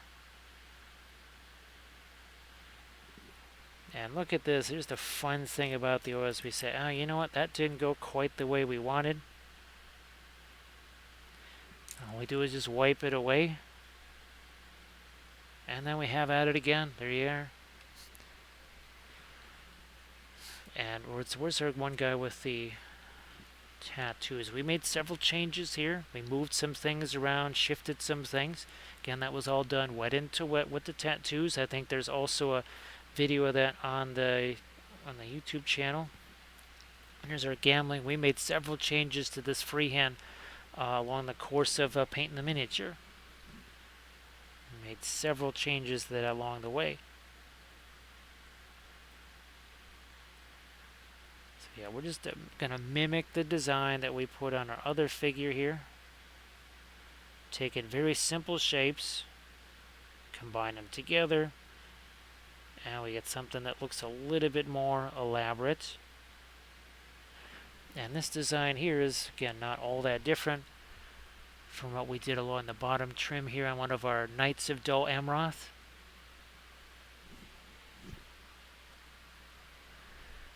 Alright, well, thank you so much, Night Whisper.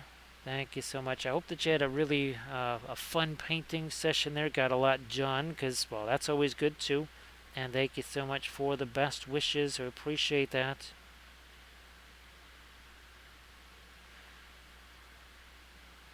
And Enrico, again, I hope that you guys are doing well there. Sorry if I didn't ask. So recoil, we did that, the radiation treatment there. That was on Thursday. So far. Now again, it could just be what they gave her to counteract side effects is still working. We'll really find out, especially Monday, if there's any sort of a lingering whatever that's going to happen from that. Now again, we're just mimicking what we did on that one right there. So plenty of freehand, plenty of objects, source lighting, non-metallic metal, and just a little bit over 4 hours from just primer.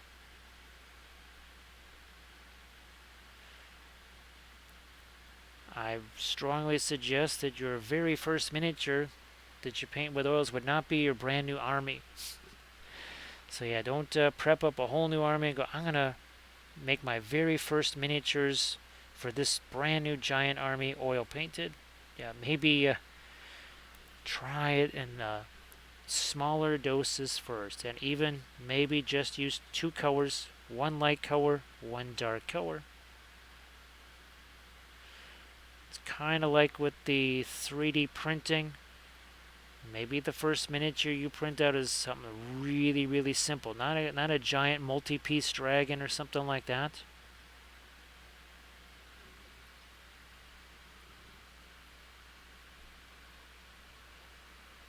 Yesik, let's see, I've got some of the old Forge World Kriegs. I'm gonna have to find the some 3D printed ones. It can be difficult, of course, because there's a certain code that people will use instead of calling them,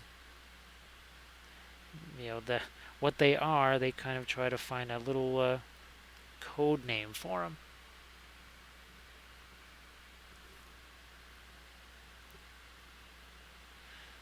Ah, well, that's good, Yesik.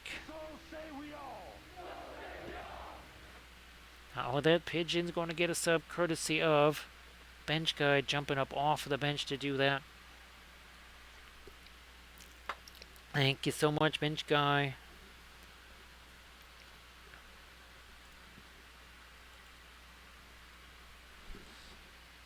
Now again, this is our brilliant yellow pale. Don't want to go too bonkers on highlights here, especially on stuff that's not metal. Things that are cloth or his face, don't want to go too heavy on those. So now we can come back over here after realizing, we sort of forgot to mimic this freehand on the other one.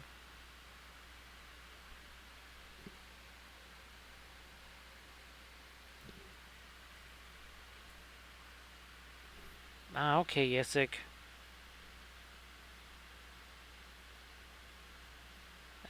When it comes to, Lord of the Rings stuff can be the same way. Yeah, I'm looking for something that mimics, of course there's a Umbar or something like that, or heaven forbid, something that might be more of a King Elisar or something like that, or Shmeragorn. And again, I don't know if other people have the same thing with Cults 3D where it's really, really difficult to get that thing to load.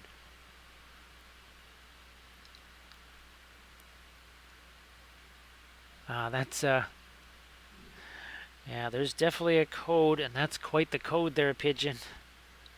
That is one heck of a code right there. Now that I've done that, I am going to take, again, my blending brush here. There we go. There's just too much of an edge there. Well, we need some more reflected light down here, which is going to have to be more of the indigo. Maybe not too light, though.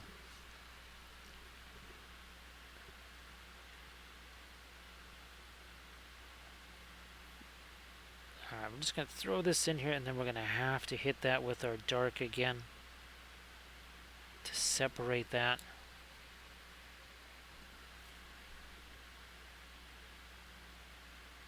Like so.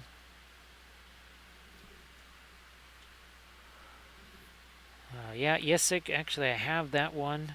I think the December, maybe in January releases had some Lord of the Rings stuff. I also printed out their Balrog, and I want to try it. Well, base that one up, and well, we'll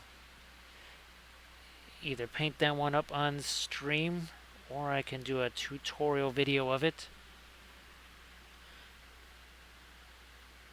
I was a little bit bummed that they just kind of did those few and then stopped. I have no idea what their February release is. I thought it was going to be more Lord of the Rings stuff. You do have to massively reduce their stuff in size, though it is way too big for Lord of the Rings. The hobbits are basically the size of orcs. And well, the Balrogs certainly had to be reduced in size. Thank you so much, Bench Guy. Appreciate that. There you go. So Bench Guy, all of these are 3D printed. Again, these are from Davale Games here. So yeah, all of these are not Games Workshop figures. These are all from Davale. And I think you remember that dwarf that we painted here. Where did he go? Yeah, this is also from Davale, from that same January release. That's an Iron Hills, basically King Dane right there. And then of course, well, this Mahood. These are all 3D printed. That's from Kurzlook. That is from the Printing Goes Ever On. And then of course all of these were 3D printed from Kurzlook there. Those the wraiths. And let me see, where's my green? Where are they at here? They should be, well actually those are all 3D printed too. But I'm looking for my green-ish, or my Medberry Candish guys here. Still haven't seen them yet. Looking for them for you. Oh, these were all, again, 3D printed. Same thing there, 3D printed. There's the Empire Knights. Where did my, oh well. Can't quite locate it. I thought I knew where they were. Ah, there they are. So those are all 3D printed right there. My Candish stuff. I've got chariots.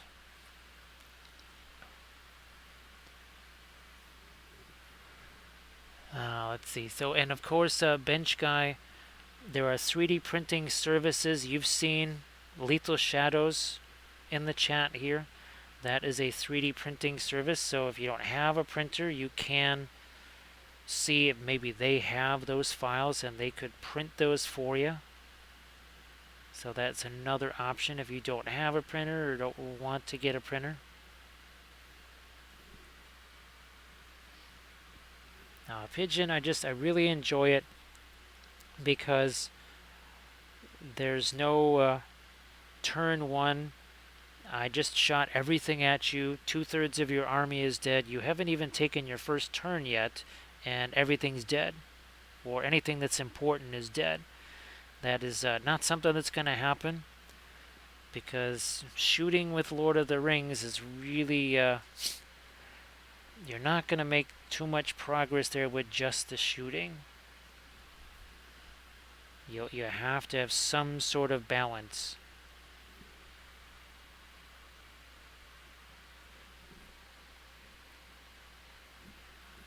And of course, again, there's plenty of options. You got Printing Goes Ever On, Kurzlook, Medberry, and of course Davale. Now, some of them are more realistic, some are more stylized, and they're kind of changing. Medberry is kind of going from a little more stylized to a little more on the realistic side. Printing Goes Ever On intentionally kind of avoids the New Line Cinema look because he doesn't want to have to deal with GW. Davale is a little bit different. They kind of say bring it on, and theirs are much more like him.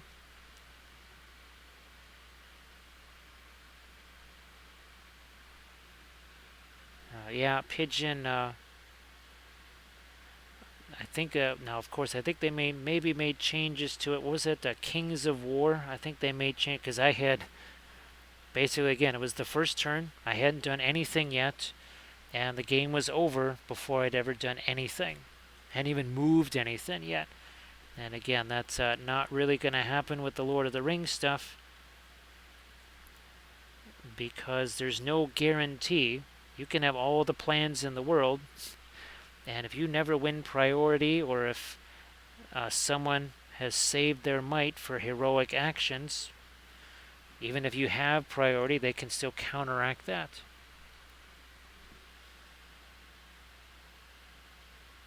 Yes, like Highland Miniatures. Actually, that's the other reason why I wanted to get the big printer going, because they have their steam tank, and I would really like to print that out, but that's going to have to be on the bigger printer also. They had a whole bunch of Army of the Dead. I printed out those, and we painted up some for Army of the Dead. Titan Forge, I really enjoyed their stuff, and I'll be printing up that. It's their new release in February is basically sort of a conquistador army. Pigeon, that seems what it's a lot like, because I've even other people that were just playing games over this weekend basically said, yeah, there was no point in continuing. It just, you say, all right, well, let's just set up again, because this one's over.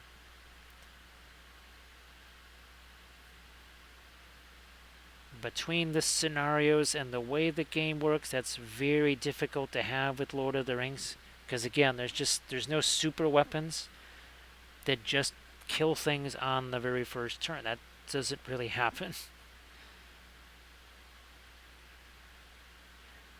Now, there are things you can do things badly with deployment or whatever, that you can have some things go wrong there, but that's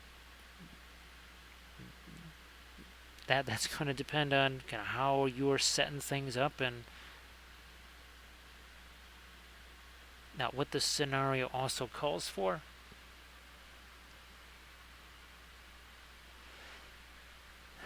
So Yesik has one of those cat weights, and of course cats can magnify their body weight by orders of magnitude. They just kind of step on you with their 1 foot and place all of their body weight on that 1 foot.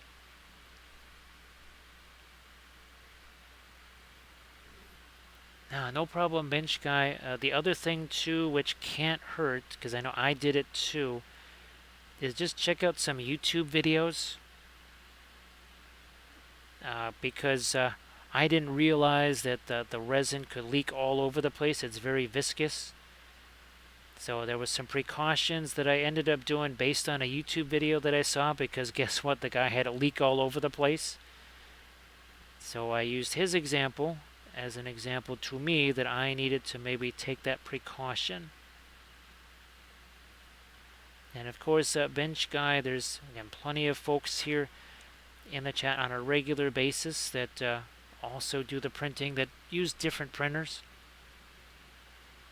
Thanks, Doshi. I wasn't originally going to do that. I was just going to leave it be, but then I realized this is supposed to be, well, maybe LSR, maybe not.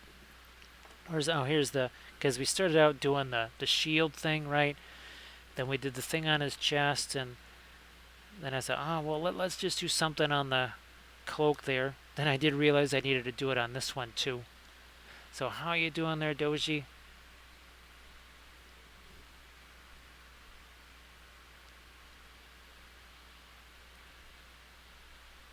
Laminess, geez, Laminess, it's getting awful late for you. It's got to be after 2 o'clock in the morning there. So happy Sunday morning to you, Doji. Yeah, I hope that you're doing really well. Let me see if we can't tighten up a couple of our things. Oh, and that's way too much of the lighter orange there. Laminess, I printed up some conifer trees just to see if they would work, and again, they're ones that I just did the support on myself, and be darned if they didn't actually print out. And we're talking about full-on conifer trees with all of the pine cones and everything, and it actually worked. Oh, just waiting for some of the 3D printed extras with that. And Doji, if you wanted to share any of that in the chat, of course, go ahead and do that.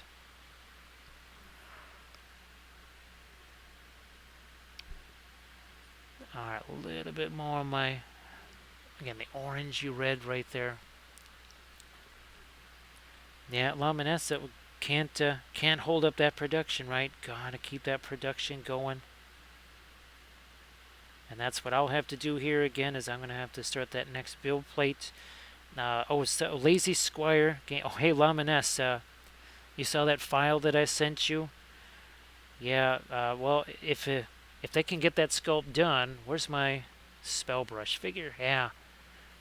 So we've already painted this, I think, 4 times on stream. We could hopefully use that other Wappelius figure that I sent you for our stream anniversary, maybe.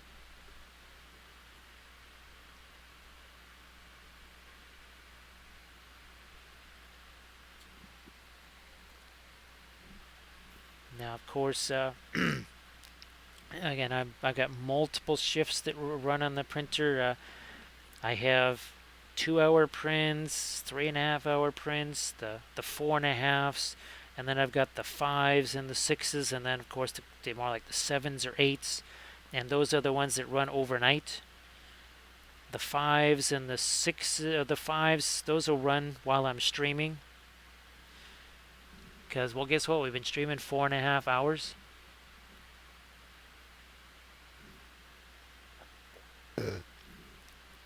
Now, actually, I'm gonna run and get something just to drink really quick here. I will be right back. Oh, thanks, Recoil.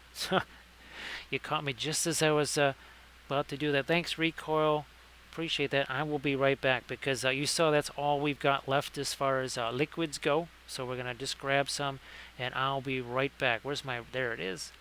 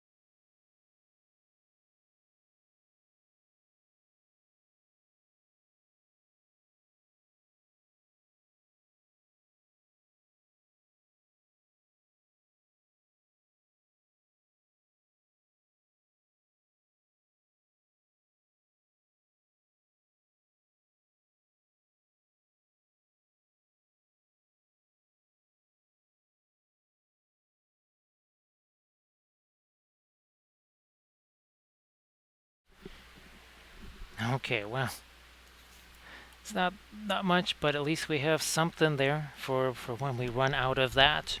Which we're about. Hey, Kesmania, how you doing? Oh, and thanks, Bench Guy. Here, we'll do. So say we all. So we're. I think we'll just. We'll be almost out of this.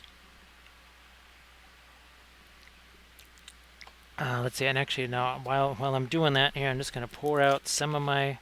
Just some water there. Unfortunately, we're all out of our medicine, as we say. So yes, medicine has run out, but that's all right. Now, where is my... that's not it. Where did you go? There you are. So, Casmania, I hope that you're doing well. And thank you so much, Bench Guy. Appreciate that. Ooh, ho, ho, look at this. We need some reflected light over here. Oh, wow. Look at that going. That looks awful dark. We need to have some sort of reflected light over there.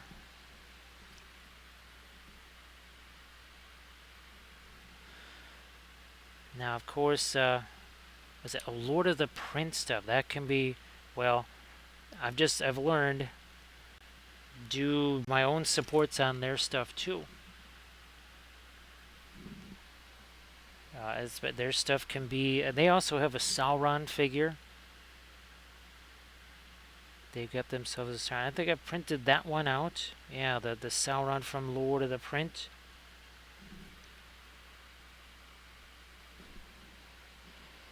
Now, actually, speaking of which, Luminous, I have from Game Body 3D. I think that's how you would say it. I've got I think I've got alerts, an Aragorn, and a Sauron figure. But of course, oh my gosh, talk about super super crazy and super gigantic. Yeah, I think those are also. I'm gonna have to wait till I get that Anycubic going.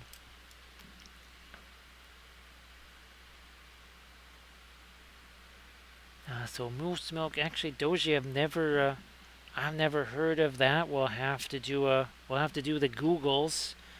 We'll have to do the Googles and search and see what that is. So I believe it or not, that actually was a little bit of our green there. Yes, we actually used some of our radiant green on that.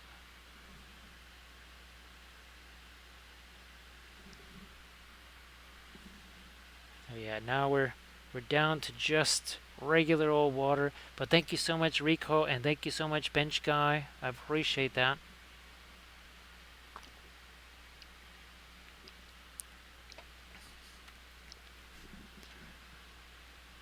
Now, looking at this here, yeah, let's do a little bit more of our light there. I'll just grab the Radiant Violet here. And we'll do a little bit of stippling there, then we'll grab this here.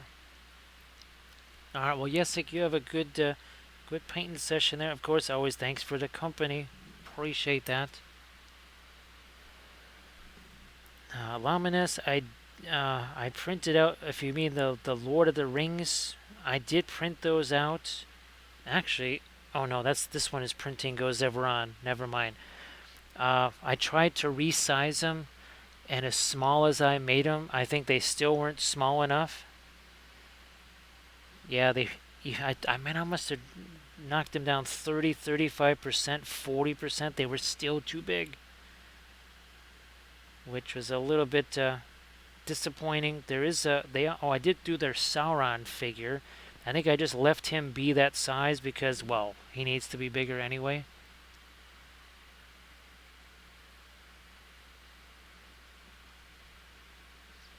Bench Guy. I have actually, way back in the day, actually painted Sauron. Now, this was long, long ago when I was actually playing the game.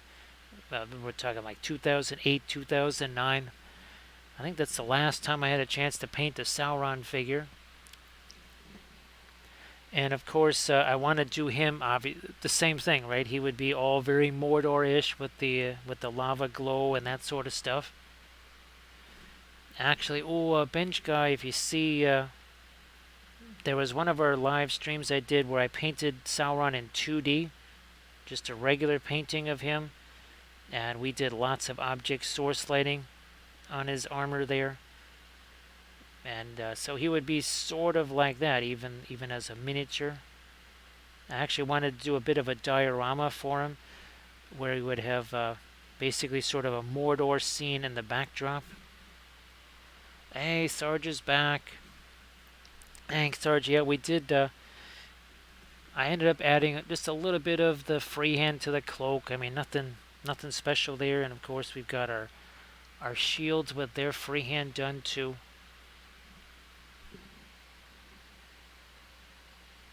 So, Sarge, glad that you didn't have to deal with any more icy stuff.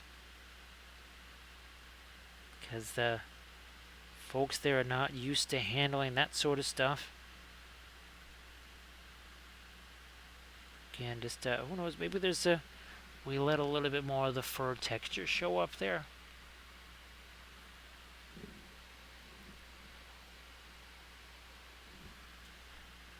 And we'll again, that's we're actually highlighting this horse with a basically a light violet color.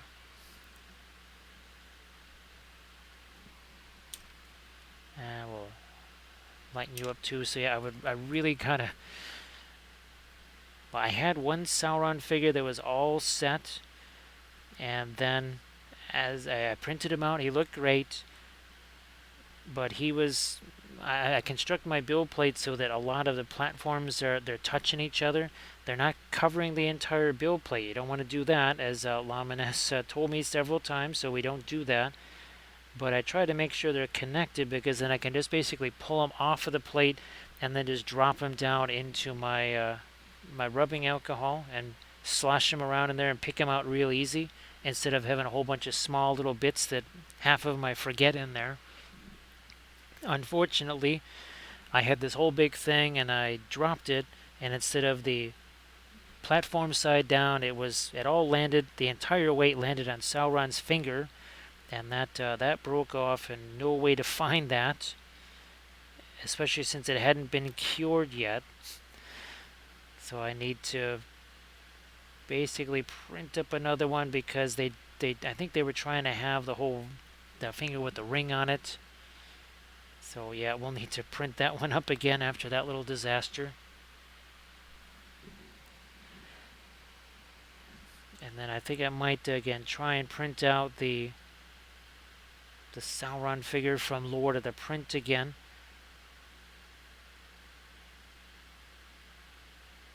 But oh, it's clay cyanide. That's right. They did. Yeah, that's right. It was their figure that I dropped right on that finger.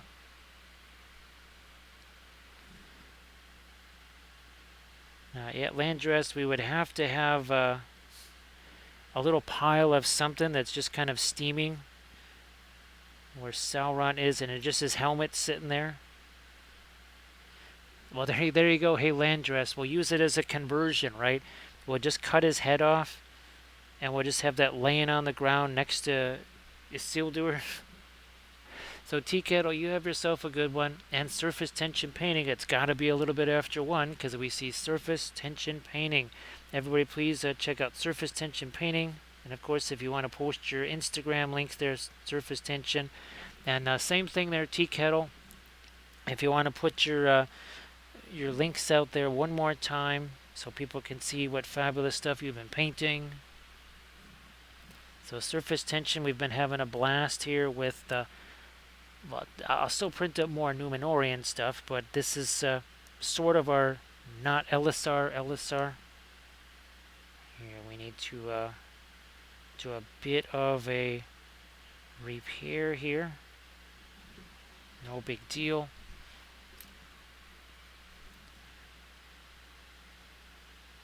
There we are. So yeah, Landrest, all I'll do is I'll just we'll cut his head off. We'll stick that on the ground, put right next to Isildur or whatever. And that'll be Sauron minus the ring. Now this down here, ooh, okay, let me see if I can clean up that star. Some of our red, orange here, not too light. This is again the nifty thing about the oils, right? We can make these changes and these corrections along the way.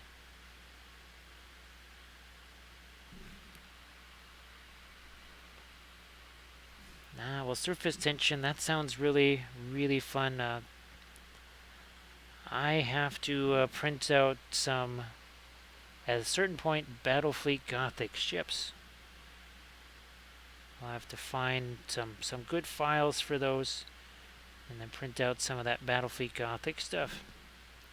It has been many years since I last painted Battlefleet Gothic stuff. And of course, it would be fun to paint them with the oils, and it would also be fun to do the little spacescapes on their bases with the oils. Yes, it would.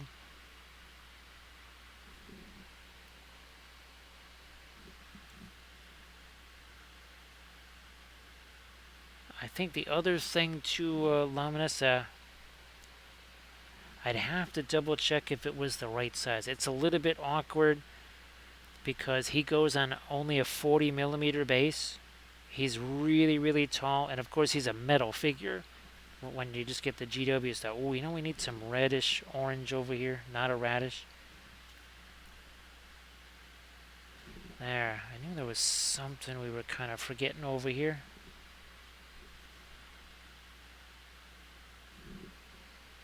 Yeah, it's just a little bit difficult to tell how tall he's supposed to be, especially since I don't have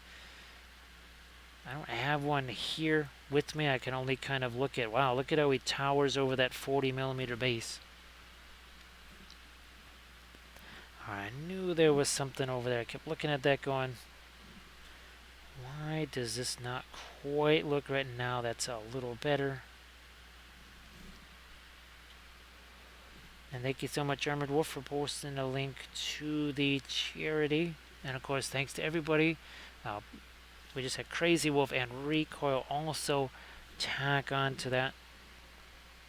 We appreciate that. Alright, I'm gonna go back to my darks over here. Yeah, right over there. Oh, just the indigo, some of the Van Dyke brown. And this also here, right along this edge up here. Bam, right there. And maybe even see, let that get a little bit lighter right there. Oh, thank you so much, Surface Tension Painting. We're down to just some regular old water right here. Let's see. Also, One Page Rules also has some BFG stuff. Yeah, shouldn't be surprised. They've got a lot of neat stuff.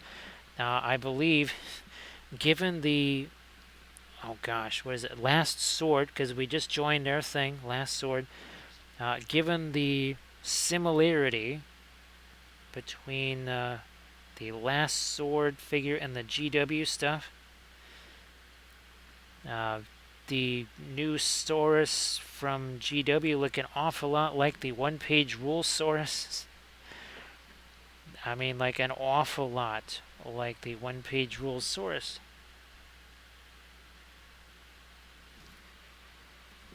Now, I have looked at the one-page rule sisters. They don't really quite match up to the Sisters of Battle army that I have, so I probably won't be getting those.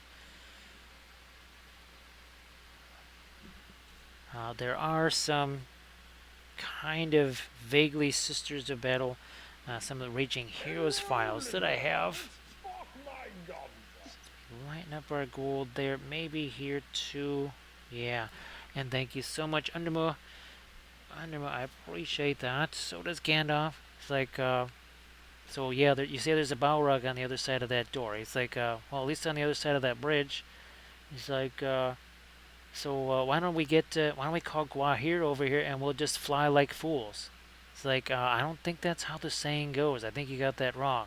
It's like, no, man, that's totally cool. I'm just going to follow my nose. Oh, poor Gandalf. Again, he's learning that maybe there's a limit to the pipeweed. Or there should be anyways. Too much pipeweed could be a bad thing. Let me see if I can't. Under star right here, we're going to try and get a little bit more of our light onto that.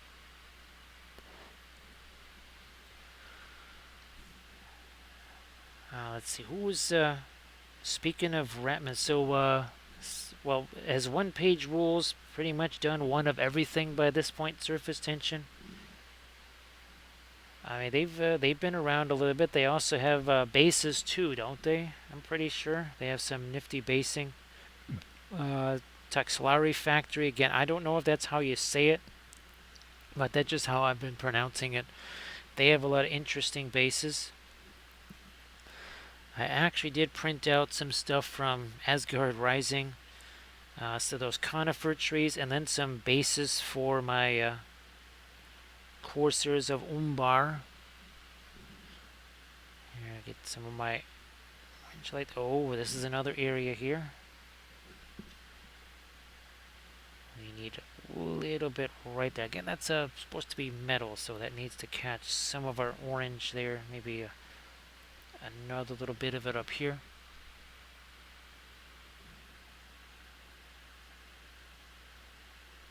So yeah, now is one-page rules, are they on My Mini Factory, or are they on, say, Cults 3D, or do they just have their own site, like, say, Make It Epic Basing? And of course, again, Make It Epic Basing, where's our... That's the latest thing with all those fabulous 3D printed palm trees. We did a unit of the Outriders and then a unit of Knights. We painted them all up on stream. Also, they are in My Mini Factory. I thought so, because I know Taxilari Factory is there. I know Taxilari Factory has Lizardmen too, right? Yeah, they got Lizardmen figures.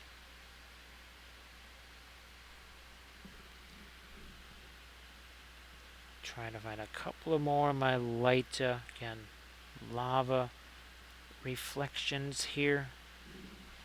These also need to be a little bit lighter. It's going to be a lot easier doing these because, oh yeah, look at that. Wow, if I had done that hours ago, that nothing would have stuck there at all. That's the big difference again with the paint having had a chance to set.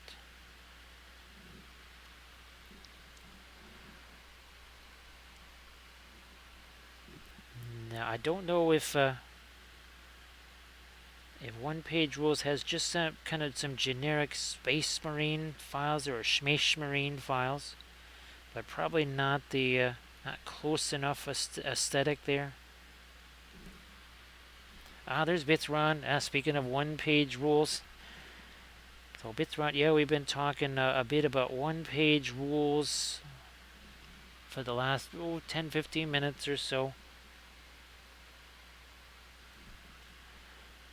That they have some nifty stuff as well. Now here, just going to utilize the orange a bit here.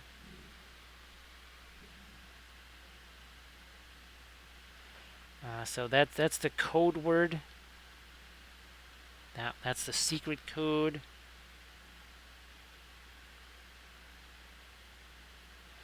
Alright, there we go. The transition from the sort of white down to the yellow, we needed to clean that one up there, and that works out well.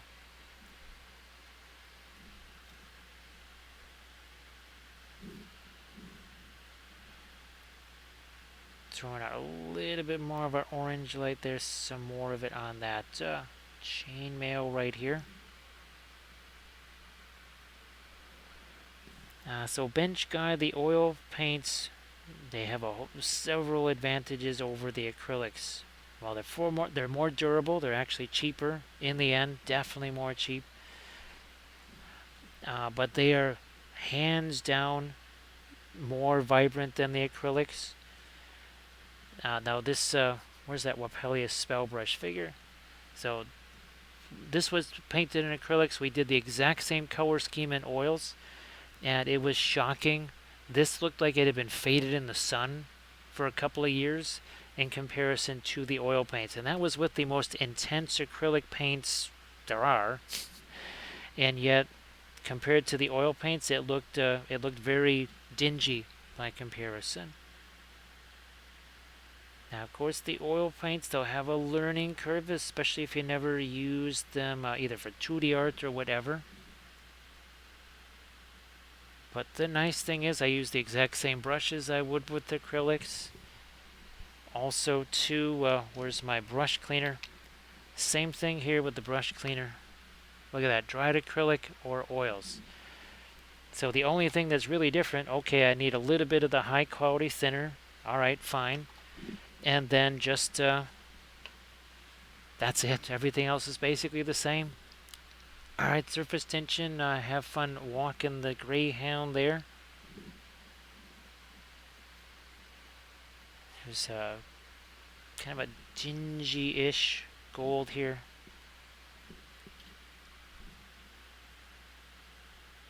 There we are. A little bit of that up here too. Let me see if we can also get this little bit of green right here underneath this. Alright, but there we go. That one we just actually, we'll just do a little eyebrow form there, see if this will work.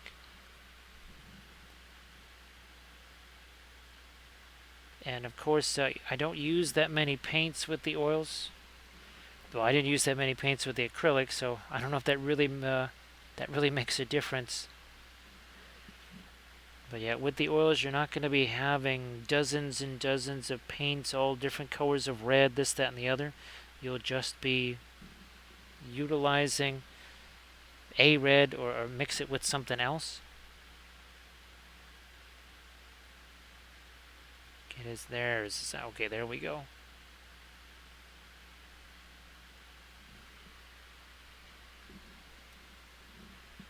So yeah, the brushes are the same. The approach is going to be different. Obviously, you've seen bench guy, right, where we do the initial pre-glaze, those darker colors, we wipe them away, and you can see again the difference here in these two.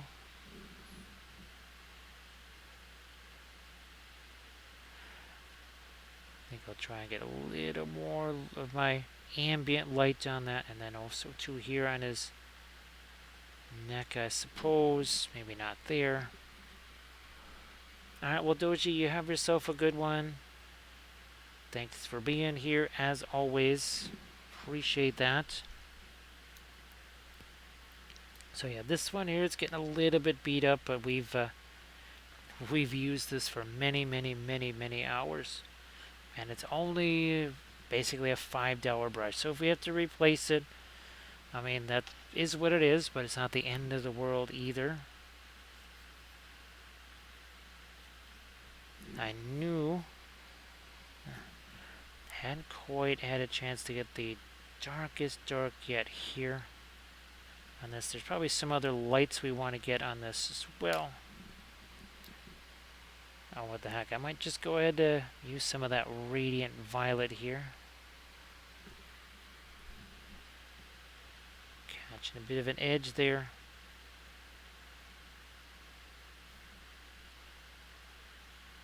So Bitron, I hope that you're doing okay.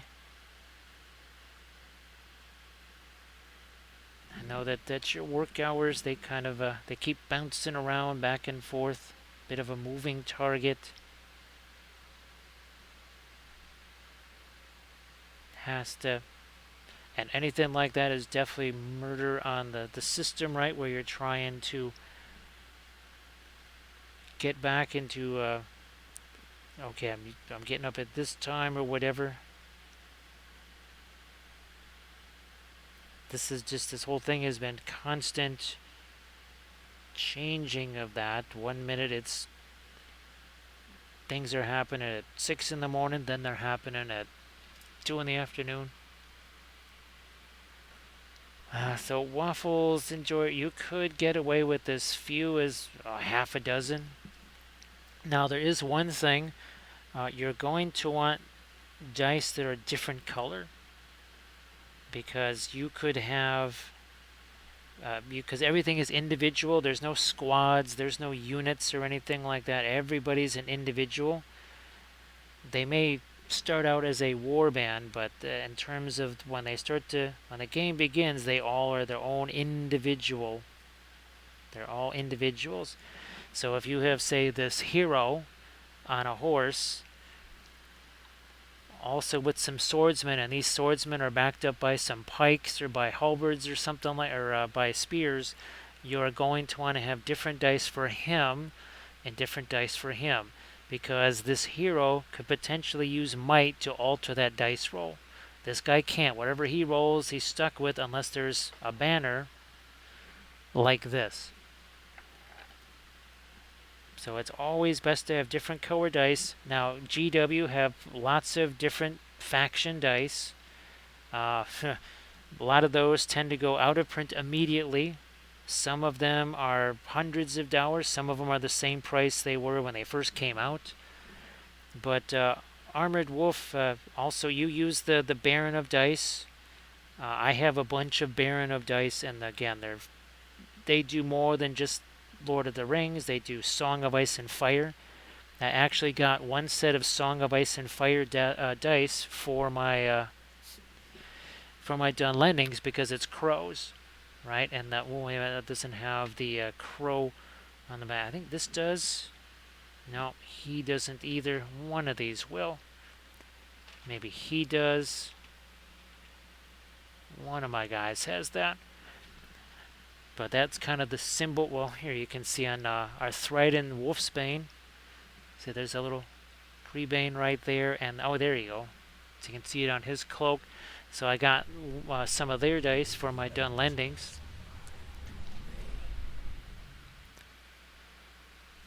Oh, thanks, Arid. Thanks for the raid. Everybody, please give Eridican Wife a follow if you haven't already done so. So, Arid, I hope that the stream was fantastic.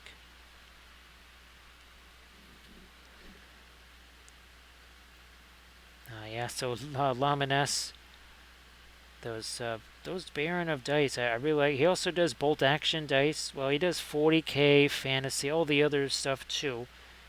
But obviously for me, the Song of Ice and Fire, the Lord of the Rings, and the bolt action dice, those were the things that were going to pique my interest. So Amps, how are you doing? So Arid, were you able to accomplish what you wanted to? I mean, 9.5 hours. Sometimes you don't get to do everything you wanted to do. Oh, and Conquest dice. Oh, geez, they do Conquest dice too? Holy smokes. Ah, boy. Well, Bithron, glad that you could join us here. And Arid, thank you so much for the raid. Everybody, again, please give Eridican Wife a follow. Also, Eridican Games. And you were able to get quite a bit done. So, Arid, yeah, it was kind of a... I could swear that I saw on my phone, or it was a kind of an active day today, but I could swear that I saw Eridican Wife is live, but that was a little bit. I think there was still sunlight out there. Hey, Halligan. Halligan is back. So Halligan, yeah, we did throw a little bit of freehandy stuff on the cloaks there too, just for the hero right here, and of course, well, we had some fun doing the freehand on the shield as well. Ah, so you did start it too. Okay.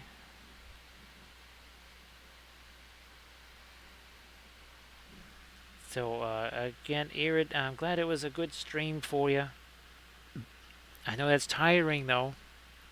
I'm guessing you're wanting to do some shower goodness there and just kind of chill out. Now here, so we've got, it's not just the light to dark. We're interrupting that with a band of this. Why? Because it's reflecting something here. Like his arm. Hey, Green Fairy Studios. So Green Fairy Studios, hopefully not too much Monday. It sounds like there could have been some Monday there. So finished at 11:36. Oh, thanks Green Fairy Studios. So Green Fairy Studios, you know what? I was talking about this Payne's Gray yesterday. Not sure if it was going to be dry, but it's dry. Of course, I think that's the magic of the Radiance. Not really there's no magic in that Payne's Gray. But yeah, the Radiance did actually, I think, get that to dry faster than I thought it was going to. Oh, thanks, Ams. Now again, well, here's the other ones. Again, this is the Williamsburg Payne's Gray, and then this was our control experiment here, right? Using the Mars Black. Thank you so much, Bench Guy. Appreciate that. Well, you have a good night there. And thanks for all the bits there, Bench Guy. And of course, like we were saying there, if we don't want to bombard you with too much of the printing advice there and just be confusing. But like I said, you can do some YouTube vids. You could even go onto Amazon and look at the feedback on, say, an Anycubic versus an Elegoo, and people will say, okay, well, I kind of like this, except getting the replacement parts was difficult or something like that. Yeah, Green Fairy Studios, the Radiants, they're so, I don't know what's in them, right? We still haven't figured out what's in them yet. Again, here's some more of our Numenorians. We'll actually have almost 10 of these guys.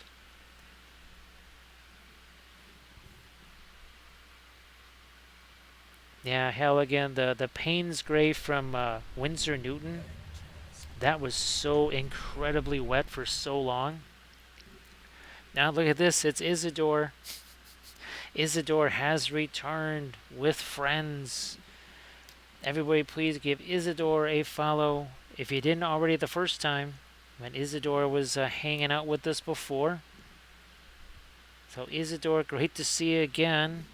Great to see you again. I hope that you had yourself a fun stream.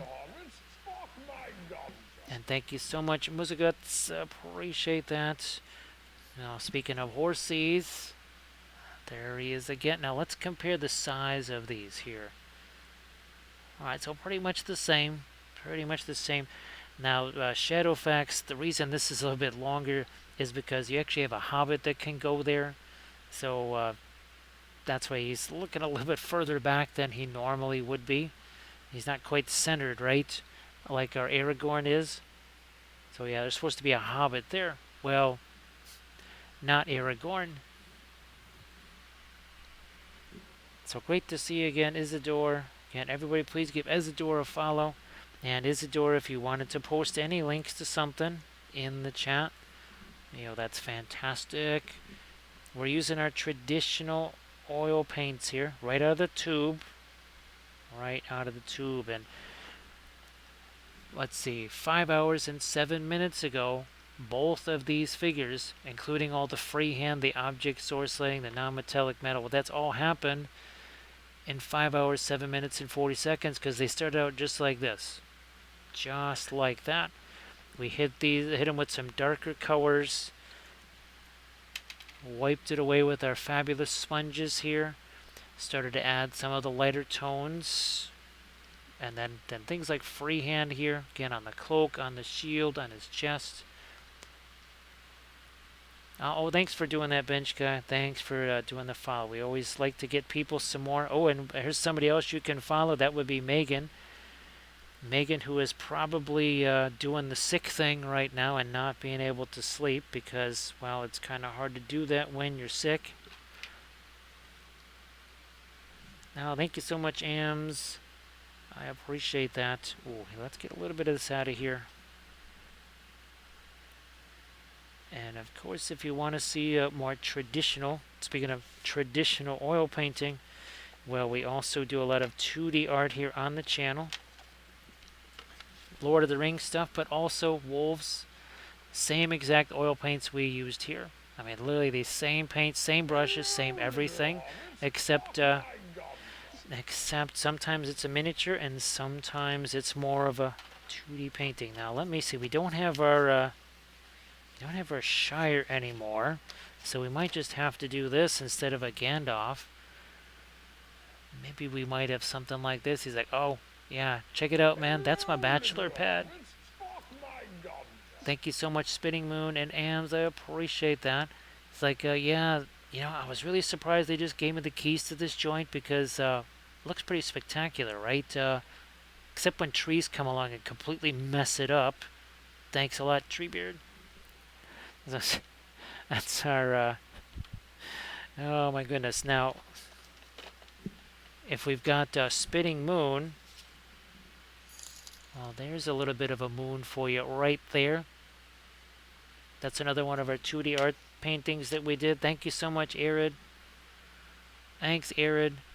Thank you so much. Really appreciate that. And everybody, oh, please check out the Werewolf Queen bust, all white Werewolf Terrapin. I swear this is from White Wolf Tat, right? This bust right here. I've got to look at their stuff more. Thank you so much, Arid. I appreciate that. Thank you so much. Now, where's my... Oh, here we go.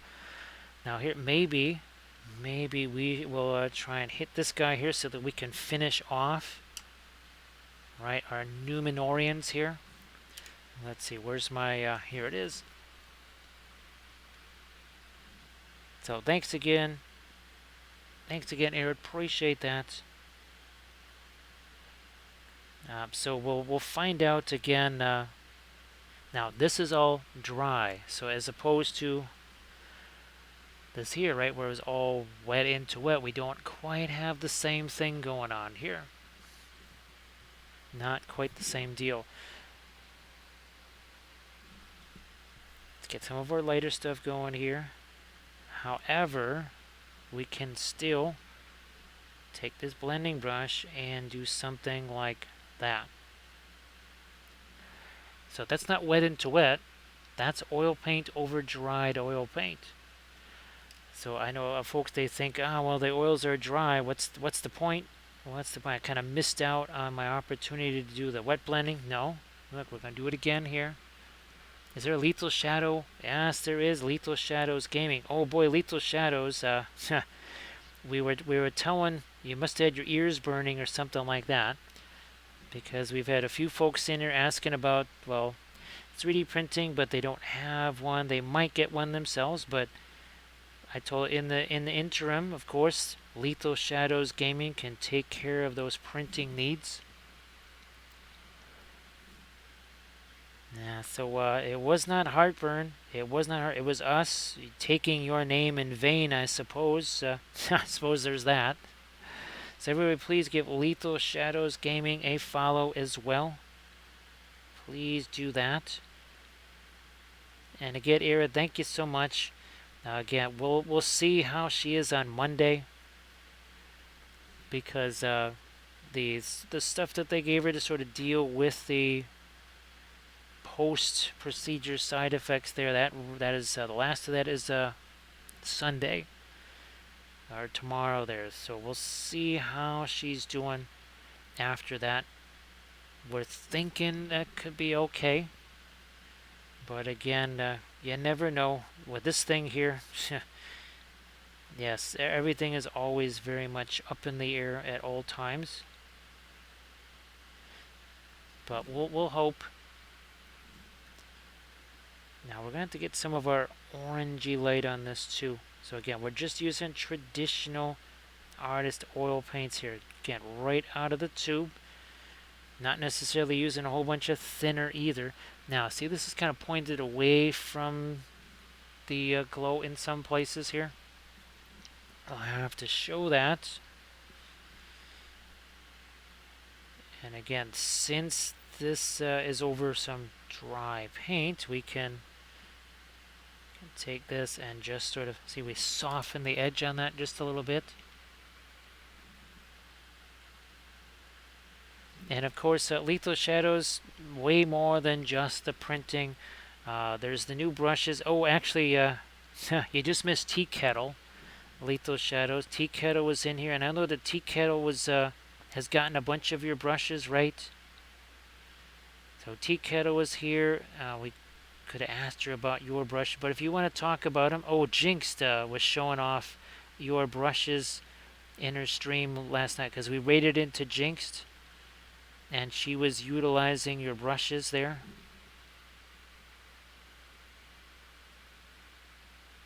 Let's see, a meeting with the showrunners for that convention. Now, Lethal Shadows, again, I'm sorry I haven't written you any messages just to see if you're still in one piece there. And I know that you've been super, super, super busy. Now, let me get some of my yellow here. And this really starts to happen quick. But again, just because things are dry, it does not mean that we cannot effectively create some wet blending there.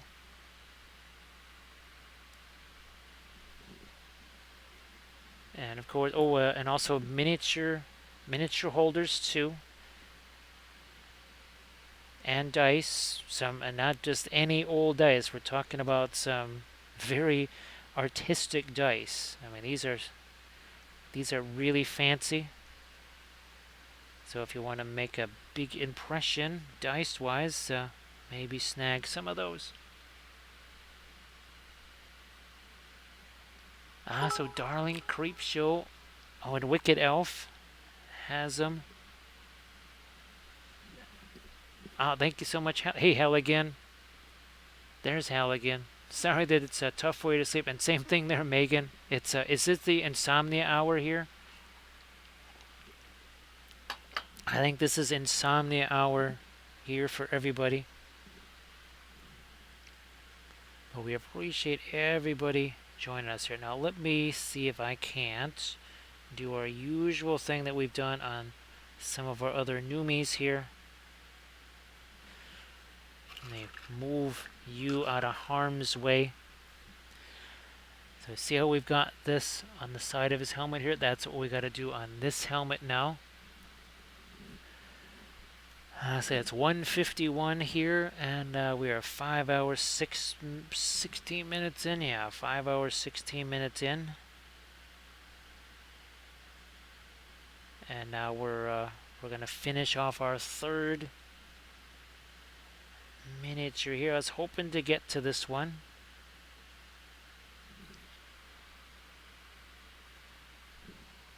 So yeah, hell again, it's almost like that other stream. Remember we did where just all these people, they just said I can't get to sleep. They would try and get to sleep, and next thing you know, half an hour later, they'd be back. Here, let me get a little bit of orange on this. Just a little bit. So Megan may have been here the entire time.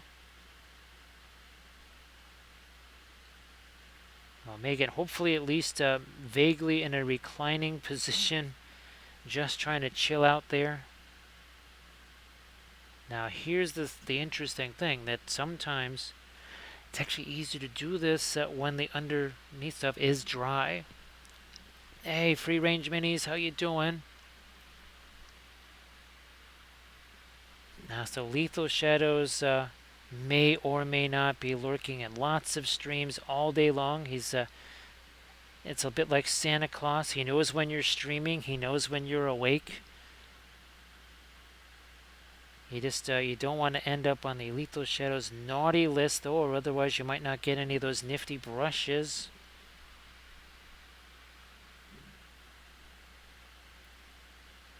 Now, of course, for me, I would dearly love to be sleeping right now, but given our situation here, it calls for me being awake at all hours of the day and night.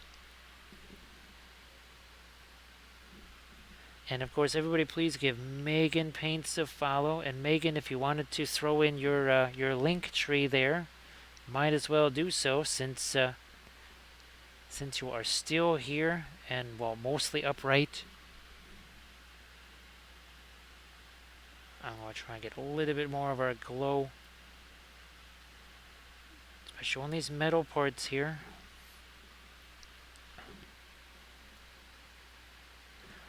Well, AMS, I guess that streaming is, I guess that hopefully that's kind of a helpful thing for you, because at any point, at any time, not able to sleep, you should be able to find a stream somewhere, whether it's somebody from overseas or here in the US of A. Obviously, I think you would prefer to just be able to sleep normal, but when that can't happen, hopefully there's some fun folks for you to check out. Now, obviously, like Arid, And Aaron's probably run off to do the shower thing after that 9-hour stream. Again, everybody please give Can Wife a follow. And while you're doing that, also Can Games. For those of you that enjoy a little bit of brick building there with the Legos. And it was, oh, it's the Zhang. I think he does that too. Oh, I know he also does Gundam stuff, I think. And of course, I think Lamines may or may not still be awake, which really does make it the Insomniac's hour. Oh yeah, there you go, Halligan. Again, I really did like how that Templar bust turned out, or is turning out there.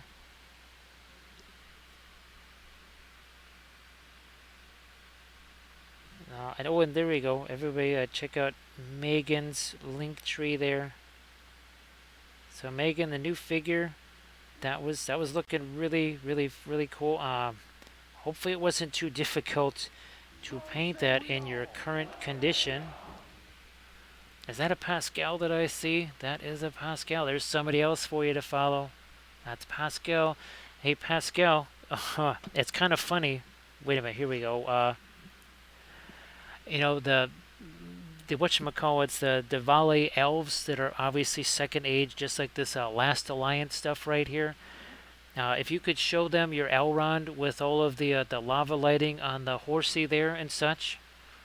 Yeah, Pascal, that's looking really fantastic. Now, is that completely finished, or was there a few little smidges here and there? I thought it was almost basically done and ready for some of its final effects there. So, and everybody please give Free Range Minis a follow too, because, well, follows are free. And Free Range, if you haven't had a chance to post anything in the chat yet, of your Instagram or whatever, if you want to do that, that would be fantastic as well.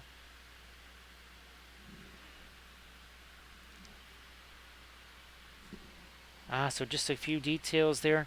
So yeah, Pascal, it's just as I'm doing this, all I kept thinking is I got to see that, oh gosh, maybe 3 days ago or so, your Elrond figure.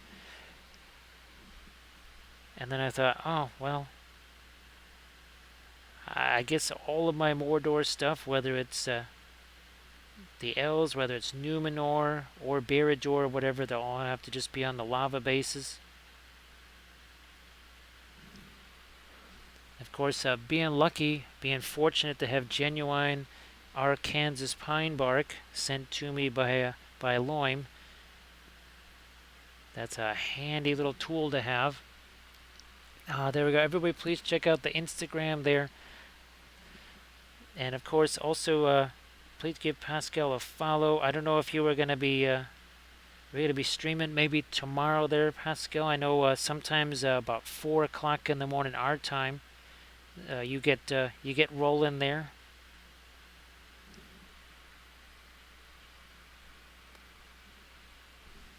Thanks for doing the follow there, Bench Guy.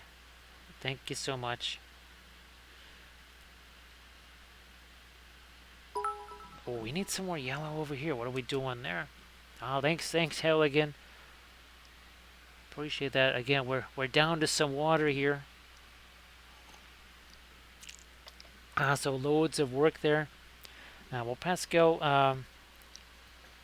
now obviously that was your Elrond project there, but you got other ones too. I know you have your, if you wanted to show off your Skaven, your warband there, and that's you're actually supposed to be using those in some games, right? At is it a games day, or is it called something else and not a games day anymore?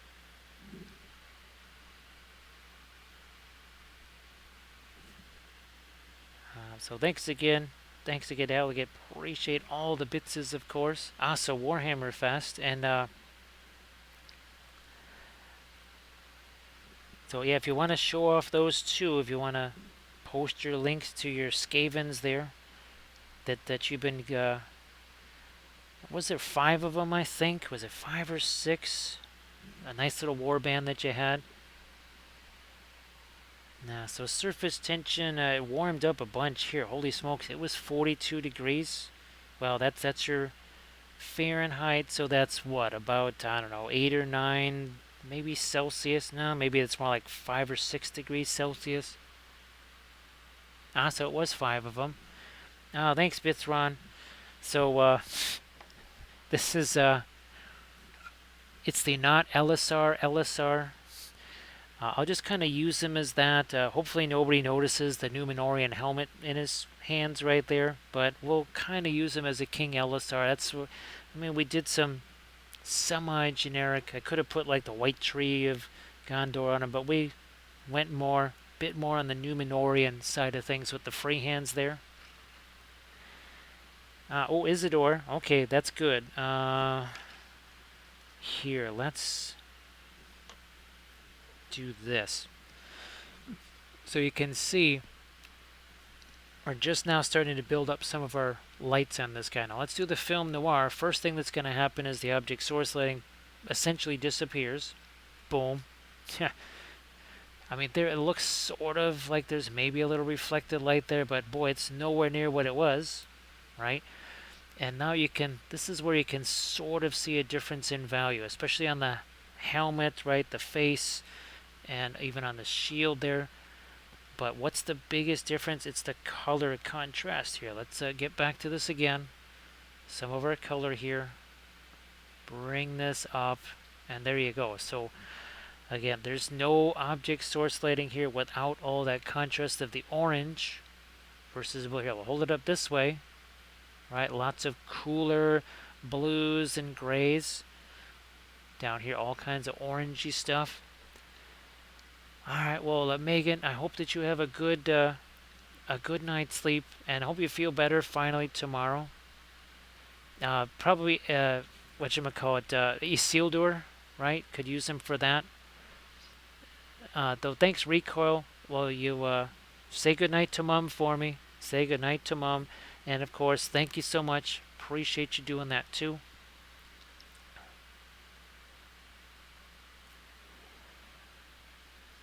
Yeah, I could definitely see that happening. I guess if you throw chocolate-covered raisins into that mix, it'll speed things along. That's for sure. Let's see. So I think we're all caught up there. Yeah, Isidore. Well, we'll here. Let's go back to. We'll do some Book of Wappel there, really quickly, and then we'll try and tie that into yet another one of our film noir sessions. So I'm just going to throw this dark over here. Thank you so much, Arid.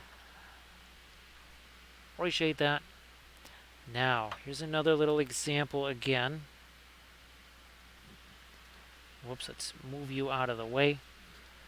So we can make our object source lighting here disappear. Especially over here. Watch this. See that? See how that comes back? I know we do these all the time, but right there. Contrast is more than just light versus dark. So you can have all kinds of object source lighting, and it has nothing to do necessarily with how light it is or dark it is. And then there's this. That color intensity and temperature, what are we showing here? Let's get back to our scene once again. Cooler gray colors. Very warm, intense colors here, which is why we can make our object source lighting essentially go away. We'll take it further. Where's our Schmandorf? Here he is. Schmandorf. I actually did this in one of my tutorial videos. We painted the first 45 minutes in film noir like this. Just watch what happens when we bring back that color. Intense blue. Warm colors that are very dingy by comparison. Right here, let's hold them this way. Boom, there goes your color. All of a sudden, not so much. I mean, there's a little bit of light there, but nothing like this. Nothing at all quite like that. Intense colors here, dingier colors there. Also, opposite color temperature and opposite in intensity. Well, kind of here. I hope that you also can get some sleep again. For all the folks that are having a rough time sleeping tonight, we really hope that you can get a good night's sleep ultimately. For sure. Here, let's get some more of our dark spread out here.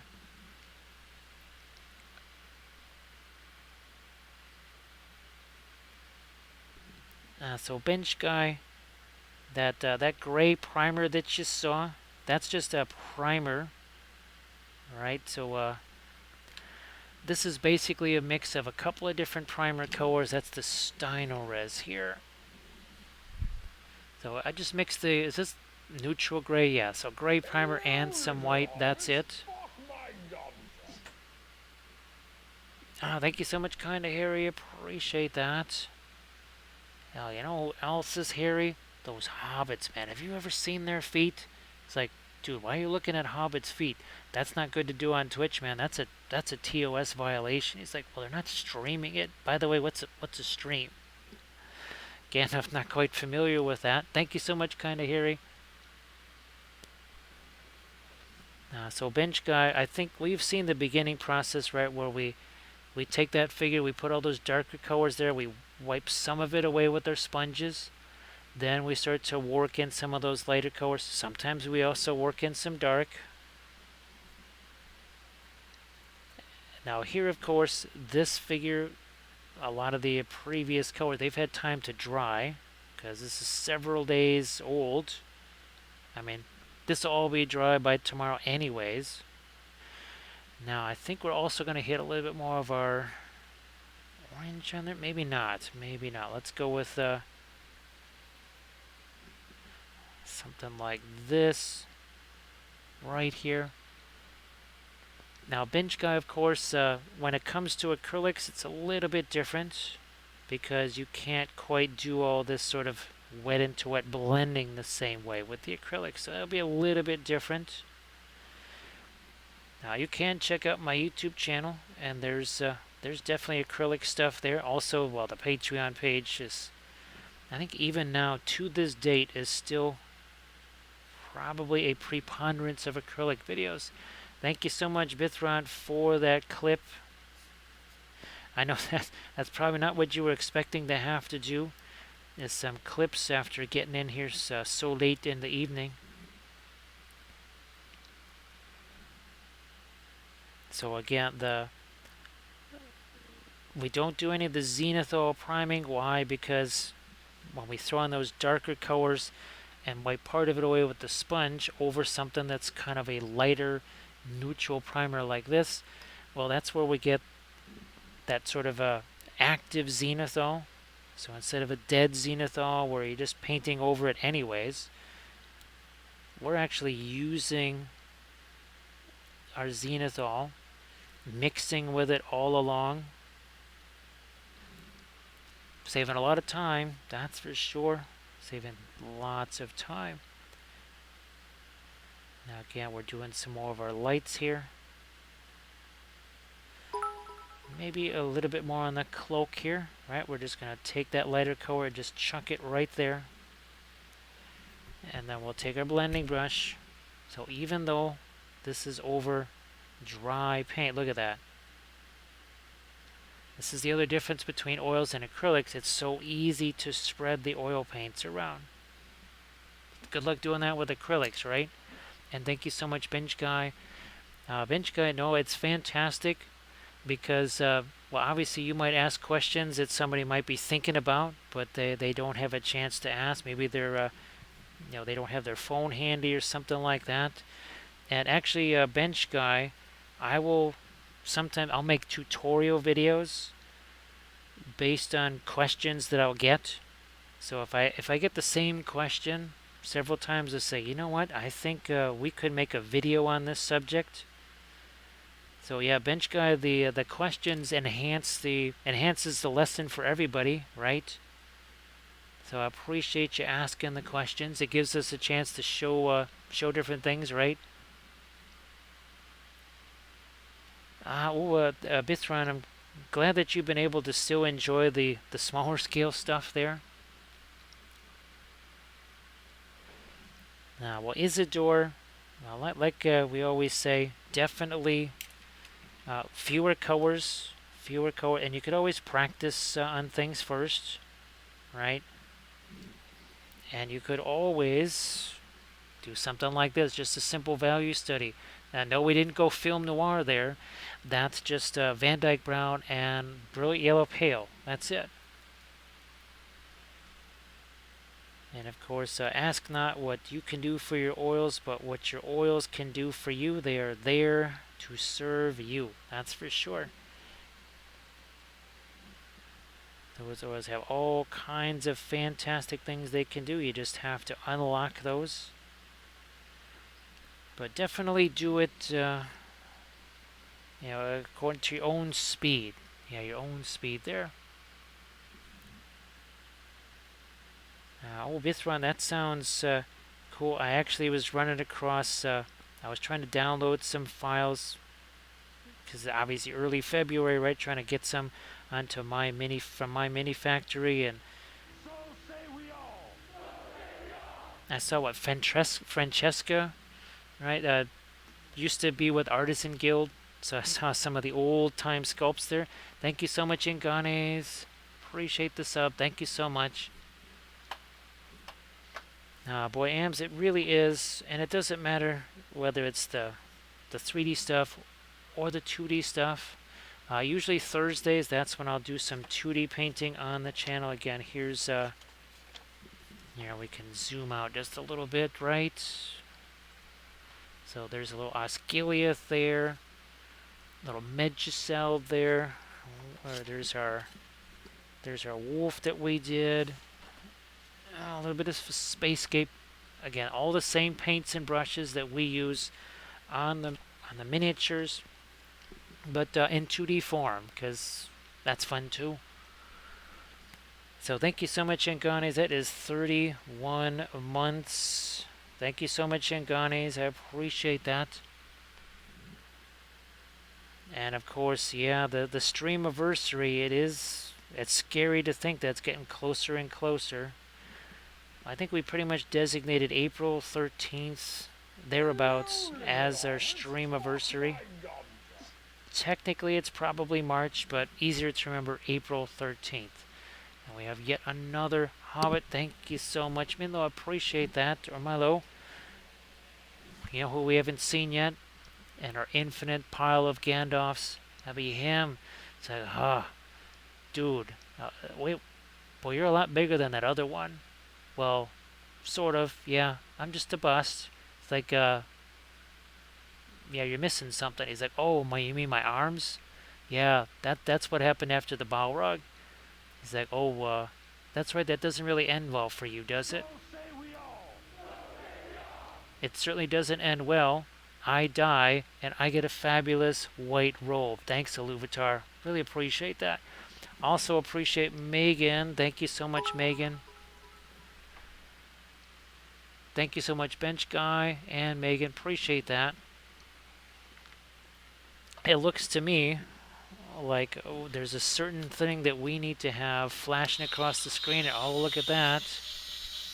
Look at that. What could that be? That's this. That's the hype train. There it is. Hype train. Hype train. Thank you so much, Arid. Appreciate that. Hype train. Flash photography. There you go. But don't blink. I blinked, man. First, he finished all the miniatures. Then my eye fell out. It's like, what exactly is this supposed to be? Thank you so much, Bench Guy. I do believe that's going to generate the level 2. I'm going to say it does. I'm going to say that's a level 2 right there. What does that mean?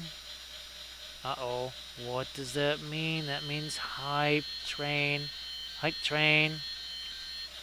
Thank you so much. Because of course, right, we've got to have ourselves that hype train. I think we had like a level 7. Was that earlier this stream or was that the last stream? I think that was earlier this stream. Oh, now we got to decide. Where's our Isildur, Elendil, Elisar? Or all 3. See, we've got the lighting on both sides just because of where this is. Now here, I'm not going to put that on this side because I'm going to say that this the rocky stuff here is going to block that. Well, Ams, you have a good one.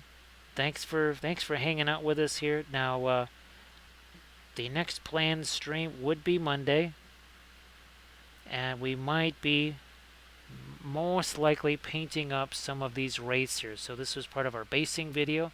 So we'll be painting up, who knows how many of those guys. Of course, we love our basing here, and that's something that we did on stream not all that long ago, just over the last couple of weeks.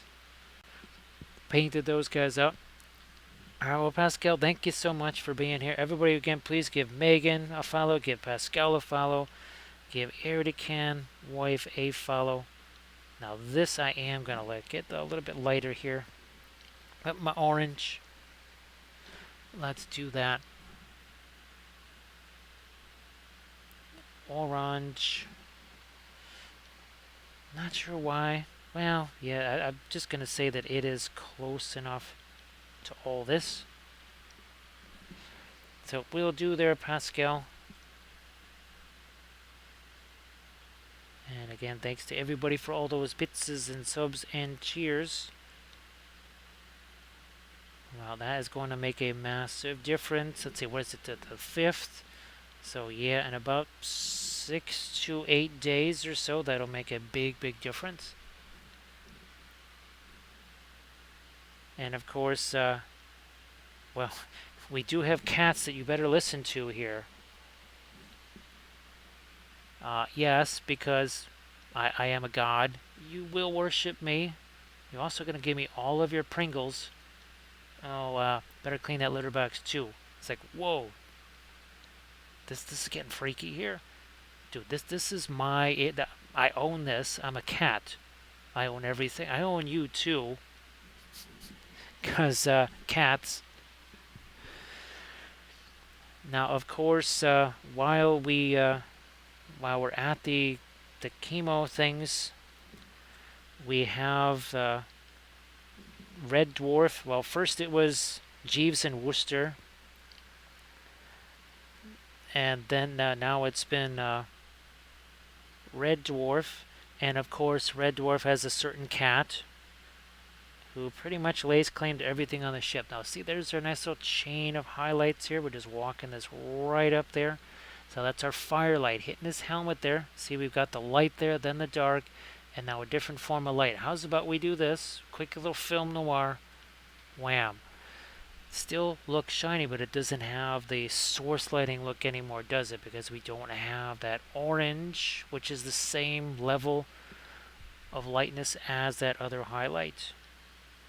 Just throwing that out there for you. So yeah, that would be Prinkles, the Imperial War Kitty. You feared and loved and loathed.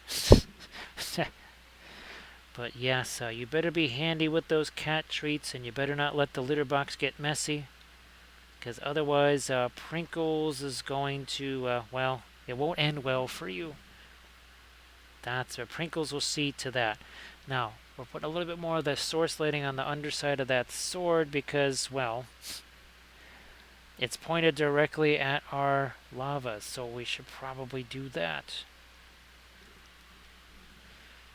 You can still go even, I think, a little lighter.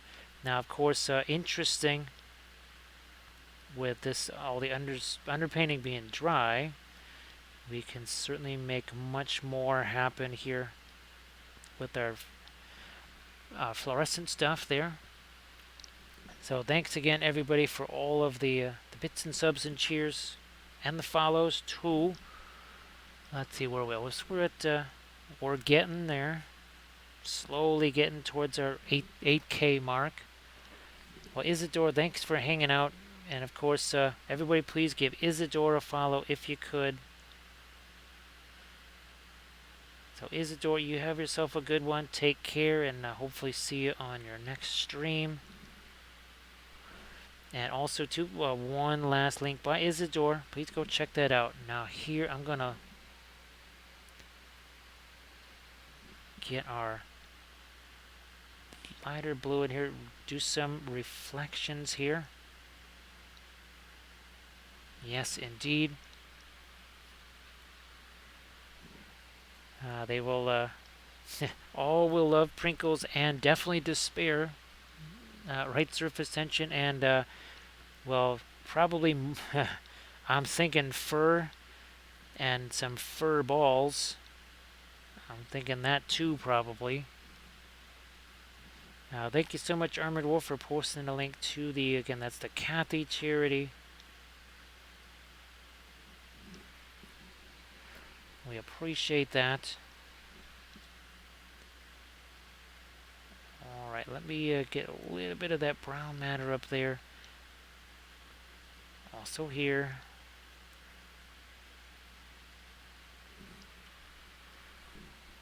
I think I need to get back with some of my dark here and sharpen up some edges. Yeah, that's... we've lost a couple of edges here. We need to go some dark there anyways.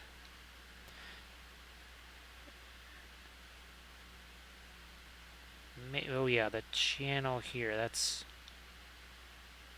also need to get our dark there.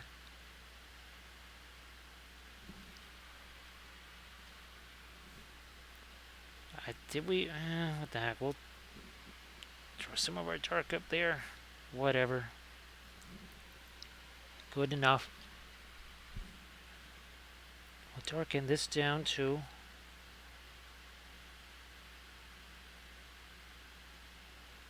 What's going on here? Do we have... I was thinking of putting the object source lighting on the chest there, but I don't think we'll do that. I will snag some of my radiant green here, I guess.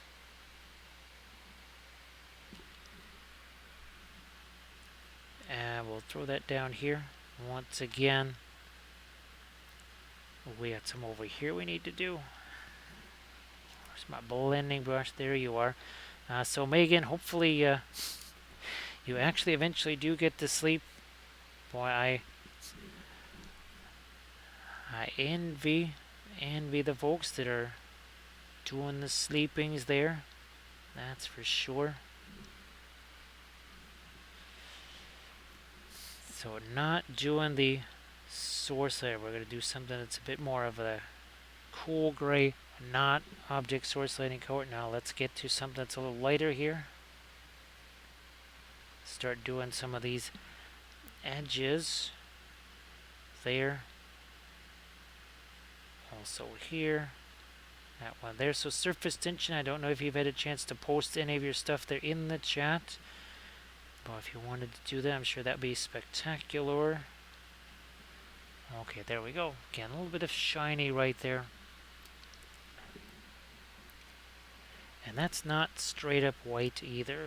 It's light, yes, but it's not straight up white.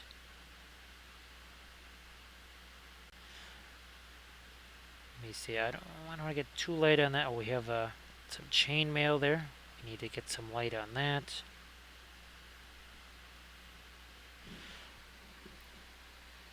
Get some lighter yellow out here.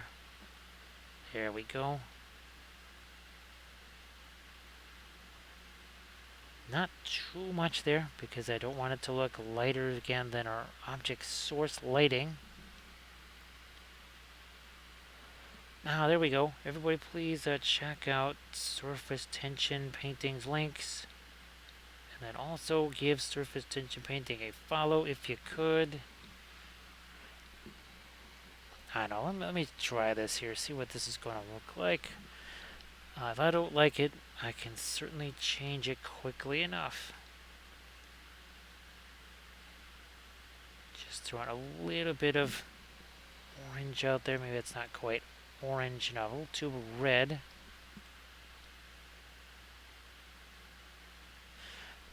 And it's a little bit like, see what we did on the shield here? Again, that was just free-handed on. I'm always going to prefer the stuff not being sculpted on the figure, because I would much rather just do my own freehands. And it doesn't matter, because here we got our Dauntless. That was all done with freehand because there were no decals that were of the right type that I needed.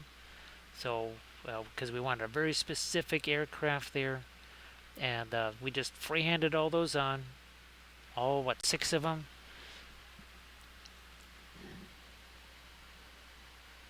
And some of our orange here, we'll get that on the underside where the sword is. Maybe here even on the inside of his cloak.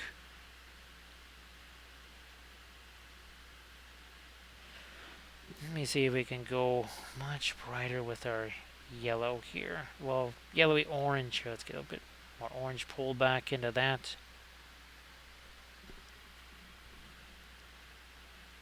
Yeah, it's interesting how that stuff it gets. You're always having to do the next. Oh, I need to take pictures of this, take pictures of that, process those pictures, get them ready for the instas. Of course, now it's all about the videos. Which, I don't know, now that I finally have a hub here. It's not like the one of the super fancy ones. But since I potentially could need at least 2 of those, maybe 3, I thought, well, we'll get this one. If it doesn't work, then we will get the snazzier one.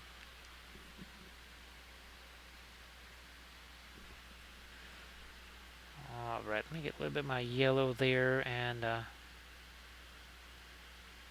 sure we got that edge straightened out. There we are. We'll have to get some of our later tone on that sword down here as well. You know what? I might just do that. I wasn't originally going to, but let me see what happens if we do some of the orange right here. I don't know, maybe that's going to be too weird, but let's give it a shot. So some zombie wolves nearing completion. Now, oh, actually, it's a surface tension. You guys have some snow there, or is it more in that kind of 0 to 5 degrees Celsius range? Now, here it was in the minus, I don't know, maybe minus 10 or so. So, no, maybe not that far. Maybe minus 7 or 8. For a few days. It was in the single digits Fahrenheit here.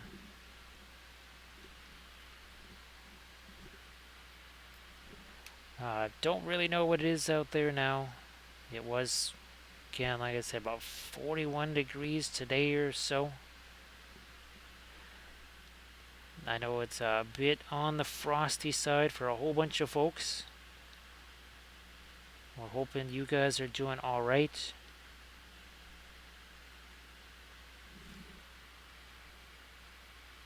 It's about 2 or 3.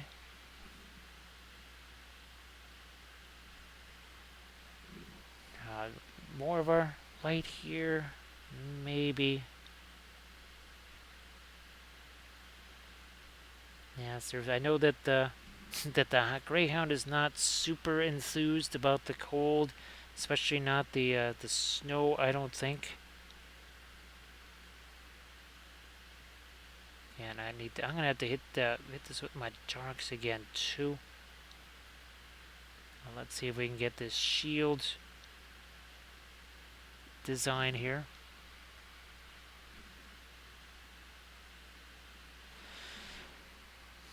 Okay, just taking our fast matte white. Well, thank you so much, Bench Guy. Thanks for doing that. Now I know that, let's see, I know the Armored Wolf has the link for that. Because you should, there should be the, well, little sound of the coins there.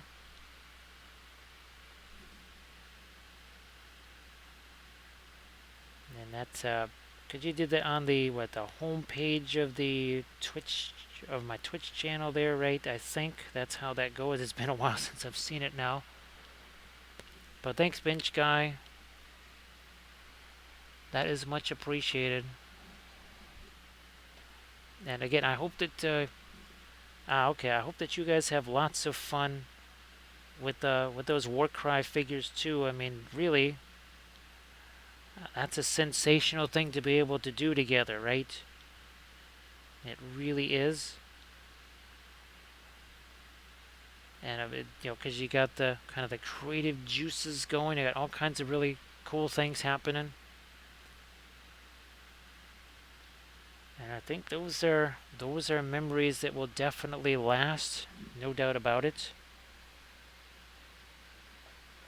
I mean, I still remember the very first miniatures that Kathy and I painted at the kitchen table over well over 20 years ago now, more like 22 years ago.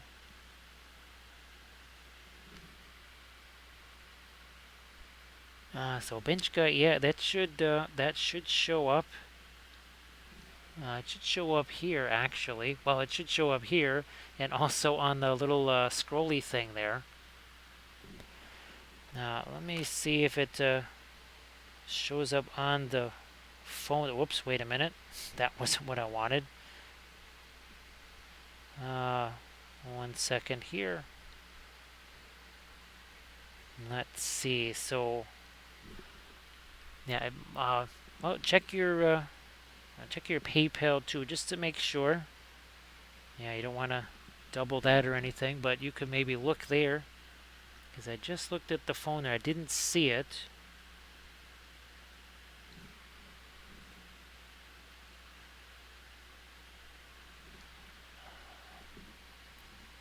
But well, bench guy, again, who knows? Maybe it's just not showing up just yet. Although it should, definitely should be showing up.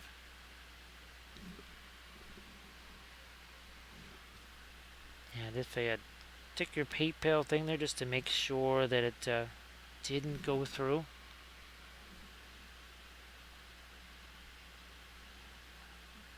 Okay. Maybe, well, that's why that's why I don't have any alert. Maybe that's why.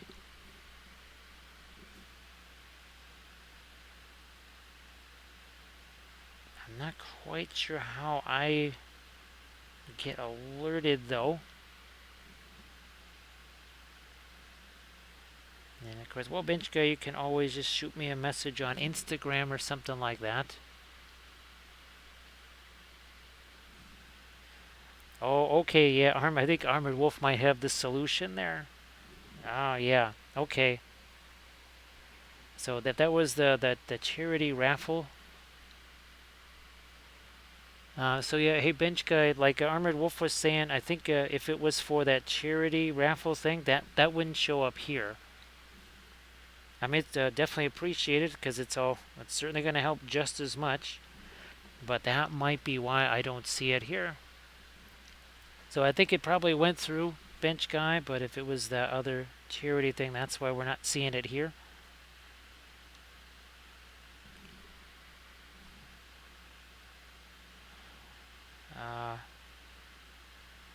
Do we need to? Yeah, let's darken this down too.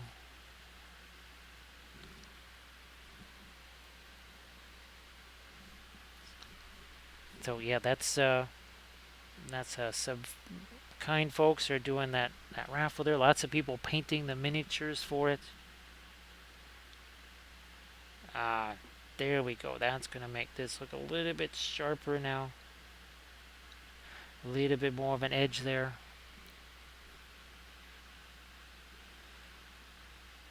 Oh, we gotta go back with our dark here. Maybe even need to get some of the brown matter.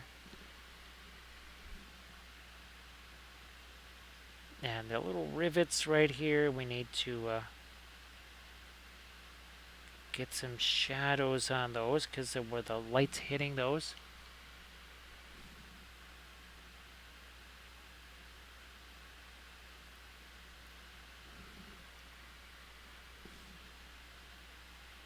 Yeah, so bench guy, well, again, you can check that see, because I have, yeah, the only way I can see any sort of notification by itself is if it comes in through the PayPals there.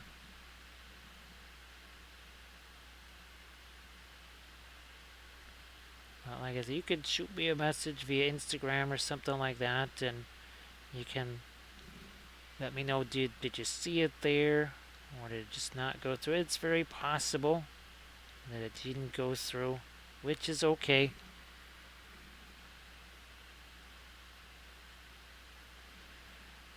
We need more dark on this edge too, right there. Yeah, Benchka might have just gone through a different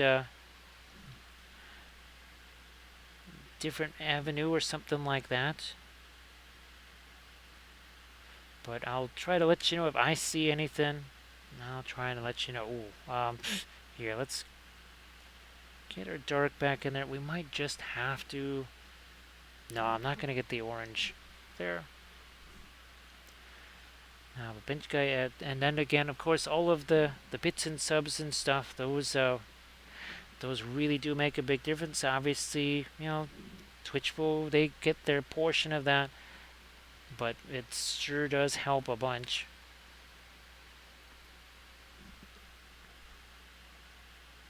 And that makes a really big difference for us, especially with, again, the regular work pretty much being stomped out since last April.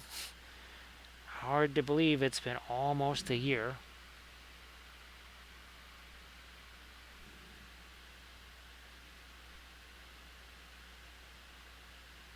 So we appreciate everybody that's been helping us out and supporting us that way. And I know people did the Amazon wish list. That was able to get stuff for Kathy right away, like instantly. It just was there. And those were some things that were needed right away.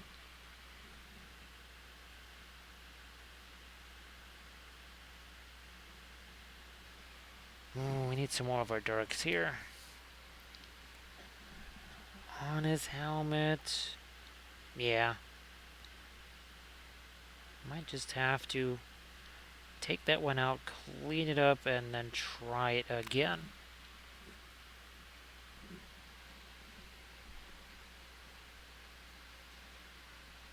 So yeah, if Armored Wolf could, if you could do the link there that is for the normal one, and then you can click on that and see if that is the area that you went to.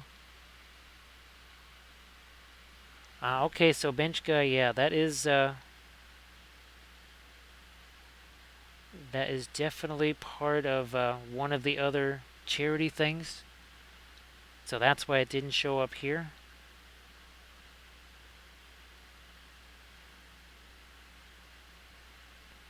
So, but thank you so much for that. That's why. Okay, now that all makes sense. Because all the stuff that comes in here, that's all via Twitch.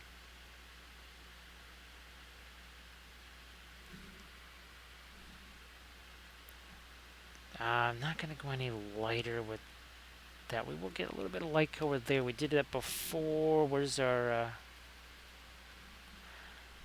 vaguely bluish color?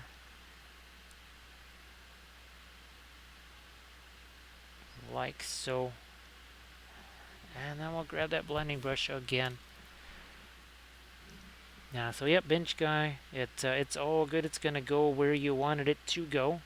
I just wish you could have your name scrolling across the screen there.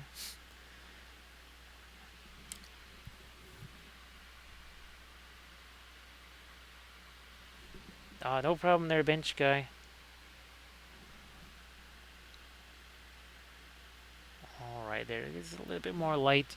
So surface tension, it was a little bit of a mix of the... And we'll actually do it again here. So some of the Williamsburg indigo and mixed with a little bit of the Mars black, also from Williamsburg.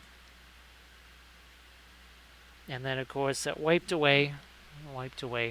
And then now we're coming back in with a little bit more of that here.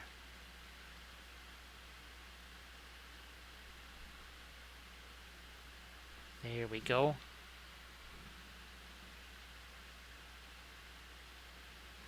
Alright, let's do our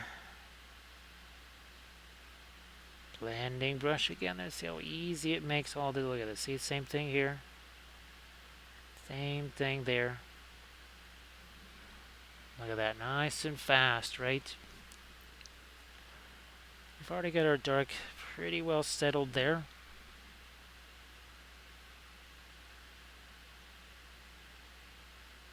Some more over here.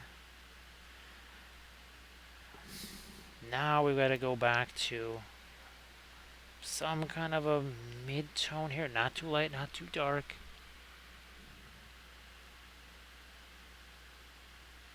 Something a bit like that. Some Van Dyke brown, a little bit of our brown matter as well. Separation between the cheek and the helmet there. So yeah, well, Benchka here, we can get you this. Well, this is the sound you would normally get, but we'll also do. There you go. We'll do that too. Now that is the sound that's supposed to play when there's bits. Why the heck that sound has never played in 3 years? I still have not been able to figure out why that sound does not work. It's supposed to. I have no idea why. I have tried and tried and tried to figure that out. No dice on figuring out why in the world that doesn't work. Because that sound came from the same source as all the other ones that we use here all the time. And yet that one for some reason doesn't work. Not sure why. Now here, got some of our dark there. So Bithron, it's all where it's supposed to be. There's no. It doesn't matter what folder it would be in.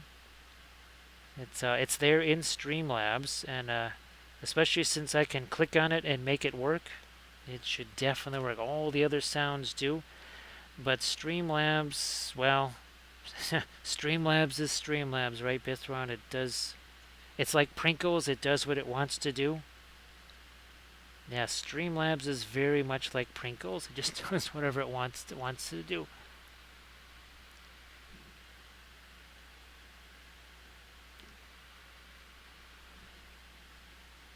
Yeah, Bench Guy, thank you so much. And of course, since this is gonna be a long-term thing, this is not going away anytime soon. So it doesn't matter, if it's immediately or if it's again part of the other fund there. Either way, it's going to help because we'll certainly need. We're going to need some backup for quite some time.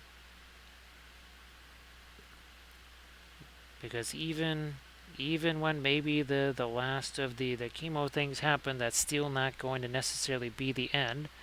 Because we don't know what else is lurking there. So yeah, Bithron, it's all done in Streamlabs. Streamlabs OBS. And it definitely has a mind of its own, for sure.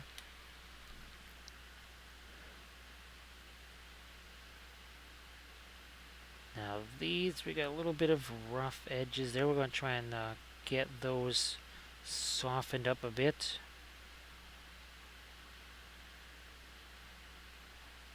Over here, we need either more light. Let me see what happens if I throw some light there. Let's see what happens. We're just going to use our fast matte white over here. That's from Gamblin.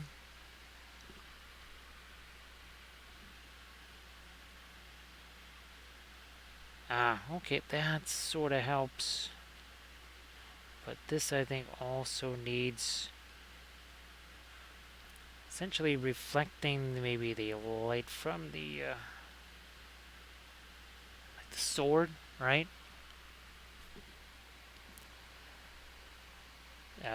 It doesn't matter whether it's the non-metallic metal or the TMM, if you do not have the reflections, it's not going to look like metal. If you're using the metallic paints and you have no reflected lighter colors, it'll look very sparkly. It'll look sort of like glitter paint, but it's not really going to look like metals. Yeah, well, Bench Guy, sorry to hear about that. That is not easy, whether it's just happened or whether it happened years ago. Because there's only one of those, right? You only have one, so sorry to hear about that. That for me was many, many years ago.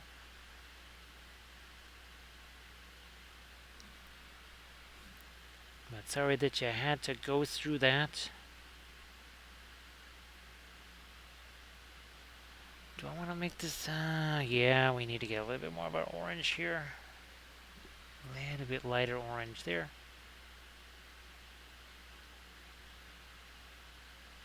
And of course, I'm sure there's times of year that will magnify that and just make that more obvious, right?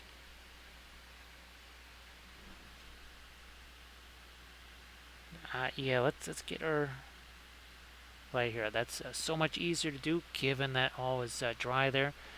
All right, well, Arid, thank you so much. And of course, everybody, please give Arid Canwife that follow. And Arid, I hope that you have a blast with the dogs, for sure.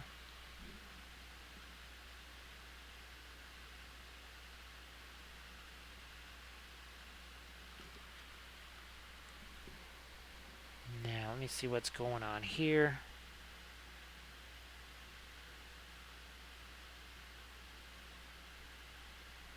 Like so.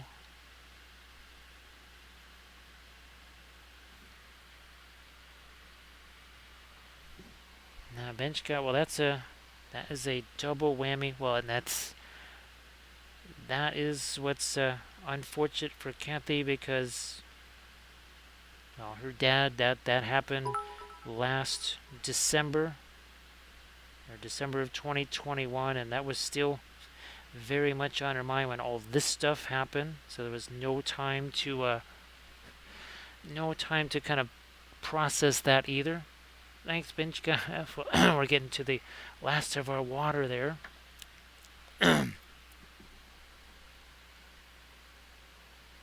That's why our medicine is very helpful. Keeps that voice going. Now I'm thinking I'm going to get a little bit more of our orange down in here, maybe. Yeah. So that was December of 2021, and then well, 2022 certainly did not go according to plan. Most of that year also got wiped out. And I would think even a year from now we'll still certainly be dealing with this. Possibly longer.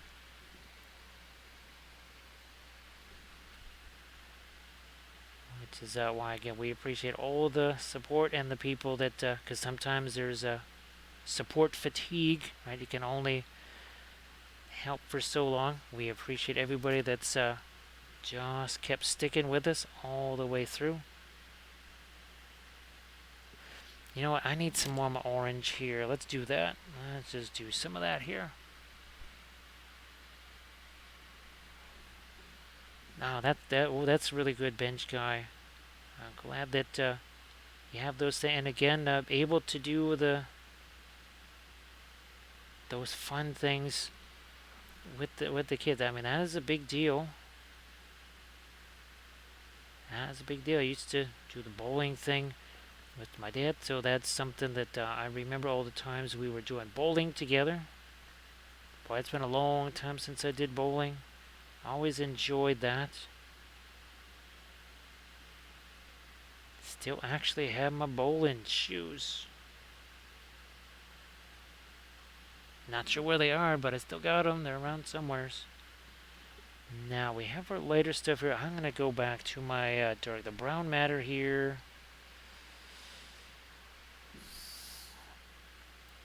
And here I'm gonna just kind of restore some edges. Might have been a little bit of a support nub there, kind of interfering with that a bit.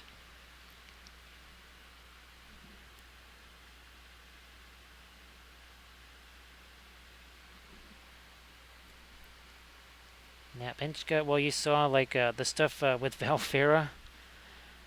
Valfera's had all kinds of weird things happening to him just for, not for a week or a month, but for well over a year now. And we're just wondering, like, and the same thing with us, where it's just been stuff for such a long time. You kind of, you say, okay, I think it's time maybe for this little roller coaster ride to end. But it just, it keeps on going. There, now that's cleaned up a little bit.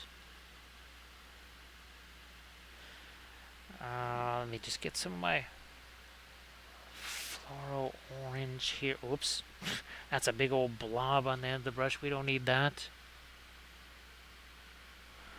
So okay, that all makes sense now. So I see the link from Armored Wolf, and I see the Better World thing. So that's, it's all good. It's all part of that. So it was successful. That will be headed our way too. So we appreciate that.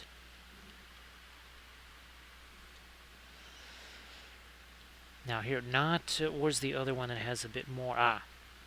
So you can see, there's a little bit less of the object source lighting here. Look at, see, one is pointed down towards the lob, and then this one here is pointed basically away. So that's why we have two different different regimes of the object source lighting there. Not quite so much.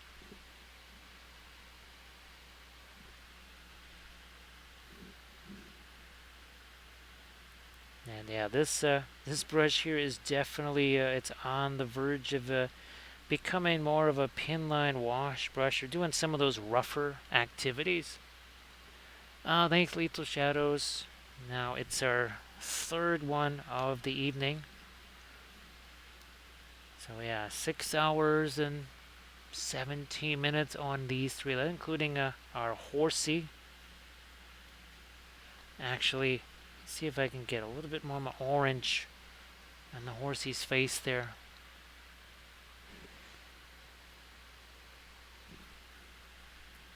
Now, yeah, bench guy. Well, actually, Megan also has had lots of crazy things happening to her. And you remember Ickohoof, right? Ickohoof had some not fantastic news, so that's kind of nice for people to be able to just know they can go somewhere and know that people are thinking about them. Let's see. See, I don't want to get too light with the orange there, because then our star not really going to show up very much.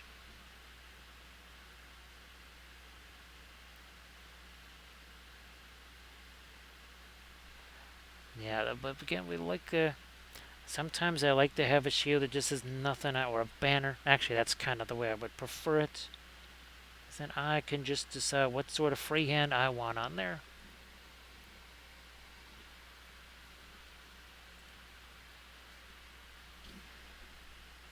Yeah, that's a little somewhat lighter orange right there, and then that's about it. Now these got to get softened up here. I just looked at those. Those are some pretty ragged edges right there. Since those have been there for a little while, it's a lot easier to take those and just tone that stuff down. Oh, thank you. Hey, Sparrow. Nice to see you. Much appreciated. Now, Benchka, these are the exact same brushes here. So these are, where's my filberts? There you go. So these are, whatchamacallit, Princeton Velvet Touch filberts and short liner brushes. I just get them on Dick Blick. You could probably get them from Jerry's Artorama as well. They should only be in that $5 range, maybe $5.30 on the high side. I stopped using sable brushes a long time ago because there was the reliability on those was shot. I mean, they would just I'd be spending I just tried to get some sable brushes, and they didn't really work well at first. Then I kind of finally was able to condition one, and then let's put it this way: this brush lasted 3 times as long as that sable. That sable was 3 times the price of this. So I could have gotten 3 of these brushes, and instead of that one sable brush that did not last very long. So Sparrow, I hope that you're doing well. Thanks again for the sub. Appreciate that.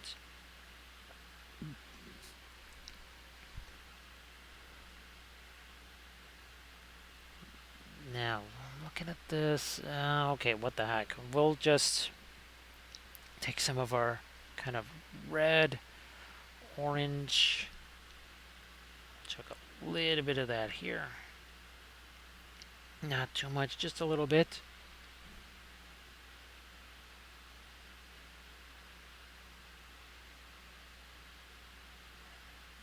There. And again, if we were to do our film noir there, poof. I mean, it just kind of looks like shading, doesn't it? Just sort of looks like shading. Not necessarily look like object source lighting. So Ace, I use a magnifier light, and actually this is nothing really fancy either. It's about $36 on Amazon-ish, something like that. It has only a 3 times magnifier, but it does have, it's a changeable. You can change the, here, let's see, you can make that much brighter. But we don't want it that bright. That's way too bright. So it's a dimmable, which is fantastic. And I do believe you can also change the color settings a little bit. I've always used magnifier lights even when I was doing my 2D art, because they had to be really small so that I could scan them and make my own prints. So that meant no big canvases or boards or anything like that. So I've always been using a magnifier.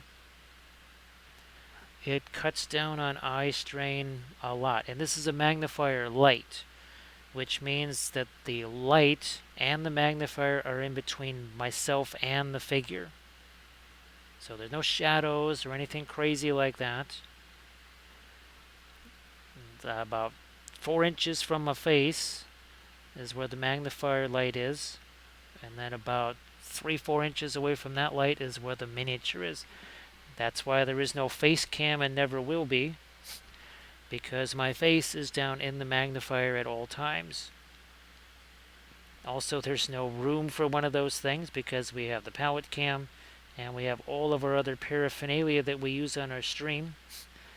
There's no room for a face cam.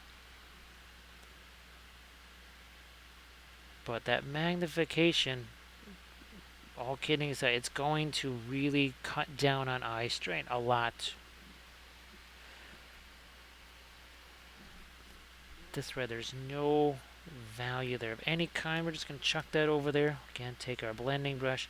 This is another reason why the oils are so much faster than the acrylics, right? This is a one-piece miniature. There is no sub-assembly here. All those Song of Ice and Fire miniatures, same thing.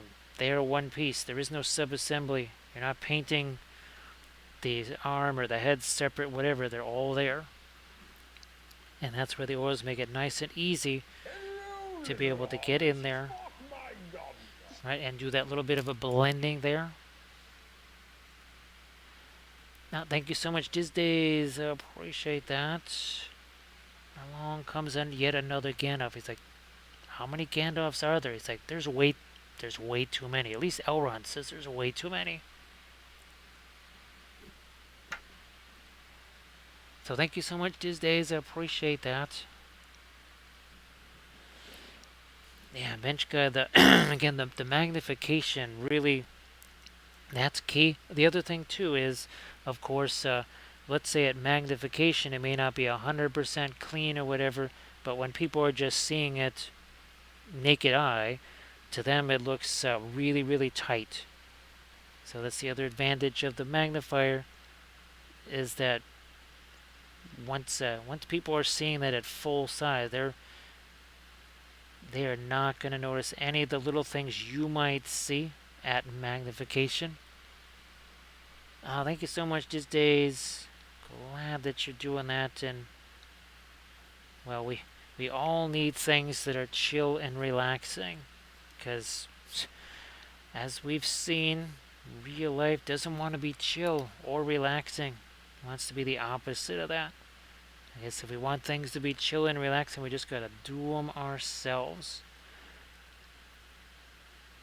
We have to provide our own chill and our own relaxing. And I do hope that it's a nice little mellow place for people to hang out. And well, it's also fun because we get to exchange a lot of information here.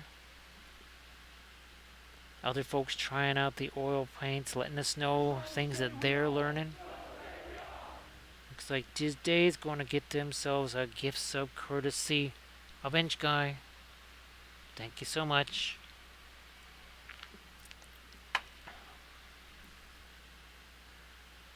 Now, what's going on here? I'm looking at this. See, here we have a whole bunch of dark and then a bunch of light right next to it, but nothing kind of in between. Here's our orange again. That's our orange. It's got some of the little bit of our not fanchon red. So this is our mostly fluorescent orange here. Let me turn this around. Now again, the reason we're able to see anything there, we're able to put this on there so easy, is because that paint had a chance to set for a while.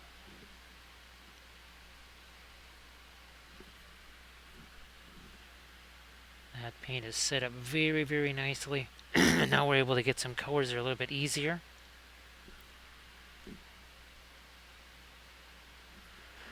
And that's especially true with the fluorescents. Because they're super translucent. Sorry about the voice there. That's well, we've exhausted all of our medicine. Yeah, see, that's got kind of a brownish look to it. There's some nice orange there.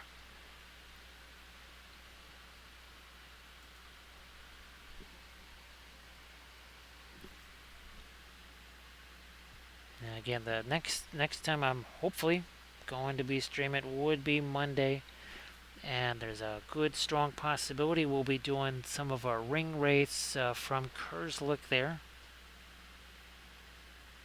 Or we're painting the Witch King if I can get him on a base and ready to stream. But I think we'll probably just have to go with the not ring wraith or Witch King ring wraiths.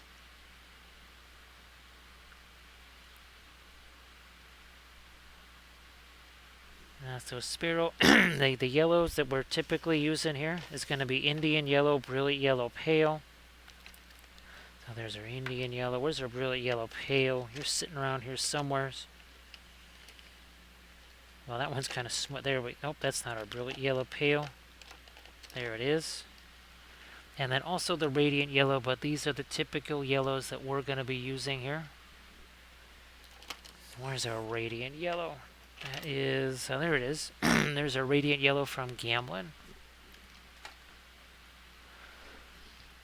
Bench Guy, so it's weird. I guess people, they select commercials to play during their stream. Now, I guess it's, you know, we all get whacked by commercials when you come into a stream. I didn't realize that people have commercials that play on their stream. I think that's a new thing. Well, oh, that's right. I had to turn that thing off. That's right. I think I got a message about that or something. I said, no, that's not happening. Turn those things off. See, look at that. We can actually get this orange over here, which again would not have been terribly easy to get there a few hours ago. Yeah, Sparrow, the Winsor Newton Indian Yellow is not, it's not too bad. My favorite, well, huge surprise, right, Sparrow, is the Indian Yellow from Williamsburg. I've tried, I think Richardson was another brand. Oh, and gosh, I don't know if I can reach it. Maybe I can. The Pebeo stuff or PBO paints. I don't know if I can grab. Nope, that's not the yellow there. But that's the other one. I don't know if you saw the video with that. It was one of the Patreon vids where I was using the Pebeo paints. I haven't tried the Gamlin one. We used, oh, that's right, at Adepticon in the painting class. We used the William or Winsor Newton Indian Yellow. I don't think I actually had the Williamsburg. Yeah, maybe I did. Might have had that by then.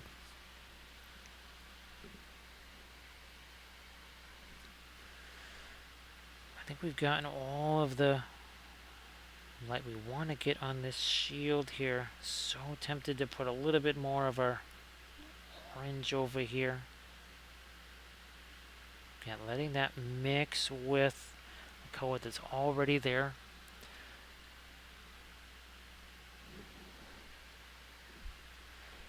So some more over here.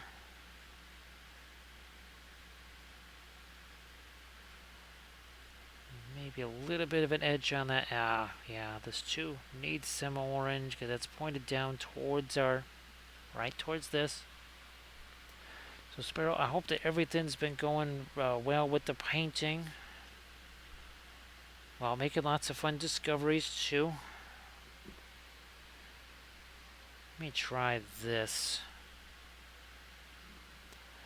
This is our Naphthol red, which again, it's the same thing as the Fanchon red. Well, it's cheaper, and it does have some staining properties. Alright, well, Luminous, you have yourself a good one. Thank you so much for being here, as always. Oh, what that... boy, So, Sparrow, that's really cool to know, because I think you heard that I used to, way back in the day, when I was at the academy, well, there was a Utrecht store, and pretty much all of us were using Utrecht oil paints.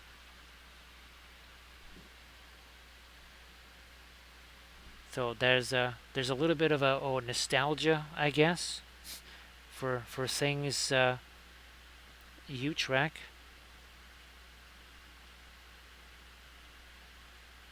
Now, so these days, usually I'm painting miniatures on the stream, but sometimes we're also painting 2D art because it also helps to kind of reinforce some of the lessons.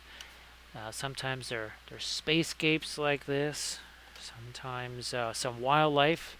Again, hopefully this Thursday, maybe we can do another wildlife art stream. And then, of course, too, we like to do some Lord of the Rings stuff, too, to match all the figures that we'll paint here.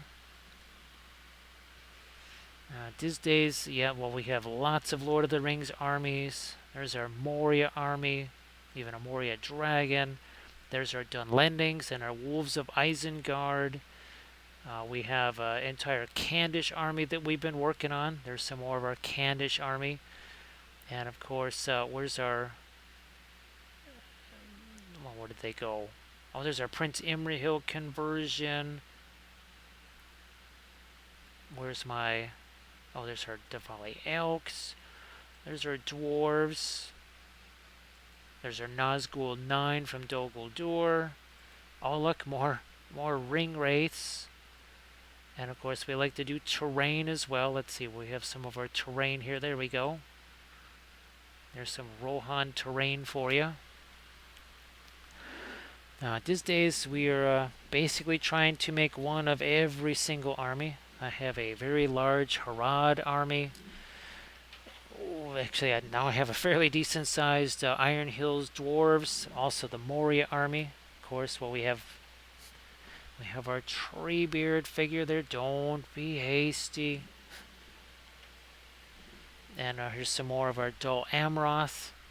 Our Knights of Dol Amroth there. And of course, we've done a whole bunch of paintings. Middle Earth. We also done the Witch King. Well, several times now. I think I've painted the Witch King on Fell Beast. I've painted him on horseback at least twice. No, 3 times at least. I mean, that's just one of them. And he painted the Witch King quite a bit. Now, so bench guy, I'm trying to hang on to these because I want to be able to eventually do those battle reports that we keep talking about, and hopefully maybe even someday some live streams of some Middle Earth games. Also, too, these are really handy for lessons, right, bench guy? When I just say, okay, let's show this particular thing, and I can grab the cave trolls or maybe Schmandorf or something like that. When we're talking about textured cloth or something. Now, I used to do the commission stuff, and so now what happens is a lot of times the where's our Song of Ice and Fire stuff? So now this is a little bit different, like our Baratheon stuff, and of course, where's do we have some more of that somewhere? Where did they go? Ah, here we go. So the king's mad, right? The dragons. Those Dothraki, all of those are gone. Actually, a lot of that stuff is in Malta right now. Because unfortunately, as much as I would love to be able to play Song of Ice and Fire, that is not a one-person game. Well, none of these games are ideal as a one-person, but Song of Ice and Fire is definitely not, unfortunately, due to the card mechanic and such. So that is not something I'll ever get a chance to play. So those tend to be... those sometimes are sold off. Just because there's, unfortunately, now I could try to hang on to them for demonstration purposes as well. Well, like our Outriders and the Knights, right? Our Starfall Knights and Outriders that we did. Painted those up on stream.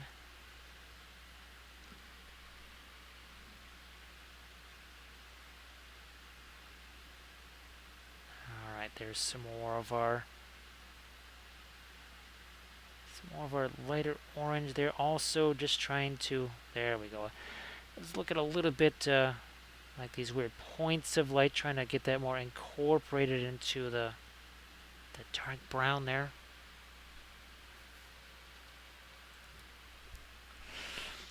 Now let me have all 3 of our guys here. Again, this one, this was our little thing we were using as an example, right, to show people what things will look like at a certain stage. Ooh, glad I looked at this, because there's a little chain of highlights that we're kind of missing on that thing. Missing a little bit of our chain of highlights here. I'll take this, the Radiant, boost some of our fast matte white. And in you go. There we are. So I have this. I got to have the chain of lights with the object source lighting. Now a chain of lights with our more ambient light. And I do think now that it's been 6 hours 38 minutes and our voice is most definitely going. I think we had, yes we do, we have the joy of painting minis. So I think we'll head over that way to the joy of painting minis. Of course, I want to thank Armored Wolf for doing all the moderation, of course. Thanks Bithron for doing the clips.